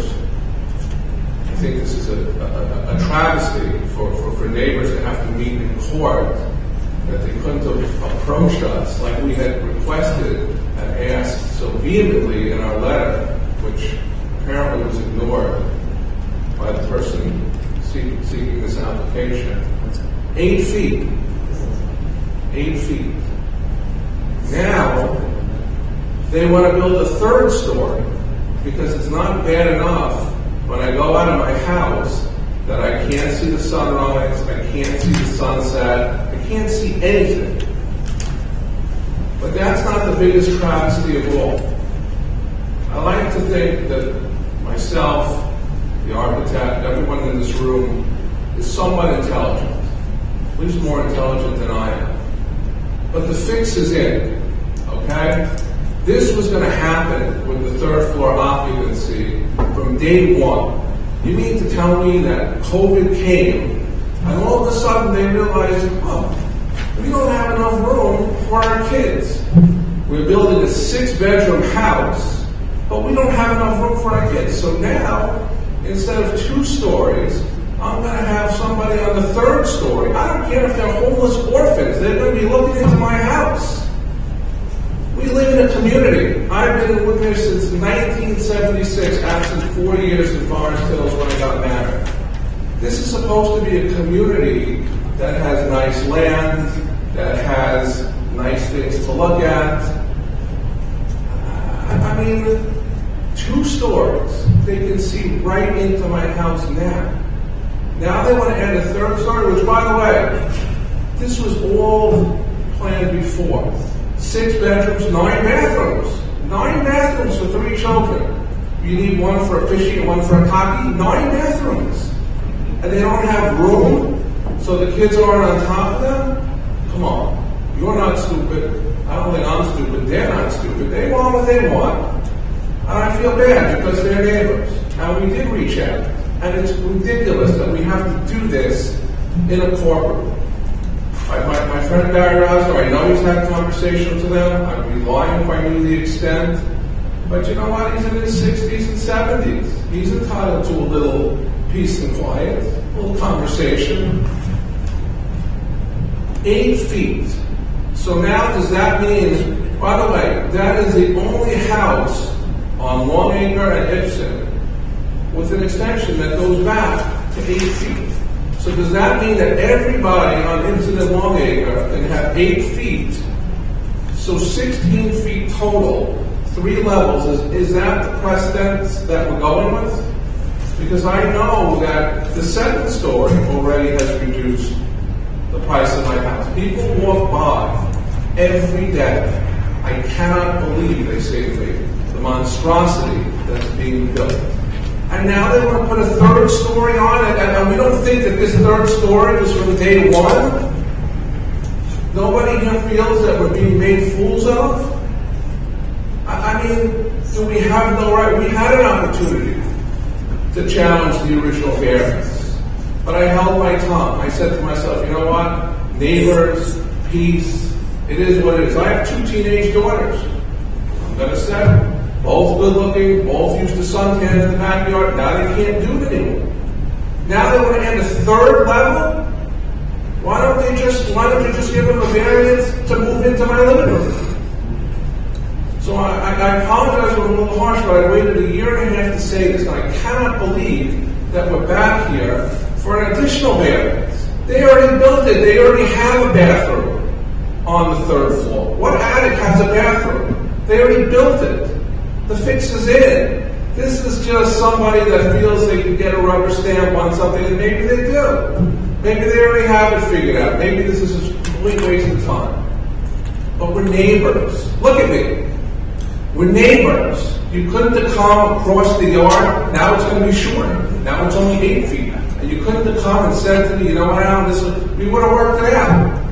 To drag me, to have me take a day off of work, is that really the right thing to do? To waste the important people's time? Yeah, no one hold them the text, please. You can't even look at me. All right, this is you. I apologize if it's harsh. It's been a year and a half, but nobody can tell me that, oh, COVID, I got confused. Now I have no place for my children to park. Come on. We're all adults here. Just say what you want to say, and we'll work it out.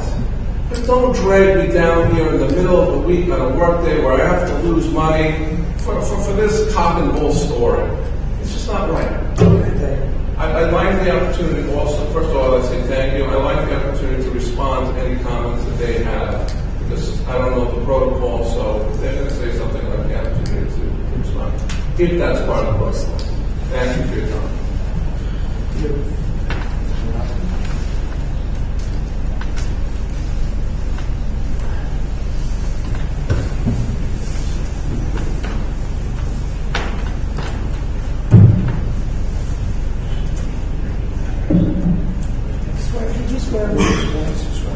Barry Rosner, 843 Jefferson Street. I live next door to 845 Jefferson Street. I've been living there for just about 7 years. We moved here from Brooklyn, and we were very happy here. When we moved there, the house was all occupied by another couple. They both passed away, and the Lansmans bought the house probably 4 years ago. I prepared something that my wife edited, and I'd like to read it and make some side comments. And I'd like to thank the board for granting me the postponement. We were out of town. We couldn't make the appointment previously. The Lansmans are building a big, beautiful house. I'm sure that they will enjoy it for many years to come. Our principal objections are the basketball hoop and backyard in the right rear corner of their backyard. This, together with the 12-foot high containment netting, it's not a fence, it's netting, which is very visible, is adjacent to our backyard and especially close to our bedroom windows. About 2 years ago, the Lansmans told us about their basketball intentions, and I objected. I suggested that they choose another location that was not so close to our house. Nevertheless, they went ahead, installed their in-ground basketball hoop and the ugly 12-foot high black netting above our 6-foot PVC fence. I have heard and seen Ira Lansman use the basketball hoop. By the way, I've never seen his children use it. Unfortunately, his preferred playing time was usually Saturday afternoon, the only time of the week when Orthodox Jews are accustomed to taking an afternoon nap. I asked him several times out to play at that time, and he ignored me and continued to dribble and shoot the ball. So for the landsmen to have the right to install an in-ground basketball hoop and backboard with 12-foot high black containment fencing on two sides that is visible to several other neighbors besides us is not right. Why should we have to look at that ugly netting 24/7 and hear the bouncing basketball next to our bedroom? They have other playground equipment such as a custom jungle gym and trampoline, which are both on long acre frontage. We and other neighbors want to be good neighbors with the Lansmans. We started out that way when they moved in 4 years ago and watched them renovate their house. My wife and I were invited to their house for Shabbos meal with their parents. We attended their son's 3rd birthday party and brought a nice gift. And many times we invited Ira to my outdoor Shabbos Kiddush during COVID. So for us to be punished by their need to have an unnecessary, unsightly, and noisy basketball facility is not what a good neighbor deserves.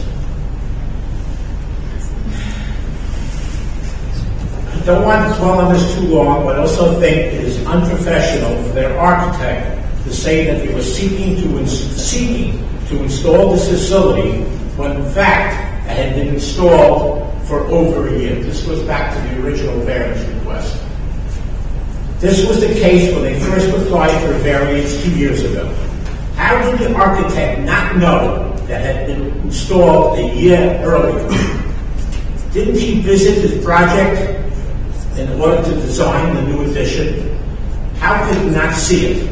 And then it took them a year to take it down when they withdrew their application because the board was not going to approve it.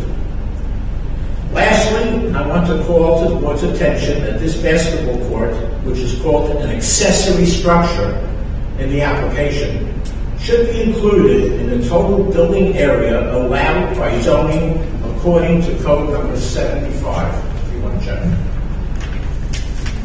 I mean, anything built in that backyard, they call this an accessory, and that accessory has to be added to their book. In June 2021, this board granted an enlargement of 31% from the permitted 27.5% and the existing 23%. By the way, the third floor should be added to that as well.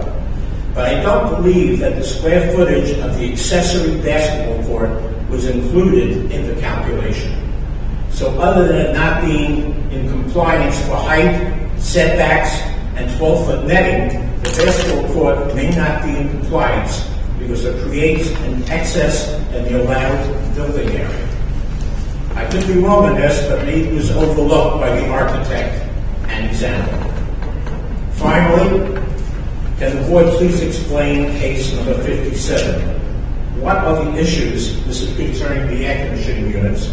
So since we had 2 bedrooms, 2 of our 3 bedrooms have windows facing these new air conditioning units.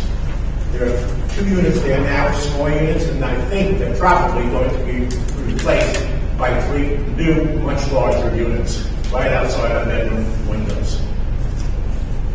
I'm finished. Thank you very much. Have a nice day. Thank you.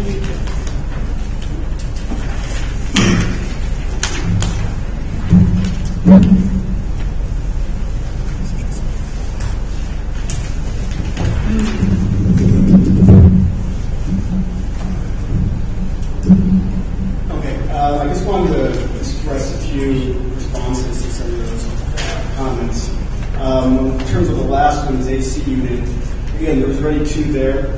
We're asking to add another one. He actually has his own unit right underneath the window, so I don't know how one extra condenser is really going to impact anyone. And the newer ones will probably be quieter than the old ones after 20 years old. In terms of some of the other comments, again, I don't know how much everyone knows, but Saturday afternoon for Orthodox Jews is also a prime time for kids to play. And if there's certain times if he wants to take his afternoon nap, we could accommodate that. But to say that our kids aren't allowed to use a basketball court because he has to take an afternoon nap for an hour or two is kind of preposterous, in my opinion. In terms of the netting, again, if we didn't have the netting, let's say we just put a legal, portable, height-restricted basketball hoop there, and the ball's going to go into its yard. It's going to destroy his wife's garden, which his wife's going to be very upset. That's not really going to increase the neighborly love if the ball's going into everyone's yard. So the net is there not because we love putting the net out. It's there to help facilitate the ball not going into other people's yard and disturbing their yard and whatever's in their yard.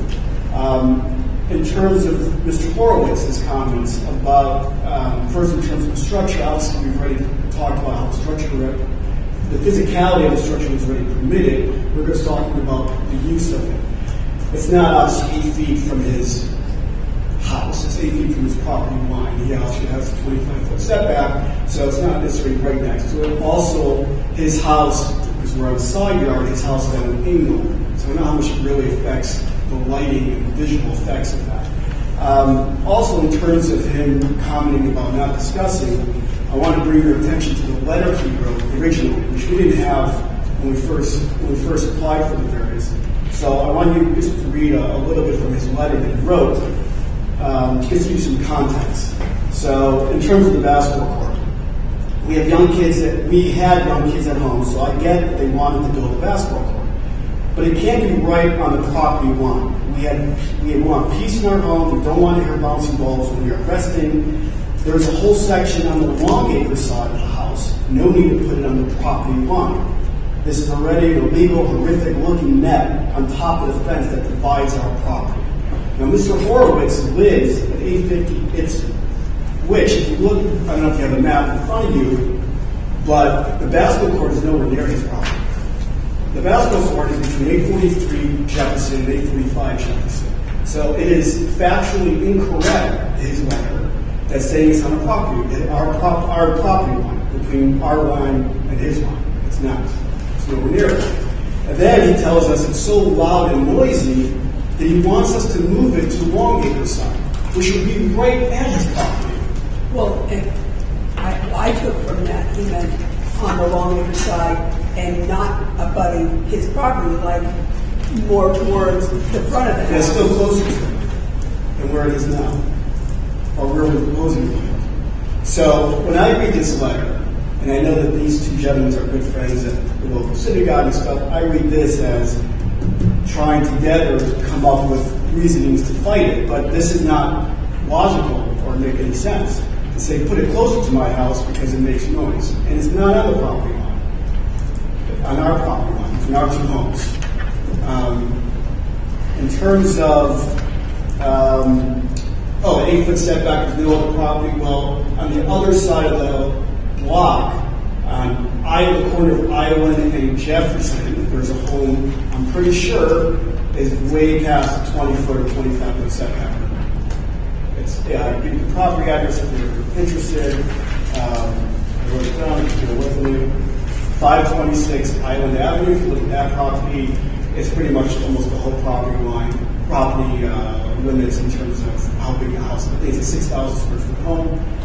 In terms of the bathrooms, we don't have 9 bathrooms. I think we have 6 full baths. I think there's a couple of half baths. Is there a bathroom on the 3rd story or proposed 3rd story? A half bath, not a shower. It's already there. What? That already exists on the 3rd level. No, it's not been built. The bathroom, a half bath. Is there any plumbing on the top level? On the 3rd floor, right now the bathroom has not been built because we're waiting for. It's in the plans to build a half bath. So proposed 2-piece power on that building. There's no 3-piece proposed. But it's not there now. It's not there now. Correct. It's a vacant, empty space. Is there plumbing on that top level? Rough plumbing. Uninhabited top level. Only what's built. I don't think they're rough there. That's not what's there. I don't know what rough is, but that means any pipes coming. There's pipes that they can connect to, but There's nothing there right now, it's an empty space. There's also a window already there. There's already a window for the bathroom there. There's windows in the dormers. Anything else, Mr. Lansman? I mean, I think that's it. I mean, I think You glossed over it, but you want to mention that if you didn't get the variance for the basketball hoop. Well, I did mention that if we don't get the variance, then our kids will still want to play, and we'll just put a portable basketball hoop there, which is legal, and then the ball's going to just go into the neighbor's yard. So the fence is there to stop it.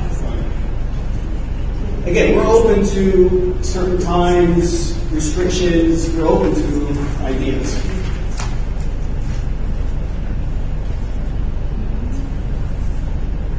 Any other questions from the board? That's my job. That's my job. Close the episode. Close it. Otherwise, they'll be back and forth indefinitely. That's not the way it works. Thank you very much for coming. I'd like to know if there are any other comments from the board, any other questions. I move, Mr. Chairman, that the hearing be closed and the matter be placed on the decision calendar. Each of you who have signed in will receive a copy of the board's decision by mail once it is rendered. Thank you and have a nice day. And again, not to be repetitive, but in many instances such as this, some board members may very well go out and discuss Caleb. Because all of us are not familiar with the neighborhood. I happen to live in that area, and Ms. Perry does as well. And we will probably do this on a Saturday afternoon. Second. And second. All in favor? Aye. Opposed? Thank you for coming. Thank you for your input.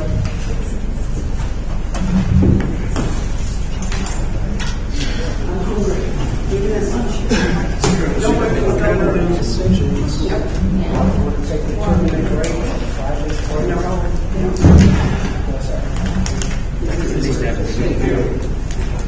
I only had 2 years to come to my house and talk this through.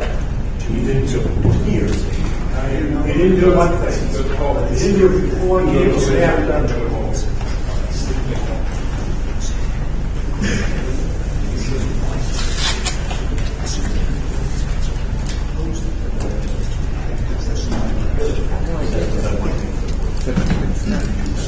Mr. Horowitz, you missed your calling as you should have been a trial attorney. You should have been a trial attorney. I wish I was here a year and a half ago on my construction, but I hope I didn't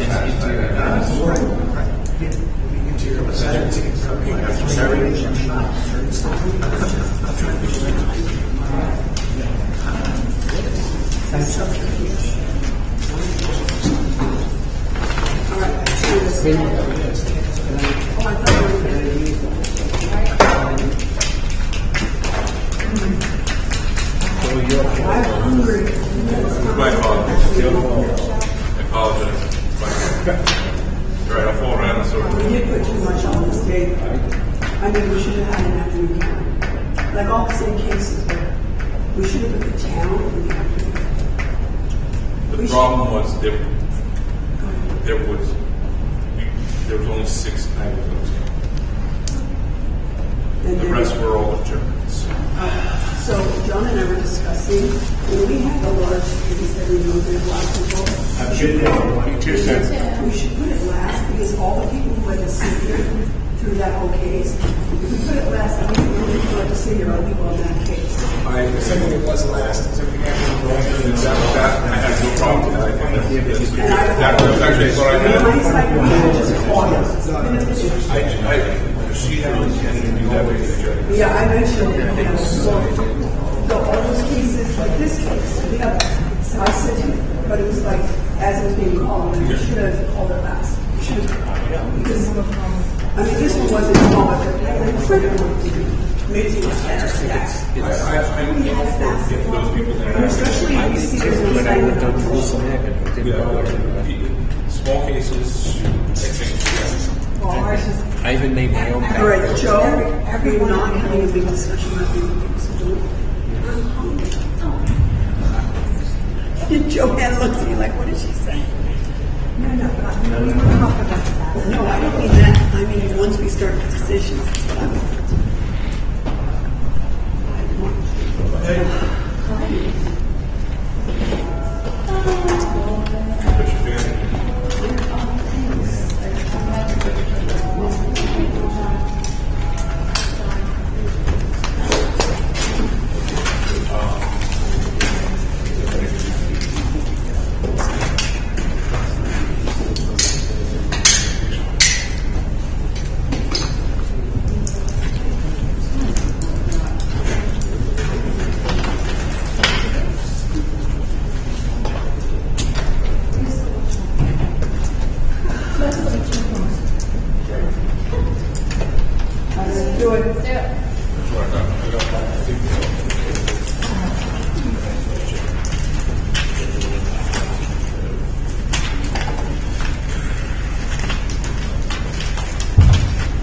So it's at the top, page 91 of 2023 West Hempstead,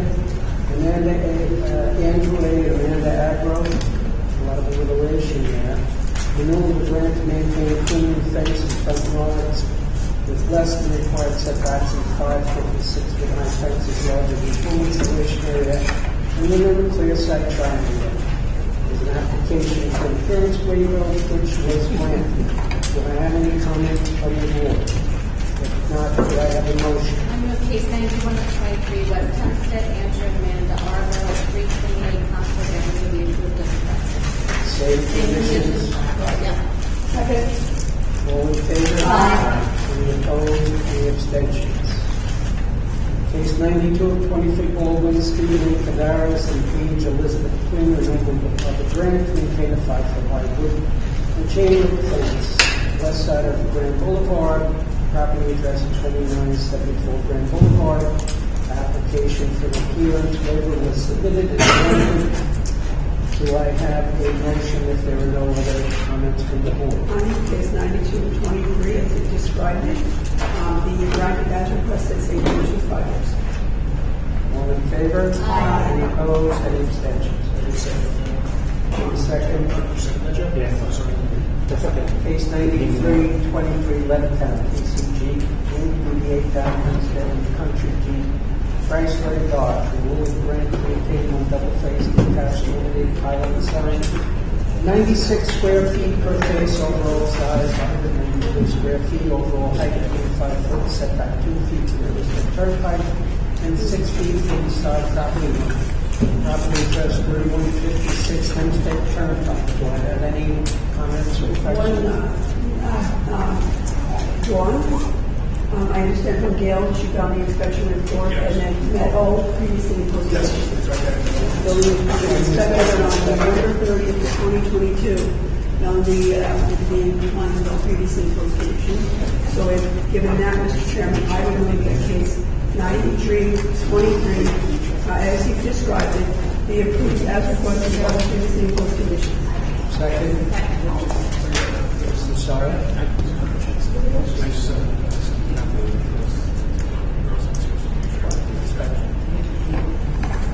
I wasn't here. Wasn't that the case at the time? Yeah. You're trying to give me a check. I don't know if you submitted a second check or if you submitted a check. I sent it downstairs to talk to the girls to make sure. Let me ask this. I assume that all the fees have been paid this. Before they go on the calendar. So all fees have been paid. Yeah, it's my motion. Provided that all fees have been properly paid in advance as required. So it's the same 5 years? Same conditions. Check. Second, third, All in favor? Opposed? Any abstentions? I know, me too. Cases 94 and 95 of 2023 Anthony Singh, special exception to maintain accessory structure, shed, exhibit, horizontal maximum, and not limited sidewalk. Special exception to maintain second accessory structure, pergola, permitted. Property address located at 524 Silver Lane in Oceanside. Do I have any discussion? I think that shed would cover the entire side yard. The pergola thought that was fine. I wasn't in favor of that shed. Have a motion? I move that the shed in the side yard be denied. That's case 94, 5023. Thank you. And that case 95 be granted as requested. Second. All in favor? Aye. Any opposed? Any abstentions?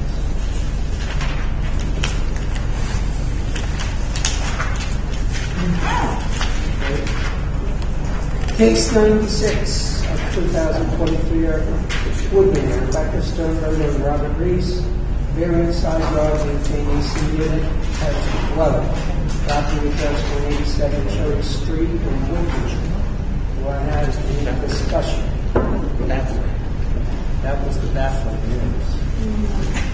All right, so with respect to case 96 of 2023, located at 187 Cherry Street in Woodmere, the recommendation is to put baffling at the air conditioning unit so it does not impose on the neighborhood. Any other comments?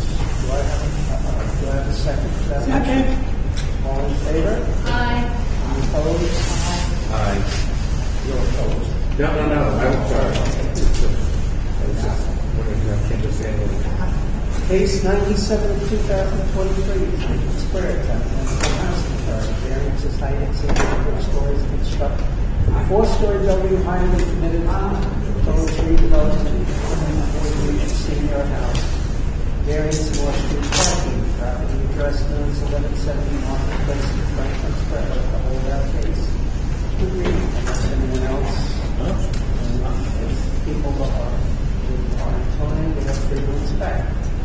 Case 793, cases 793 and 94, East Atlantic Beach, Judith Moraglia. Variances, lot area occupied, front yard, setback, side yard, aggregate, rear yard, maintain 1-story, 2-story and second-story additions and roof over entry or attached to dwelling, variance, rear yard, maintain AC unit attached to dwelling. Property address is 64 Oswego Avenue. Do I have any discussion? I'll make a motion, Mr. Chairman. I would make a motion. Listen. There was an issue about the That was state. Yeah, we actually have, just to put this in context, we actually have an extension of time in which they couldn't receive permits for our grant because of the need to get a state variance. So the building department. That would just be a contingency. Right, it's an automatic condition because they can't get the permits unless the state grants the variances for the buildable of the unit. But you'll state that with a condition. Yeah, but if you want to grant the condition that it must be approved by state because variance is below the unit. That's fine. You want to make the motion? No, I don't think I just knew there was had to be a condition of the Right. state. Yeah, That's right. with regards to 793 to 22, which is 794 to 22, as previously described, Mr. Chairman, I would move that the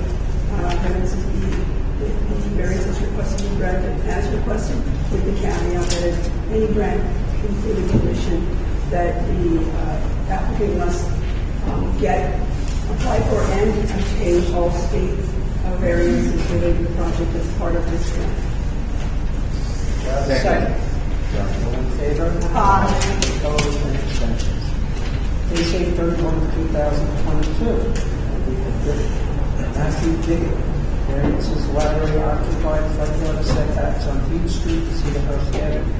Construct a roof over, open porch, and portico attached to dwelling. Property address is 17 Beach Street in Point Lookout. Do I have any discussion? If not, do I have a motion? I move that case 831. I think it's right there. Sorry.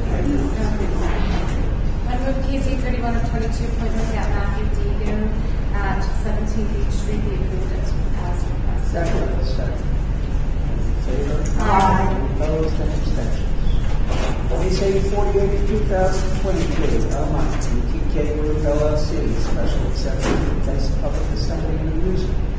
Variance in off-street parking, proposed dead space in part of an existing shopping center. The address is 1763 to 1791 Dutch drugstore in Elmont. Do I have any discussion? I think we should hold that so we can look at it as a new plan. And I think we might want to consider the building department going to be sent out at the very least to look in the basement. There were allegations that were living in the basement. I think that all of the buildings in that shop. Agreed. Yes. Case 10, 2023, Belmont, Stanley Window. Variance letter occupied, maintained with deck attached to dwelling. Property address, 306 Frederick Avenue in Belmore. Do I have any discussion? Not do I have a motion? I move that page 10 of 23, Catherine and Stanley Lingo, 306 Frederick Avenue, appointed as Do I have a second? Second. In favor? Aye. Opposed? Any abstentions? Case 23 Longmont. Sophia Road Wall, special exception to install a accessory structure, gazebo, iron lodging permitted and exceeds horizontal max. Property address is 31 Nassau Street, Belmont. Do I have any discussion? Do I have a motion? I move case 23 of 2023, located at 31 Nassau Street in Elmont, be granted as requested. Do I have a second? Second. All in favor? Aye. Opposed? Any abstentions? Case number 25 of 2023, Merrick Avenue Hospitality LLC, DBA New York Postal. Waiver of off-street parking, expanding existing restaurant. Property address number 16-18 Merrick Avenue in Merrick. Do I have any discussion? Just that the motion should include the condition that there be no live music and or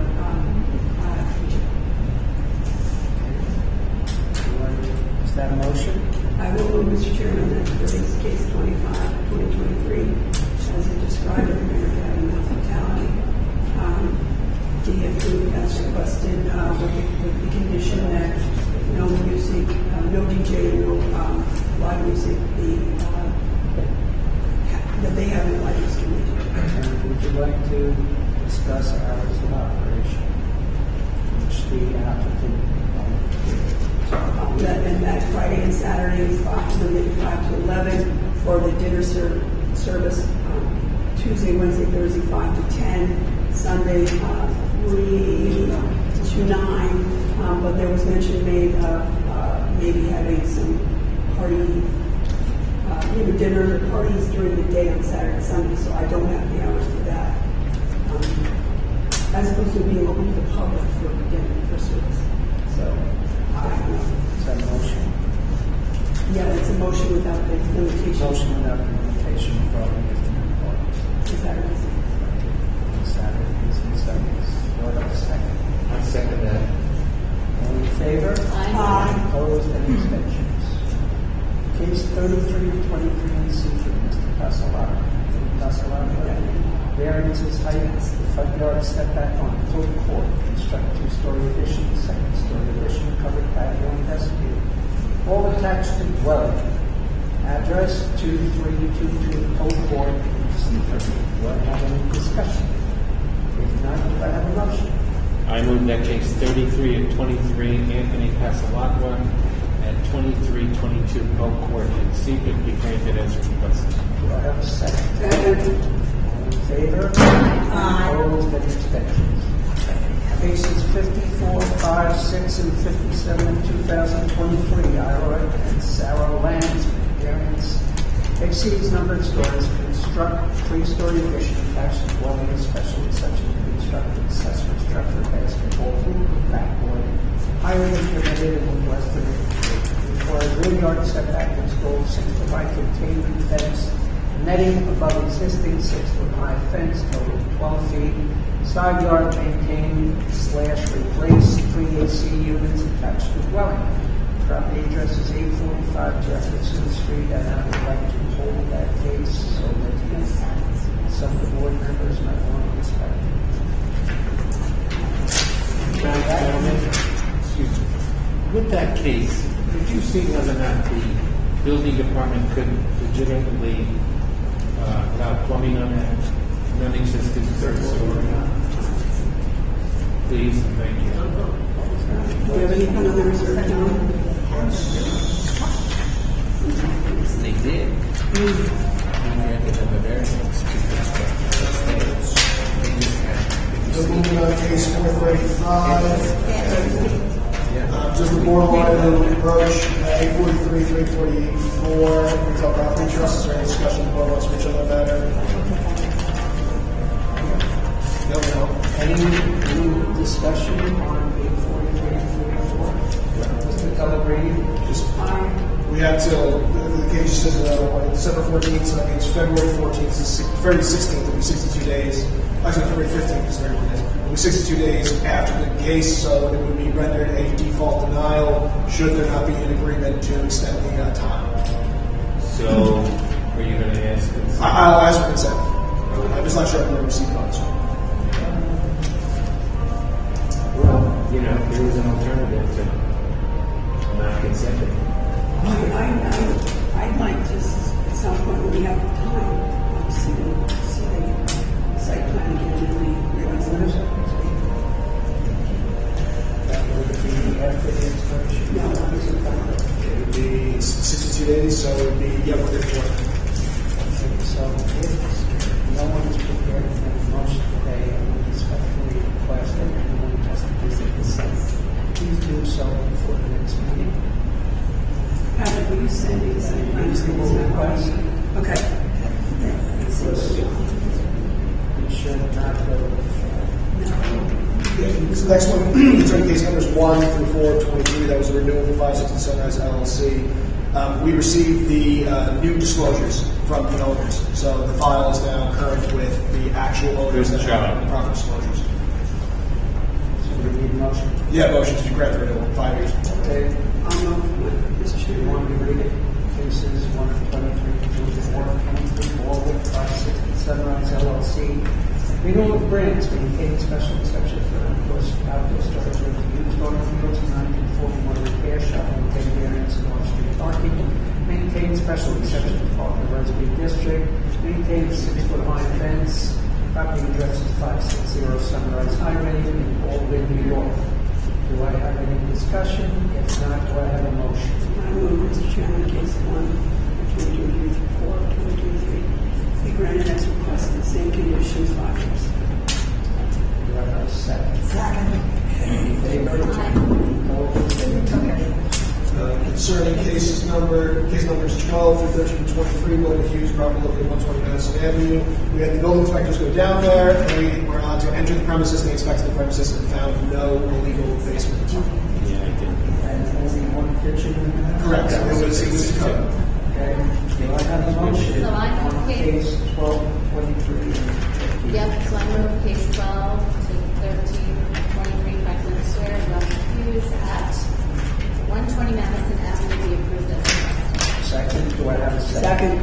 All in favor? Aye. Opposed? Okay. Nothing on page 2, just the 1 years. Page 2? Page 2. Anything on report? Wait, what about page 2 then? What are we doing on 2 for a quarter? The Uniondale, the left place.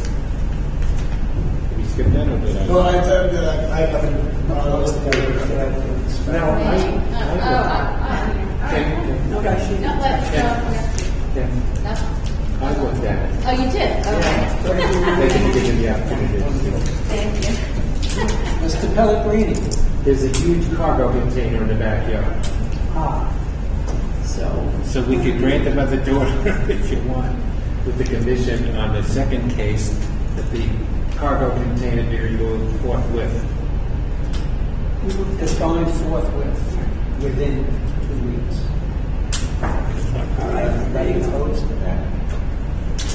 Joseph? That's my motion. 2 weeks? 2 weeks, or forthwith? 2 weeks. Do I have a second? As soon as possible. Second. All in favor? Opposed and abstentions?